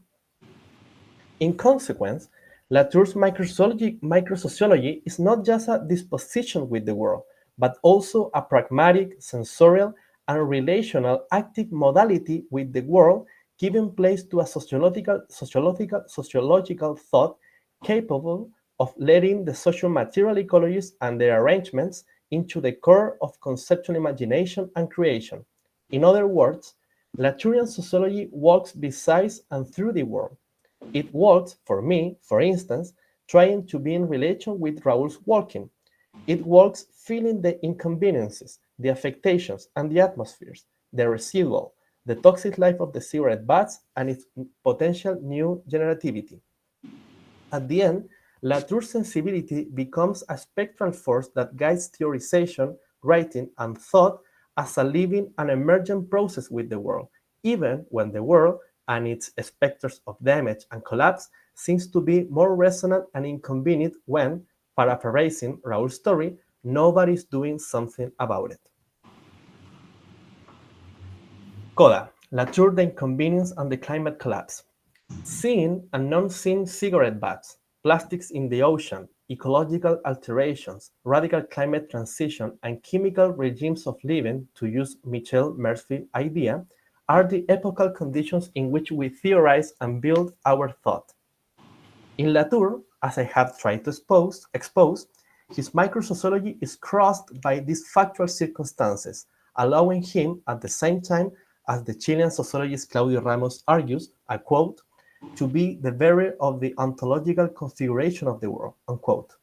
But, as a barrier, Latour's microsociological sensibility at the face of climate collapse and global climate crisis remains open, as we have seen, to the inconveniences and intensities of this scenario in order to let creatively, as the anthropologist Ryan Cecil Jobson states, the concepts and categories to get burned in relation, for example, with the extreme heat, the floods, the non-life, the chemical, the inorganic, the molecular, the animate, and the inanimate.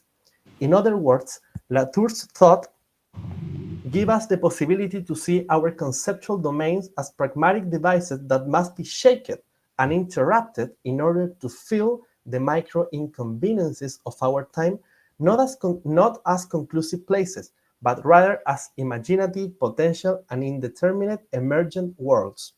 In sum, to do something about the cigarette butts, as Raúl and my informants did, or with any other problematic entity or phenomenon, becomes the reason to persist with Latour and his analytical force to explain our socio-material enactments. Finally, the specters of Latour, we can intuit, have the same awkward, disruptive, and non-rata resonance that existed at Princeton. But the point is, do we want to let him inside or outside? Thank you very much.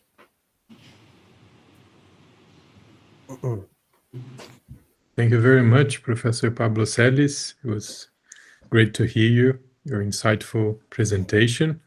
Professor Jean-Miguel, the floor is yours. Now you have, I remind you also that you have 30 minutes. So, hi everyone, it's great to be here in this very interesting seminar.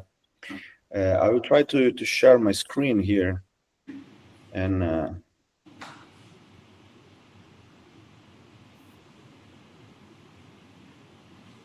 just a second, please.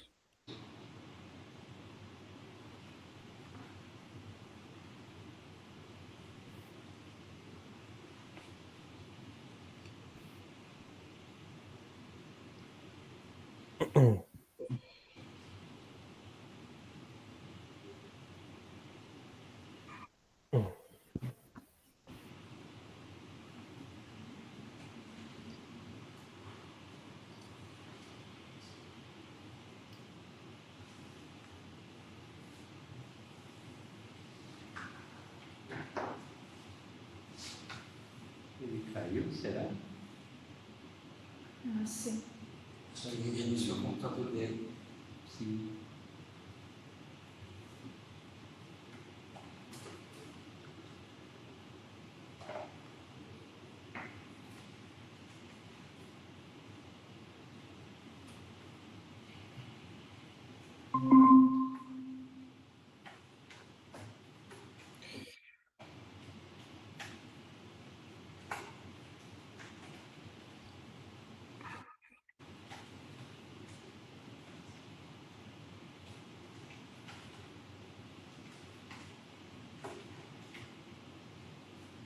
Can you see my screen?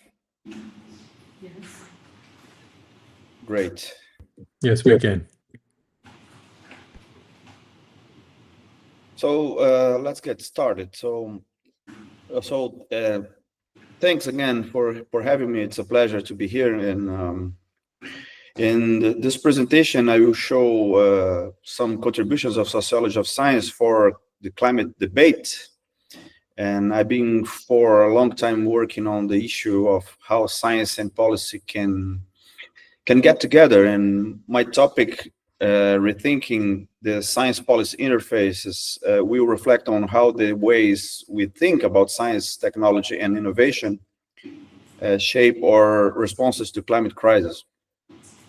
And my argument is that many of the initiatives to respond to climate change scientifically still rest on an ideal model of science policy interface based on a technocratic culture and technophile beliefs. And my final suggestion is that we should abandon this way of thinking about the public role of science and instead promote socially engaged forms of climate knowledge production based on public participation. The climate crisis represents a structural transformation of both natural and social orders in late modernity. It requires reminding a respect to reflect on how knowledge and technology are themselves part of these transformations and risks. And the field of sociology of science has contributed significantly to the discussion of crucial issues concerning how certain orders of knowledge and their infrastructures epistemically construct the climate crisis while simultaneously co-producing climate policy. seminal publication on the role of science and technology studies in the climate change debates was written in 1998 by Sheila Jasanoff and Brian Wynn. It's a chapter in the book Human Choice and Climate Change, which aimed to communicate the contribution of the social sciences to discussions on climate change. In the chapter, Jasanoff and Wynn discussed how the sociological and constructivist approach to science and technology could shed light on the way science can participate in public decision-making. Since that publication, many other works have addressed this issue from different perspectives within science, technology, and environmental studies, demonstrating that contemporary environmental problems are fundamentally technoscientific issues. Therefore, the sociology of science, technology, and innovation is an essential field to thinking through the global environmental crisis. In this presentation, I will focus on three key conceptual contributions of sociology to the study of science policy interfaces in the context of the climate crisis. And I believe there are three persistent problems when we think about the relations among science, technology, innovation, and climate action.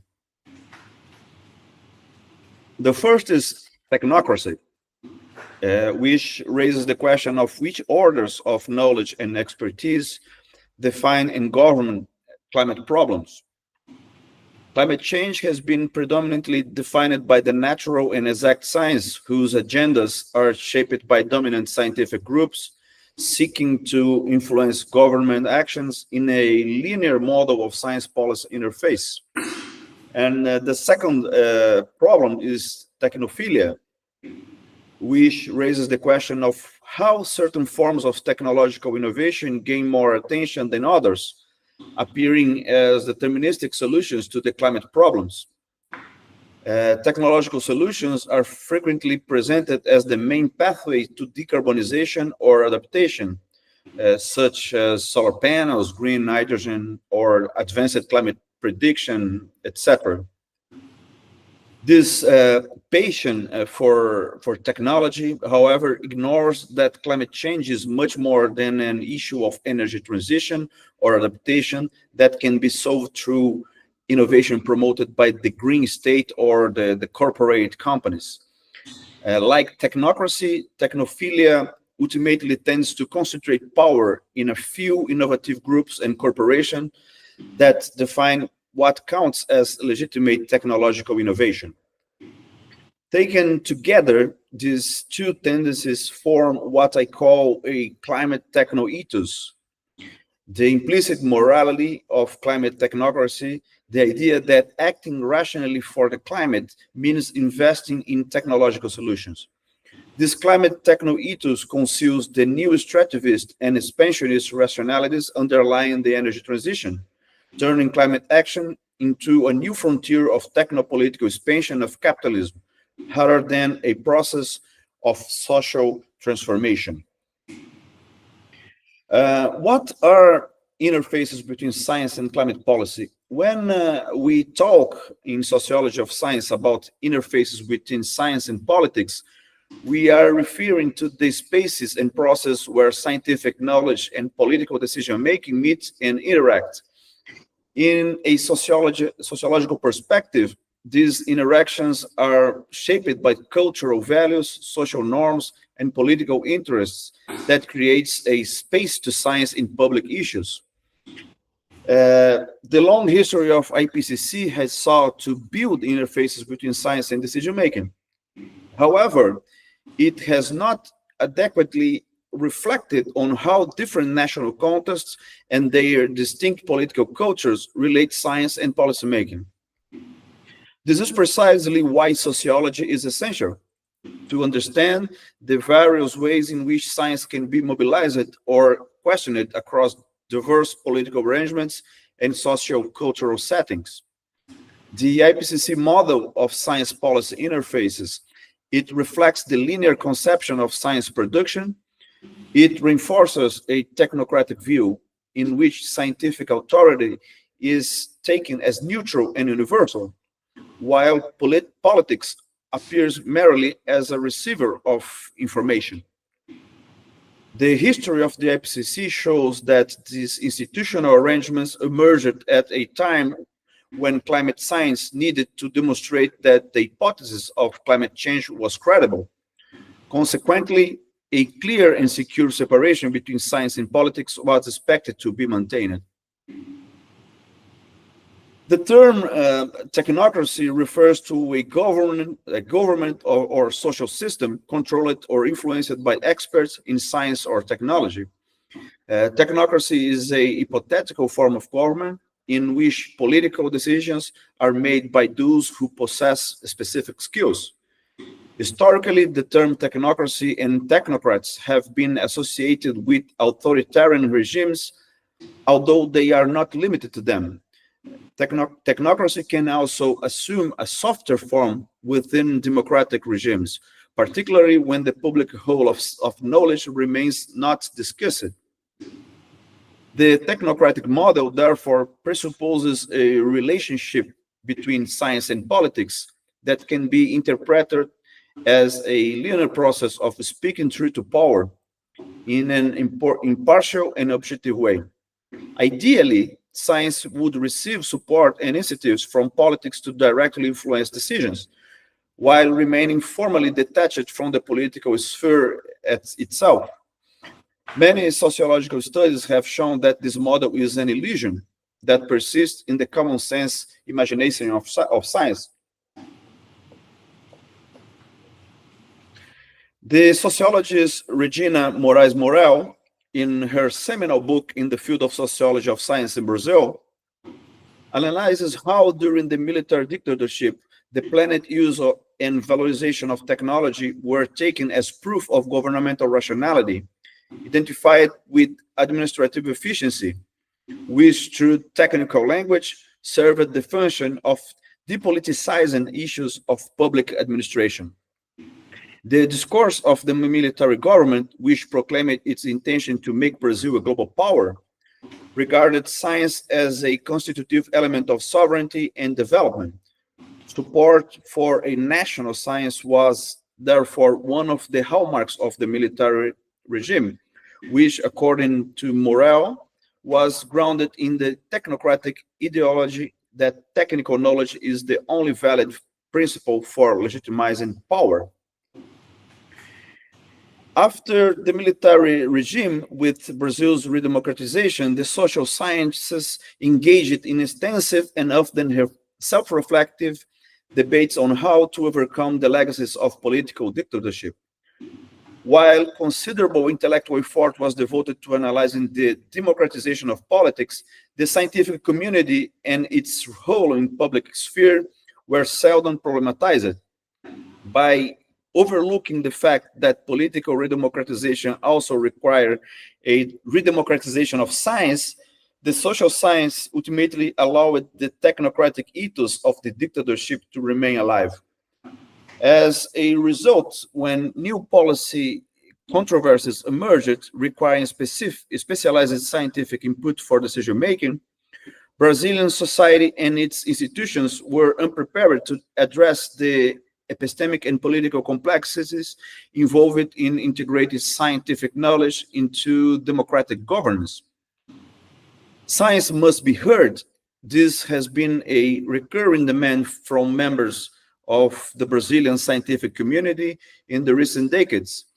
Some notable examples include the case of the Brazilian biosafety law in 2005, the controversy regarding the constitutionality of stem cell research in 2007, the reform of Brazilian forest codes in 2009, and during the Bolsonaro administration, the scientific nihilism intensified and manifesting both in the context of COVID and pandemic and across various environmental controversies.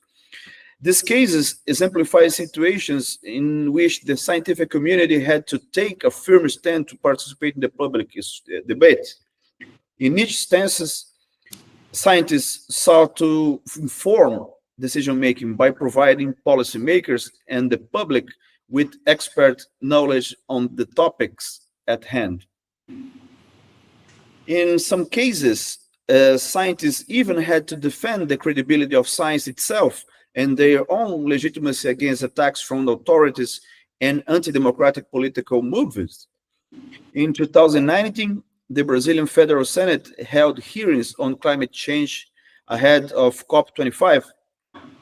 These sessions invited both IPCC contributing authors like Carlos Nobre and climate change deniers like Professor Molion, creating a false perception of scientific controversies and weakening the political urgency of the issue. The climate scientist Carlos Nobre, astonished by the volume of misinformation, in that occasion declared in that hearing, open quote, we are living through a moment that we scientists did not foresee, not even social scientists, that in the 21st century, we would witness a global anti-science and anti-intellectual movement. This is a surprise, and I believe it will be the subject of much study in the social science. But we scientists believe that science is not dogma, it is not ideology, it's neutral, and shows the best path for humanity to follow. Close quote. Although intended as a defense of science, Carlos Nobre's statement reproduces a technocratic and positivist view of scientific authority. By portraying science as neutral, objective, and above ideology, the scientists reinforced the same separation between science and politics that underpins technocratic thinking. This kind of speech adopted by Carlos Nobre cannot defend science against the ideology. By framing science as neutral, objective, and detached from ideology, Nobre's statement reproduces the illusion that knowledge can exist outside politics. And the Carlos Nobre statement, we are living through a moment that we scientists did not foresee, not even social scientists, also is revealing for several reasons. From a sociological perspective, this surprise itself is symptomatic of a limited understanding of the social nature of science. For decades, sociologists of science, from authors like Brian Wynne, Sheila Jasanoff, and Bruno Latour, have demonstrated that science and society are co-produced. The trust, authority, and legitimacy in science are not derived from scientific facts alone, but are constantly negotiated through political, cultural, and institutional process. By claiming that no one could foresee anti-science sentiment, Nobre unintentionally reinforces a self-referential view of science, one that overlooks how science institutions have also contributed to the public mistrust. For example, through exclusionary expertise, lack of transparency, or alignment with corporate and state interests. In other words, the surprise he expressed reveals the limits of technocratic rationality itself, limits that sociology criticizes as an assumption that reason and truth speak for themselves, without the need for ongoing social dialogue, reflexivity, and democratic engagement. A second example of the lack of reflection on the role of science in public debate can be found in the books published by the microbiologist Natalia Pasternak, in which she seeks to combat denialism with asserting that to be against science is to be against reality. In a more recent book, Natalia even draws distinction between what can be considered science and pseudoscience in a clear, authoritative, technocratic speech. These positions do not merely express individual opinions.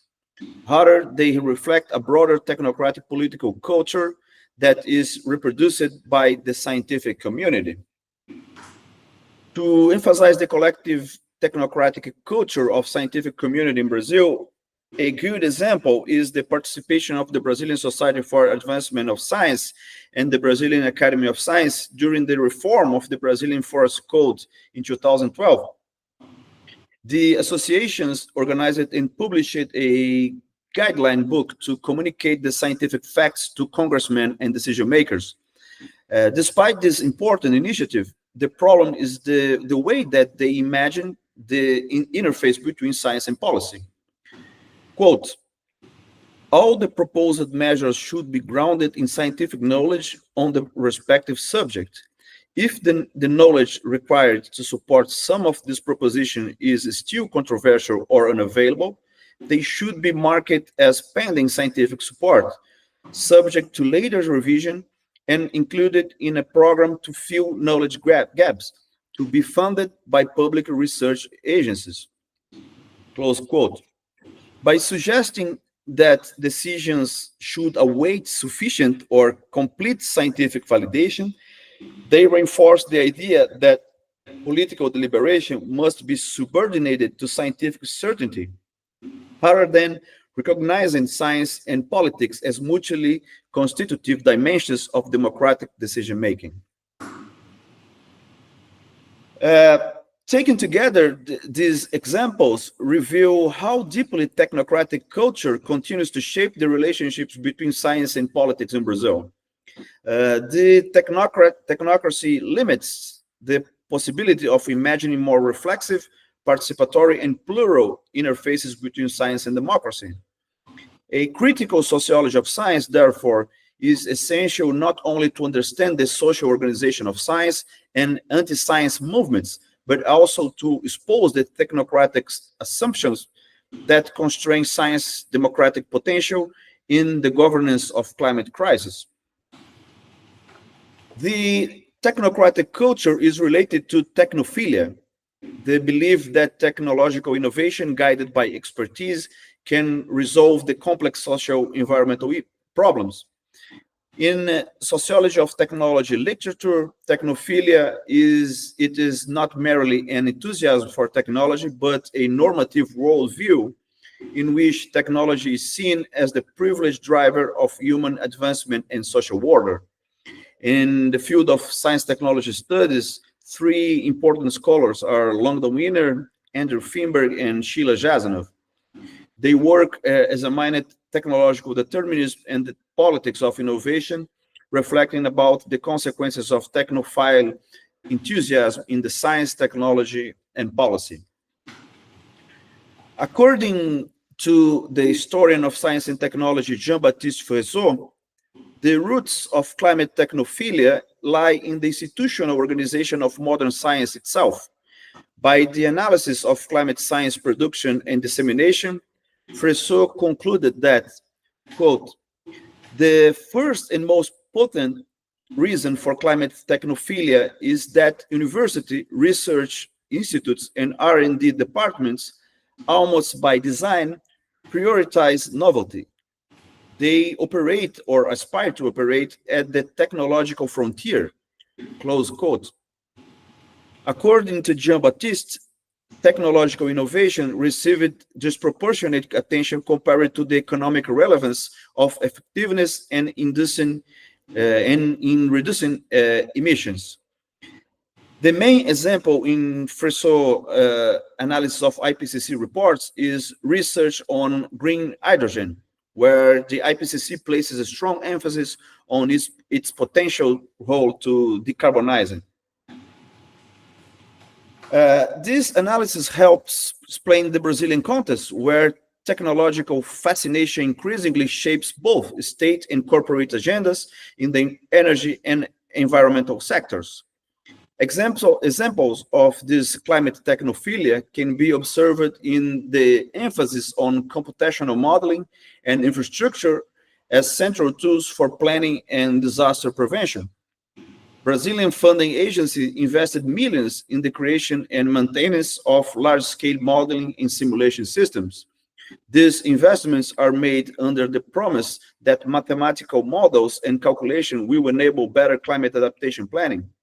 It is often claimed that even extreme weather events could be predicted, bringing greater security to the population. However, this belief can only be understood as a form of excessive optimism and faith in data and computational capacities. To be a bit provocative in this case, Sociologists of disasters have shown that failures in managing natural disasters are much more closely related to the capacity to prepare vulnerable populations. It seems to me that millions in investment should instead focus on preparedness projects so that we can better understand affected social groups and help their capacity for collective preparedness and adaptation. Talking about mitigation and energy transition, the technophilia is clear. The recent obsession in Brazil with green hydrogen, illustrated by the case of the Spanish company Solatio's investment of 27 billions in the state of Piauí to build the world's largest green hydrogen plant, alongside 7.5 billion for 20 solar farms in Mato Grosso do Sul. Geographers argue that these innovative power plants are strategically located in the so-called sacrifice zones, spaces constructed and as empty and exploitable, turning energy innovation into a new frontier of new colonial corporate expansions. And during this process, we can see the growing alignment between corporate investment and scientific funding, as reflected in FAPESP's database, which lists over 3,000 research projects related to hydrogen technology. And also FINEP is funding this kind of initiative nowadays. So when discussing Brazil's energy transition, we remain deeply embedded in technocratic planning and technophile expectations, assuming that renewable technologies such as solar, wind, and hydrogen inherently guarantee sustainability. Yet, these innovations do not automatically lead to social justice or ecological balance. They are embedded in political, economic, and territorial disputes that must be understood sociologically. Ultimately, climate technophilia, like technocracy, illustrates the persistence of worldview that privilege technical solution over political imagination and innovation over reflection. This climate techno-ethos, that means the implicit morality of climate technocracy, which frames technological investment as the rational response to climate change, masks the new extractivist and expansionist logic of capitalism, driving the current energy transition. Social science have shown the social environment impacts of an energy transition animated by this ethos. In Brazil, a new colonial and new extractivist pattern has become evident in the expansion of renewable energy infrastructures. Vast territories have been occupied by large-scale solar and wind farms, often generating local conflicts and displacements. Now I begin to wrap up my talk and move toward my final points. The greatest limitation of technocratic and technophile thinking lies in the belief that technology by itself constitutes a social good capable of delivering collective benefits. This assumption sustains the illusion that new technologies will automatically serve everyone equally. Yet, as soon as we recognize that the renewable character of so-called clean energy does not necessarily make them sustainable or socially just, it becomes evident that a deeper social engagement of science is required. In Brazil, social movements such as the movement of the people affected by renewable energy projects and the movement of people affected by dams have revealed that society demands new relationships between science, technology, and democracy, relationships attentive to inequality, participation, and justice. The climate sciences, therefore, must work together with sociology and the social sciences to understand the environmental conflicts and territorial disputes surrounding the energy transition and to envision pathways grounded in climate justice. I would like to finish my talk with a quote from the geographer Mike Hume, which, in my view, beautifully captures the deeper meaning of what we are discussing in this panel. And quote, science may be solving the mysteries of climate, but it is not helping us to discover the meaning of climate change. Instead of fostering disagreement, the idea of climate change should be seen as an intellectual resource around which our personal and collective identities and projects can take shape. Close quote. Hume reminds us that science alone cannot fully grasp the meaning of climate change, how societies interpret, negotiate, and act upon environmental transformations. If we reduce the climate crisis to a merely technical problem, we risk losing sight of its social and moral dimensions. What this calls for, I believe, is a science more deeply engaged with society, one that fosters participation, justice, and imagination. Only then we can have the transition to sustainability and become not just a project of innovation, but a shared process of meaning and transformation. So thank you for having me, and I look forward to your question now. Thank you.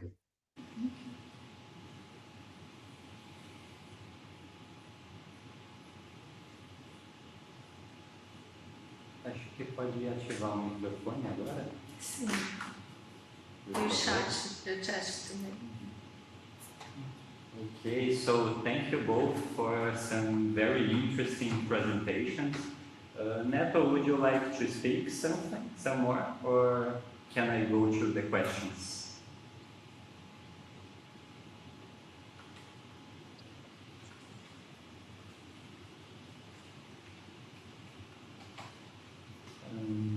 So I can't hear you. I think I don't know why.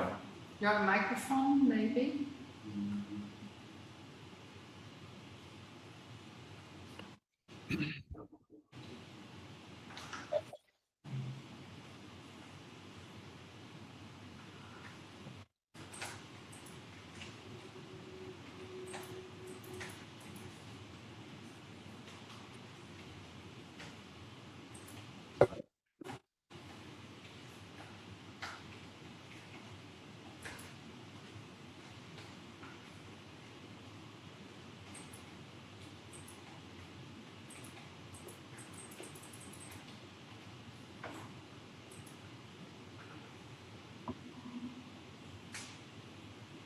No, I think it is, maybe if you leave the room and come back, maybe it will work. I don't know. So,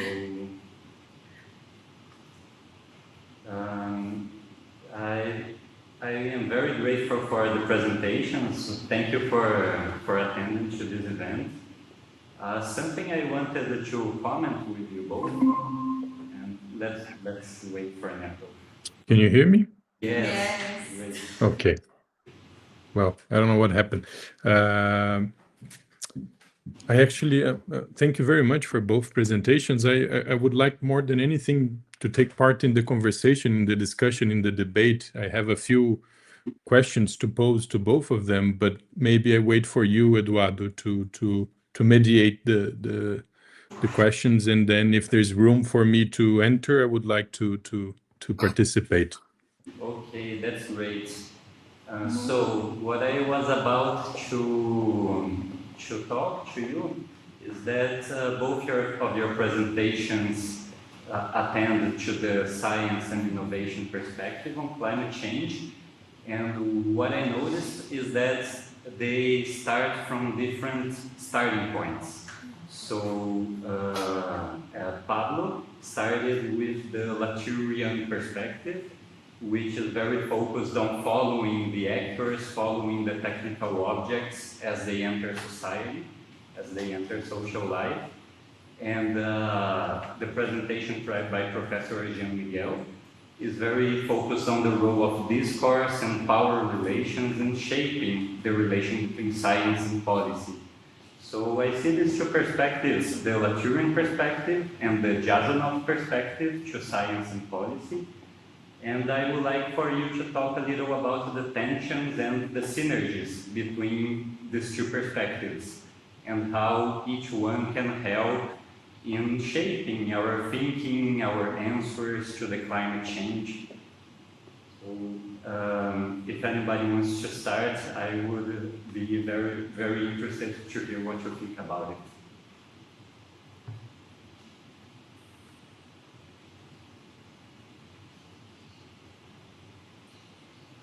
You can go first, Pablo, please. Okay, perfect. Thank you, Jan. Well, thank you, Ardo, too.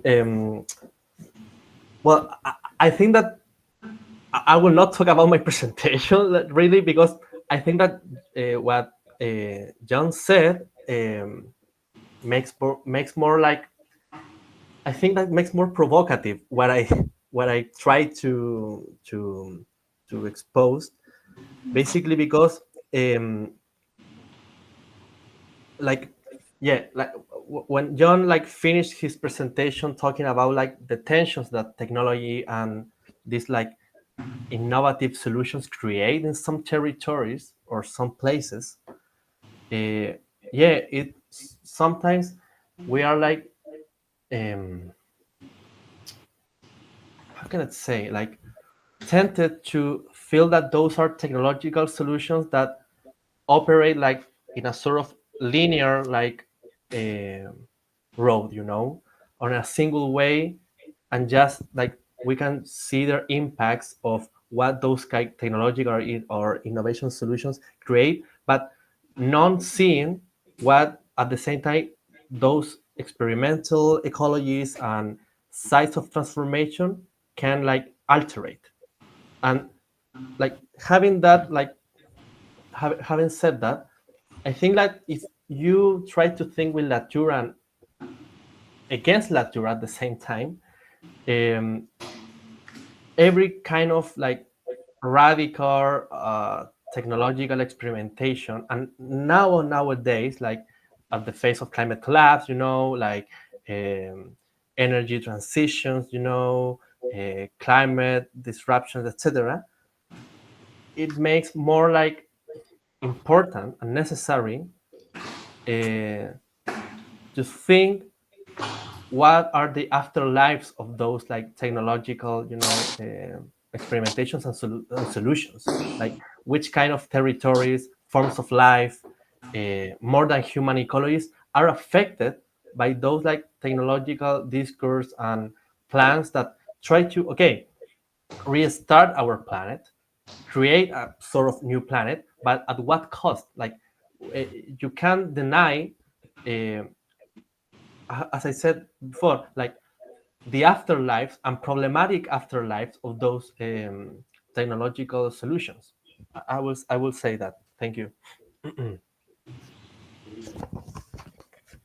Yeah, it's great. Well, I can see that we are of course, in different perspectives of sociology of science. Bruno Latour, it's more not exactly a sociology, but a sociology of associations. So we are talking, when we talk about the Latour way of thinking, we are talking about how technology and science produce different ontologies and put enact different forms of existence, and this is profoundly political.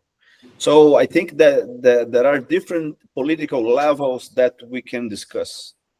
So the level one, we can say, is the level of the political ontology. That is more what Latour is discussing, okay? And the other levels we can call the institutional level, the interactive and science policy level. So I think depends which kind of question you need to answer, and what is your problem, and how you engage in the environmental questions and scientific problems. And my point of view, it's in my kind of research, I like to discuss science, technology, and power. So I came from a Foucaultian philosophy. So my discussion is knowledge and power, and because I'm a more affiliated in the Sheila Jasanoff proposals of co-production, that not discard the co-production of ontologies, It's not a question of choose one or other way. I think the question is which kind of question we need to answer, and which kind of problem we are discussing in the thematic of climate change, in my case, in energy transition. So both approaches are potent and are very useful in the climate crisis. Pode ativar o microfone? Okay, so thank you very much for your answer. I totally agree with you both. And my next question, it is also related to the difficulty that traditional schools of sociology face when we try to approach the role of infrastructure, the role of non-humans, the role of technical and scientific objects in shaping the social order. So my curiosity is about the theoretical and the methodological challenges that each of you encounter in your research. Pablo, for example, was talking about the cigarette butts, and I would like for you to talk a little about the challenge that it was to, follow these objects. Yeah, thank you, Eduardo. Well, I think that in STS studies we have a lot of blind spots, despite the fact that we will like not to have the blind spots, considering that STS like emerged as a kind of methodological, ontological, and theoretical sensibility towards to understand, as I anyway said in my presentation, like the reverse form of the modernity, of that modernity that we think that is just human. However, and thanks for your question, because during my like thesis and my defense, one of my professors and advisors told me that, okay, but can a cigarette butt speak?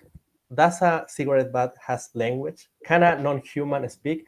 And well, that opens like a whole of debates and tensions about the role of the non-humans, because the non-humans, okay, we live through them, we are like deeply engaged with them, but sometimes like the way in which we write about the social material ecologies or socio-technical scenarios, we are always like following two kind of actors, but just one actor, which are the humans, can speak.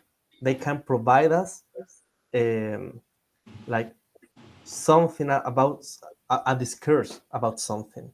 But if we try to be more challenged, and in my case, I have been trying to be like more maybe eclectic of heterodox after of these years, like rereading like my own dissertation. Yeah, like the mission is, okay, let also to the non-human speak. Let we can give that space, like in but and exactly with the theme, with the concept of the inconvenience, how those non-human orders can inconvenience us, how can affect us, our perceptions, knowledge, senses.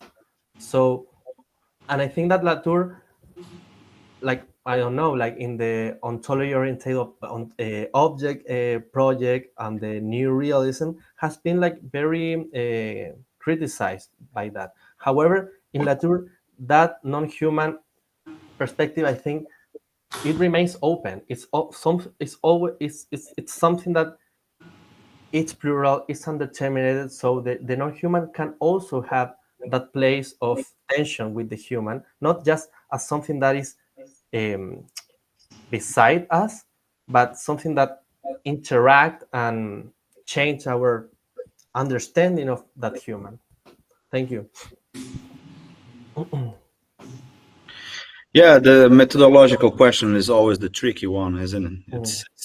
It's about how we can take this pathway to have some answers about what we're dealing. And I've been working in the last years in research about solar energy in Brazil. So how you can do a sociology of solar energy? You know, this is this is something. You need to think about it. But well, as a sociologist, always you start with the common way of qualitative research. It's do some interviews, you know. So you used to talk with humans to know what they think about the development of this sector in Brazil. But in some moment, this is curious. In some moment, you will start to talk as well about the constitution of these panels that are related to environmental waste, you know, and all these problems that relates the discourse and the speech to a more material object. And the methodological challenge is how you can follow this process that go from the infrastructure to the speeches, and how you can cover this social capture in a concept. Again, I think we have interesting concepts in the sociology of Sheila Jasanoff when she talks about the socio-technical imaginaries, right?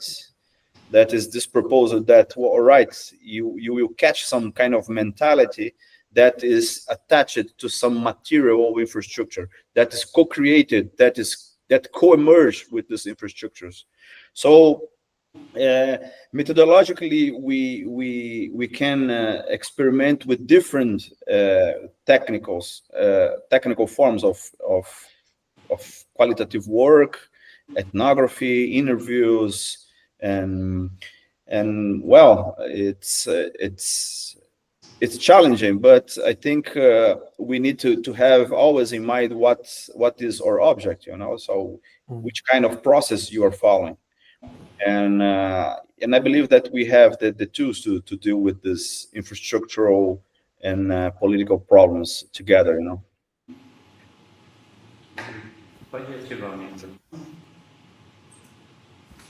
Okay, so thank you for your response. It is also very interesting to see, you know, how infrastructure, how sometimes even climate scenarios and modeling systems, they sometimes seem to freeze the social relations into the future also. I think it is like a very fertile topic for further inquiry as we face the climate crisis.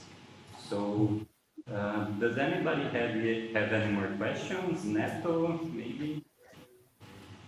Yes, I'd like to briefly just pose maybe a question that could be for both Pablo and Jean. I've been also interested in, well, Foucault is one of my references, but mainly I draw a lot from Ivan Illich and Giorgio Agamben, who are also working with, if you want, an archaeology of either power or an archaeology of concepts, an archaeology of ideas. And one of the things I've been doing this past 2 years, I think, it's an archaeology of the concept of sustainability. And because Jean finished or conclude his lecture with saying how we can get to real sustainable practices, and because we are already in a very polemic, and I am very glad we're doing that, I pose the question if it really is the case, because as far as I am concerned, based on the studies I have conducted so far, from the beginning, sustainability is technophilia and technocratic. There hasn't been a moment in which sustainability as a framework for action hasn't been focused on technocratic and technophilia. It's the beginning of this research, but that's where I would like to provoke both of you. If you see the very foundations of sustainability as a tool within political processes for implementing changes in society through science and technology, hasn't been the spearhead of this program of auto-referenced science? That's my question and provocation. John, if you want, you can start because it's. Okay, Pablo, thanks. Well, from my point of view, we need to resignify the term sustainability. I think it's completely, based on ecological modernization perspective. So this is one point that we can agree here, all right? So where is the other side, the other side of the sustainability of the ecological modernization? The other side is, in my point of view, in social movements, in quilombola groups, in feminist movements, in all these outsiders of the main discourse of sustainability. So when you are involved in movements like the movement of the against the dams and all this, you really start to see a different horizon. That the collective action came first, and technology will be part of this or not. So this kind of engagement that are in the margins of the main discussion of energy transition or climate change is where we need to find this kind of different idea, right? Because as I show in this presentation, IPCC is profoundly based on modern science. So it's absolutely. And also the process of energy transition is absolutely obsessed by innovation, And now in Brazil, it's curious because we have a social movement against renewables. So this is shocking, Yeah, it is fantastic.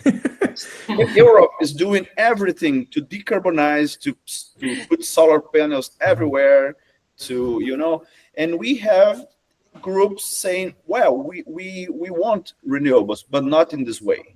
Absolutely. Right? So this is the different point that we need to, as sociologists, as anthropologists, as environmental scientists, we should to go there and learn with them what sustainability is in practice. I agree. Absolutely. So this is my short answer. Absolutely. If I can add just one short thing to your comment, Professor Jean, is that when we do, or when we listen to the voice of those social groups, what I find it interesting is that the word sustainability, when it's there, it's not always there. In many cases, it's not even present. When it's there, it's to refer to the process of the power introducing something from top down, not from bottom up, not a bottom up process. Precisely. That's why I think that as sociologists, we lack concepts to define a process that it's bottom up approach to, for example, energy transition, which is something I'm also studying, and also the case of solar panels. And it's interesting to see that with the lack of concepts to really give light to that kind of approach, we fall into the mechanism of using a concept that, in my opinion, and that's maybe the provocation here, has lost even its power to be resignified. Exactly. Sorry, just to add to your brilliant comment.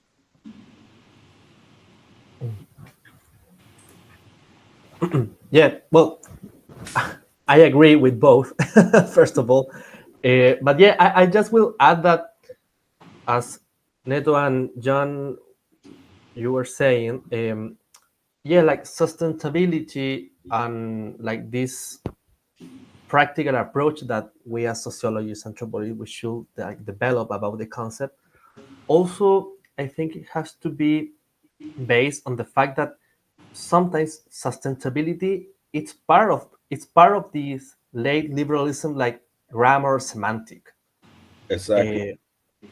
So, and here if we can follow like what Elizabeth Povinelli, this famous like theoretical anthropology theorist, has said, we need to find how this topic, concepts, and practice can be think otherwise, because the otherwise, the figure of the otherwise, it is the point of entry to create another kind of worlds, emergent worlds, with different ontologies, different epistemologies, different like basically notions of life, non-life. And so I just will say that like if we try to think like those concepts like circumscribed to the semantic of late liberalism, we will always like have a lack of concepts and imaginary like devices to understand other kind of modalities about those projects, because our projects that are always open, indeterminate, and can be part of other kind of like arrangements in the indigenous context or whatever. I would say that. Thank you. Yeah, I would like to add something to Pablo about the neoliberal thinking and now, because we live in neoliberalism is causing a global polycrisis, right? So we cannot detach environmental crisis for a more complex polycrisis, economic, political polycrisis, and also an epistemic crisis. That means that we cannot have the exact term to talk about the process we can say sustainability. So we cannot, we don't have imagination to understand how a different world could be, right? This is what the philosopher Mark Fisher called the capitalism realism, right? Realism, yeah. The capitalism produce or lack of imagination. So this is a process of block the political imagination to create concepts or to create some kind of vision of the future. So this is also a problem when we discuss the climate crisis, because we cannot see something out of capitalist world. So we always come back to ecological modernization, the obsession to technology, to solution based in market, and to the infinite production, because energy transition is not about transition to carbon to other kinds of energy. It's an addiction. So it's an addiction. Every data that you have about energy in the world is something that you see that every kind of energy is growing. Even wood. People used to say, "Oh, wood is a kind of energy of the 19th century." No, wood is something that is growing. Yeah. And also oil as well, and also solar panels. So the thing is that when we have something different, a different engagement with a more sustainable practice, we cannot even identify and understand the other, because we are so deep involved in the capitalist imagination that it catch us in this kind of mental prison, the capitalist realism, It's interesting that to your point, Jean and Pablo, I draw a lot from Ivan Illich, and he has a very important paper talking about the fact that energy is always a social construction. And because energy is a social construction, when we tend to find technical solutions to something that apparently is just changing the source of energy, and not, as you wisely put it, the fact that we are addicted to energy. There's, for example, no discussion in the social sphere today in limiting the energy. We don't talk about limiting energy. We talk about finding new forms of infinite consumption of energy. And I find it very interesting that both your researchers in some way or another are in the conjuncture, if you want, of science, technology, society, and also bringing back, or not bringing back, but pointing out that the science also to be heard and urgently need to be heard is the social sciences. Right.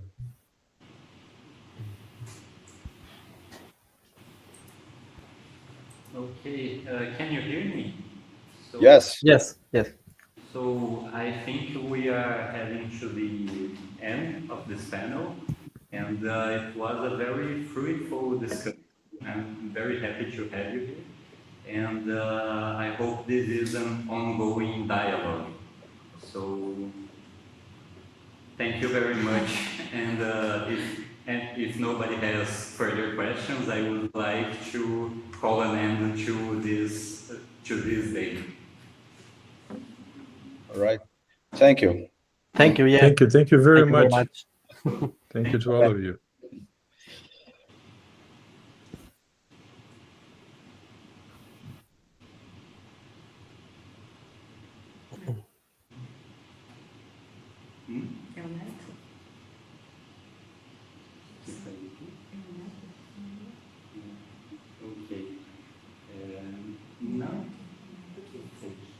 So I would like to call Neto to do the closing of this panel, and then we can end this day of conference. Okay, great. So yes, we have reached the end of our panel. We would like to express our sincere gratitude to the panelists for their valuable contributions. It was an incredible arena of discussion, of valuable presentations and insightful thoughts and provocative discussions. I would also like to thank the moderator, Eduardo, for leading the debate, and the public for their presence and participation online. We will continue next day, and we hope you can join us for the continuation of this seminar, the first seminar of LABGEC. Thank you very much for all the participants, and I hope to continuing in a constant dialogue with you. Thanks. Thank you very much. Take care. Bye. Bye-bye. Take care. Bye-bye. Ciao, ciao.